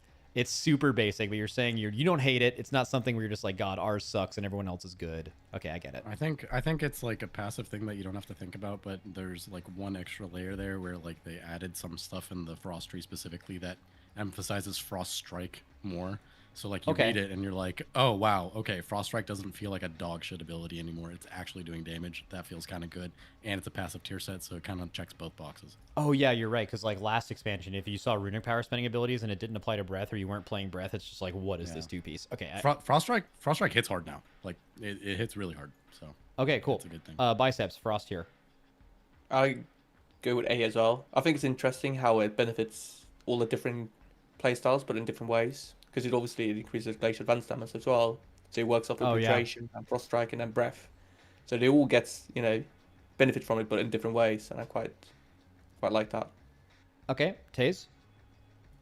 I'm going to go with B, if only because they made the 4-piece RPPM, which makes it just incredibly inconsistent. Okay, cool. Totally fair. All right, Unholy, which someone in chat said it was changed from my description of it. I might be looking at an old article. Is it still what I said it was? Minions deal 8% increased damage 2-piece, and then 4-piece is haste per minion? Yeah. That is correct? Okay, cool. It's like a stacking up to 8%, but yeah. Okay, cool. Atlas, your take. B minus, just because they did a lot of effort to make Unholy do its own damage, and putting the damage back into pets for the tier sets kind of sucks. I hate when my pets do all my damage. I guess, yeah, for the 2-piece, I guess the 4-piece is also increasing your haste by proxy of summoning your minion, Yeah. but yeah, okay, cool. Biceps? I'm gonna go B. I can foresee there's this little mini game going on with some Doom procs and the 4-piece. Does that? I'm not so sure here. Does it extend? So if you're at max stack, you get a sudden Doom proc. Does that extend that max stack with full new duration? Yeah. Is that how it works? Yeah. Right, because then I can see, like, you're gonna sit and watch that buff It's like a all the maintenance time, buff, and hope yeah. you get a Sun Doom procs to line up, but you're probably going to sit a whole Sun Doom procs to kind of space them out evenly. Obviously, you kind of want to do that already with Rotten Touch, but I'm not sure if that's going to be rewarding. It might feel a bit bad when you drop it, and you're going to have to build it back up, kind of thing. I think for what it's worth, though, like the periods of time where you want to care about it is within your cooldown, and Sudden Doom procs enough to the point where you won't really drop it within your cooldowns now anyway, so it's fine. Okay. Yeah, I mean, I think those are all really good points as well. I mean, if it does end up being a thing where, like, you're holding on to sudden dooms because you might not get one 6 seconds from now to refresh your 8% haste, like that will, I mean, every class that has had a maintenance buff like that, they've been praying for them to take that out because the gameplay is so dog shit. I mean, it's kind of similar to, what's that, is it Deathbringer? What's the ability you guys have where you have to press Scourge Strike to make your diseases do more damage, and it used to be 5 seconds, then they increased it? Plaguebringer. Exactly. Like, if you played with 5-second Plaguebringer, you know how unbelievably dog shit that was, right? So a lot of classes have that, and hopefully this doesn't feel that way. Makes sense. Okay, we are moving away from tier, and now we are going on to the fun factor. So, you guys, this is not necessarily... I mean, I guess it's kind of including Dragonflight and all of... Okay, let's do this. Including, like, all of DK history. What do you think what would you rate the current fun level of Frost DK? And then we'll do Unholy after. So starting with Atlas. So like, if the way to look at this is like, if there was a time when Frost was so much more fun than what Frost is to play now, this couldn't be an A+, right? Because it's just not simply among the best or the best that Frost ever was. So this is kind of including the entire history of Death Knight. I would say it's the third most fun it's ever been. It's kind of challenging for the second spot. Okay, and that would put it at an A, I guess, or an A-, something like that? Very high up, yeah. Like a solid A. Just for fun, what do you think was the most fun time Frost ever was? Nighthold. Nighthold Frost DK with the... Yeah. What was it, the helmet? Did you play Legendary Helm? It was ring and helmet, and it hit a good sweet spot where breaths could go to like a minute 10 without hysteria if you played it well. All the fights lended itself to cleave, so it felt really good, and it was just tuned well. It was tuned well, yeah. Okay, I remember that. I mean, I love playing Frost and Nighthold. Biceps, what about you? I think it's also up to an A. I haven't personally played that much Frost like competitively, but I definitely remember a lot of cases where it wasn't as fun. If you guys remember, like Uldir, when you were sitting with 30% downtime and things. Like I said, there's been a lot of cases where Frost has been a lot worse than it is in the War Within. So I think it definitely deserves to be up there in the A spot. Nice. Okay, Taze, sorry. Yeah, A as well. Very solid spec. Okay, that is very good to hear. I feel like anytime if someone told you and you knew you didn't follow any of beta, and they just told you going into the expansion, this spec is going to be the top 3 most fun versions of this spec in like recent WoW expansions, that would be a huge dub, right? That would just be very, very good. So I think that sounds really good for Frost. Let's look at Unholy though. Go ahead. I think also just one small thing. We're probably ranking it really high because we're so fucking used to playing it as one way. So we're over ranking how excited we are about it because we're just really happy different. something changed. Yeah. Yeah, okay, that's fair. I mean, that's also normal though. I mean, you could also say the same thing about doing a lot of damage. Like anyone would be lying to you if they told you that your class really owning doesn't also increase the fun you're having on that class. It's just true. Right. So very human thing to do. I don't think that's bad. All right, fun for Unholy, starting with Atlas. A+. Really? Okay. The second best it's ever been. When's the best? WoD. Golden Age of DK. WoD in Hellfire Citadel? The entire expansion. Entire expansion? Okay. Biceps. I think I'm going to have to go like A-, because I can definitely think about a couple times where I really enjoyed Unholy and where there was a bit more skill expression for me. What are those like, times? I loved Unholy in Legion. I really liked it in WoD as well. Okay, fair. So A-, top 3 though, or up there, top close to the top. What about you, Taznak? Yeah, solid A as well. All right. Okay, we're going to move on to the very last thing, which is strength and viability. Huge caveat. The tuning in this game right now is an absolute fucking circus. So this doesn't matter. And anything that is said right now, even if it was completely accurate, could be completely not true tomorrow with a new beta build because of how fucked everything is in the game. Like truly historically bad tuning this close to an expansion. So super grain of salt. But if you were to just generally gauge from, you think you have to kind of separate yourselves a little bit from current tuning, but more like the tools they have and what makes them good and how many different options they have. Looking at the War Within, and you're looking at Frost, specifically Atlas, what would you say the general strength and viability, like capability of this class is? A-. It's good for what it does. It does good damage. It has diverse damage profiles. It's good at diverse target counts, but it's not crazy. Okay. What about you, Biceps? Yeah, I think I'd say the same. It has this good thing where the movement plus profile is very similar to the Fuel single target one. So it has this really nice, it can deal both good single target and good AoE, but lacking the utility to go higher. So I think I'm gonna have to go with A- as well. Okay. Taznak. I think I'm actually going to go A+ on this one, just because tuning right now is super in flux, but from what I've seen, Frost has so much potential for scaling up. When it comes to, once you're actually geared, once you're in the raid, things could really, really pop off. Oh, that's exciting. Dude, this is I actually hate this because I like already kind of wrote DK off as not one of my top 2 characters, and I feel like you guys are making me want to play it really bad. But all good. Fundamentally, Frost as a spec has always been like a freak of nature when it comes to secondary stat scaling, and this expansion is going to be really fucking funny at the end. Okay. Yes. Yeah, but don't nerf their scaling, by the way. That's not what they're saying. Okay. Unholy strength and viability. Alice. Are we doing S or no? Not really, but if you really want to make a strong point, I guess you could do that. A++. Sure. So like you fucking aced the test. You got an A++. So you think It does- Unholy's potential is yeah. insane. It does damage to everything in every way you could possibly want.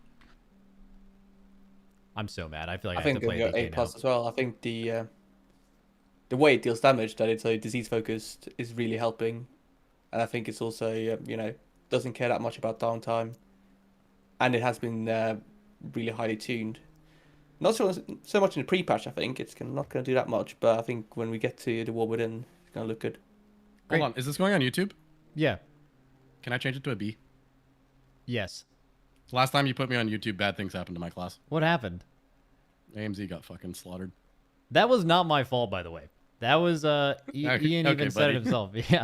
Yeah. I've been a frequent advocate for AMZ getting at least being equal between the 2 specs. I don't get that. Okay, so Unholy not good. B. Got it. Taznak, what about you? I'm going to go A-, just because Unholy still lacks cleave potential unless you really swap up the build, and it sacrifices a bit too much single target for that. It's just a bit awkward. It's still really strong, but it could be better. Okay, so you like their ability to AoE, you like their ability to single target, you think they have a lot of potential there, but in a lot of scenarios you need some mixture of both, or you want to add a little bit of cleave, and you just think those options are limited, and there's not like slam dunk options to take for that, where especially in the melee role, I think that's a melee thing. Like melee are really, really fucking good at that, generally speaking, right? Most melee classes have that almost built into their class, right? You're saying that Unholy struggles a little bit with that, being in the middle. Okay.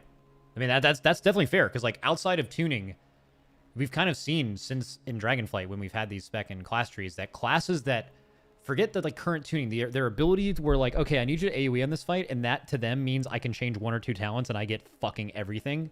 That is totally different than classes who have to like change their build. Like you're so much more handcuffed, and that can be a potential limiter for Unholy. So I think that's fair, but you still generally think it's pretty high and much more consistent. And I would like to just point out, not something they should nerf, but something that's really unique, is I really think that Unholy DK's damage profile in a raid is going to be extremely fucking good. Like you're going to get to a boss where you need damage for every set of this, and it's not necessarily having a lot of burst for one of them, and it's just Unholy is just going to be one of the best classes in the game at that the whole expansion. So that's really, really good.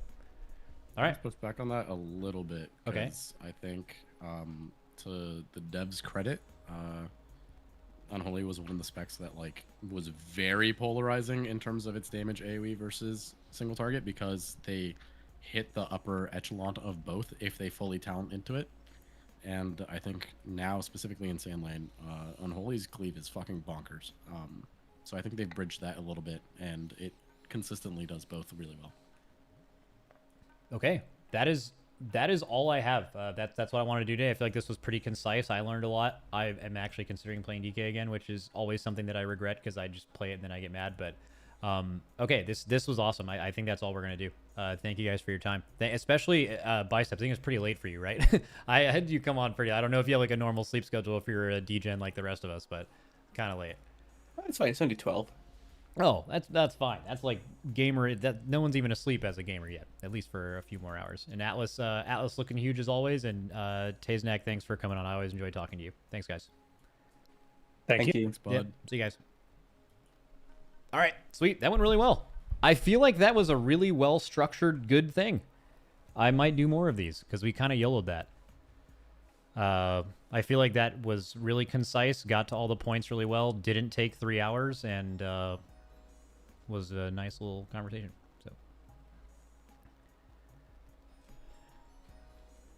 are you doing more today? Fuck no. Yeah, I might do some later on. I mean, well, now that I did this, see, this is why I didn't want to start doing these, because now the expectation is like I'm going to do all of them before the expansion, and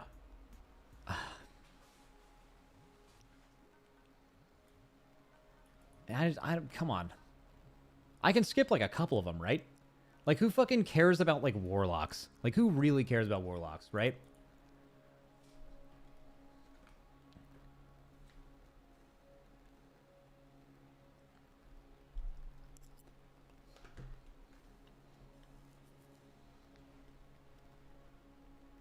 God, that was really fucking good, actually. That was great content. That was fun. God, I want to play DK now, chat. I'm fucking mad.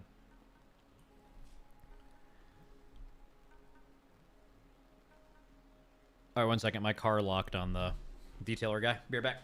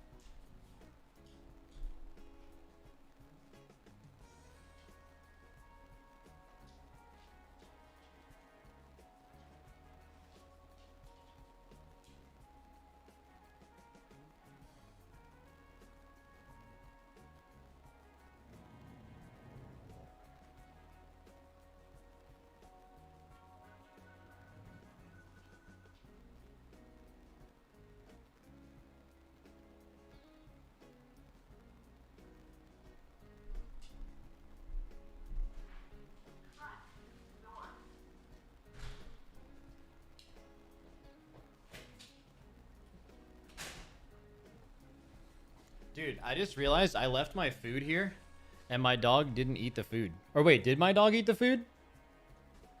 Literally none of it is gone. It's all right here. Wait, which one of them? Wait, I'm gonna check the VOD here. Let's take a look at who the fucking culprit is. Let's see.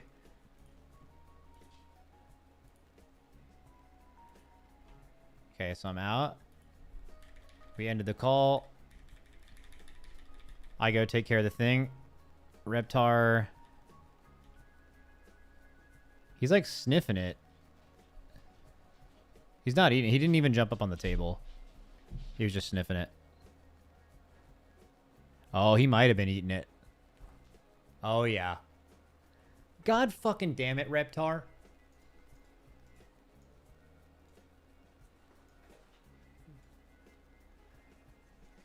Fuck. Alright. That was my fault. I shouldn't have left it there. Buddy. Come here, Reptar. Come here. Come here. Come on. Do you know what you did? Do you know what you did? He's like, you didn't see shit. He doesn't know about VODs. He doesn't think there are VODs. He's like, I didn't see shit. Hi, little Reppy. Hi, little Rep.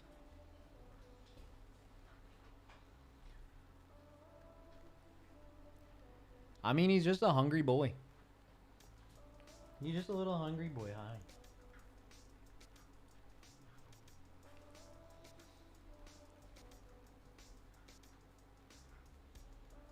Dude, he's so fucking cute, though. He's clearly innocent. What happened to Lily's leg? Oh, Ella's leg? Yeah, I saw her get up during the call, and people were like, oh, what happened to the dog? Yeah, she was running yesterday out in the backyard and had the zoomies real bad, and then I, like, let her in. I went and grabbed something. I came back in the house, and then I saw, like, little spots of blood. I was like, oh shit, one of them's bleeding. And then I like looked at all of them, and then I saw Ella was like licking her paw, and I was like, oh shit, she get a splinter. And I looked, and she ripped her entire dew claw off. She was like, while running, I guess it just got stuck on something and just fucking ripped right off. So I took her to the like emergency vet and had them clean it up, and they put a big bandage on it. So she didn't like break anything. It looks like she like broke her arm or something. It's just a bandage so she doesn't get at the thing, but it's cleaned and she just needs to have it on for a few days.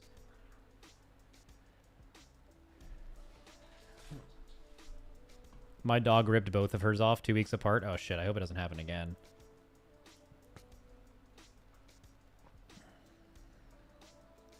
Feed your dog. Bro, my dogs get fucking spoiled with food. They get farmer's dog, all three of them.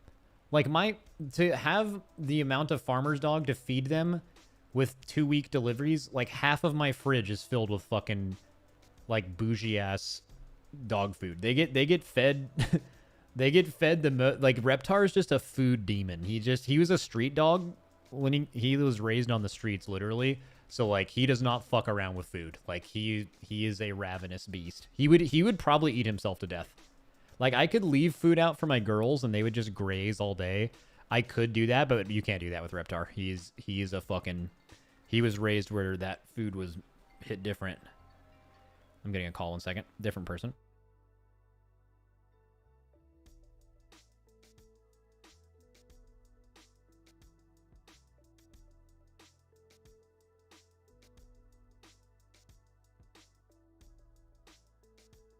Just confirming a doctor's appointment for tomorrow.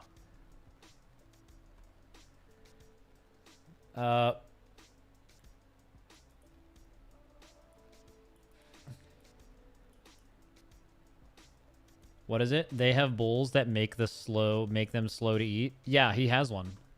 Reptar has one. He has one of the bulls where it takes him longer to eat. That doesn't matter. I mean, he'll still eat food at any time of the day if there is any.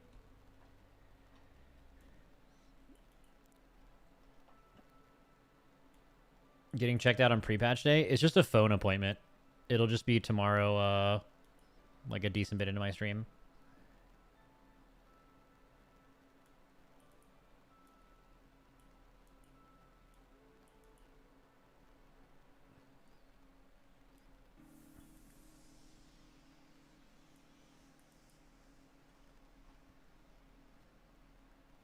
Max, what headset is that? I think they're Sennheisers. Yeah, they're Sennheisers. Yeah, they're Sennheiser. I like them a lot. Why'd I swap from the AirPods Maxes? They were just a lot more annoying to wear while you're streaming. Also, the sound is a little bit better on these. I like open back headphones a lot.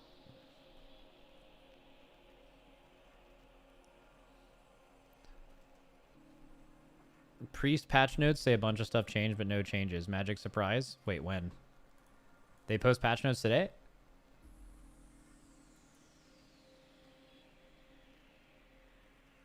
Oh, 13 seconds ago, they posted the War Within pre-XBAC content update notes. I don't think that's going to be anything more than we don't already know, I think. Right? Maybe someone could go through and see, but like... This post is not for us. This post is not for people who've been following this the whole time. It's for like people who stopped playing and are playing the pre-patch again.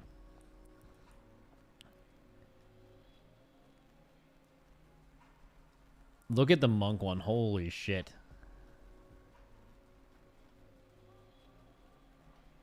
Two lines of text on Demon Hunters. Yep. Stay small. Where are we at here? Dude, that's crazy, by the way. That is absolutely crazy.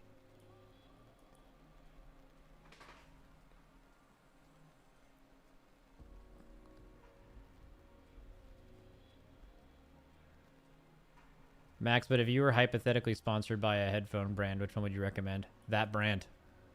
I would love them, and you should only get them.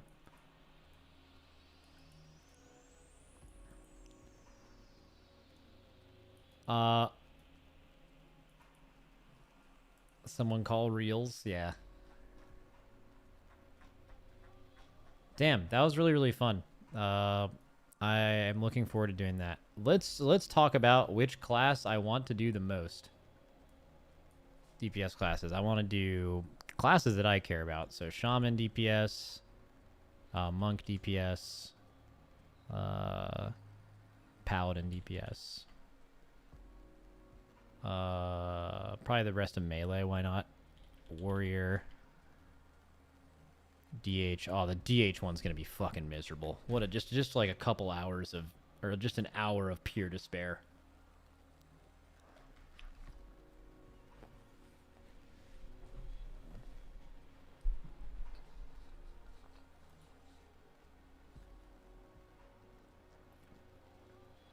I mean, what is this conversation gonna even be about? Like, they literally didn't change anything. So maybe we don't have to do a DH and a rogue one, because what would there to even talk about? I guess hero talents? A little less long. Just ask the DHs one question and they'll vent for an hour and then bill you as a therapist. Yeah, but I don't want to be a therapist to demon hunters. I don't care enough.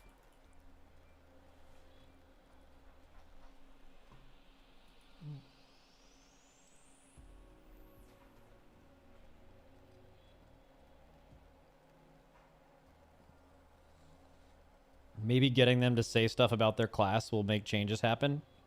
Not this late in the beta, no. I don't think so.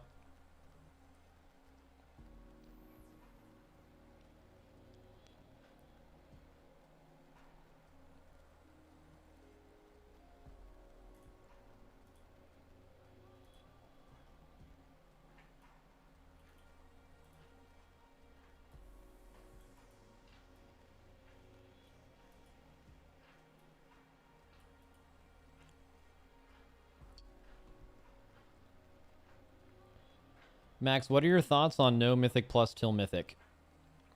On a personal level, it makes our Heroic Week way less hellish. Mythic Plus during Heroic Week would just be an absolute psycho shit amount of time. As far as how it is for the game, it's pretty easy to figure out. If you are someone who doesn't have a job or for whatever reason could take off work, or like you're playing for that entire week and you're just ready to go hard, play all day, every day, and play WoW, which is mostly Mythic Plusers in PvE. Those people are not happy because they want. It feels like their season is just starting 1 week later, kind of. But I think for most people, they would prefer this than the alternative of having it all out at once. Like most people that have any other obligations, because if you're not online all day every day, you're just going to be weeks behind instantly, and Blizzard is probably trying to avoid that. But I can only truly speak to us personally, and I think it's better than the alternative for us, but that's just purely for what we think, or me. Not even we, me. Maybe some people in my guild feel differently.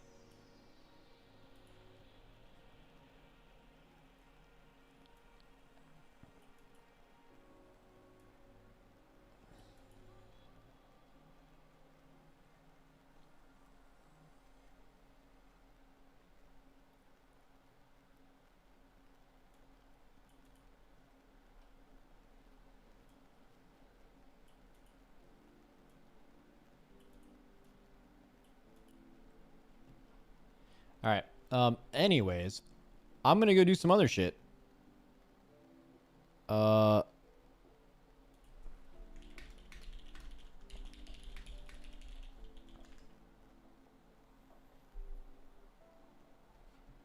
So I'll see you guys tomorrow for pre-patch. Should be live bright and early for no reason but to just yap.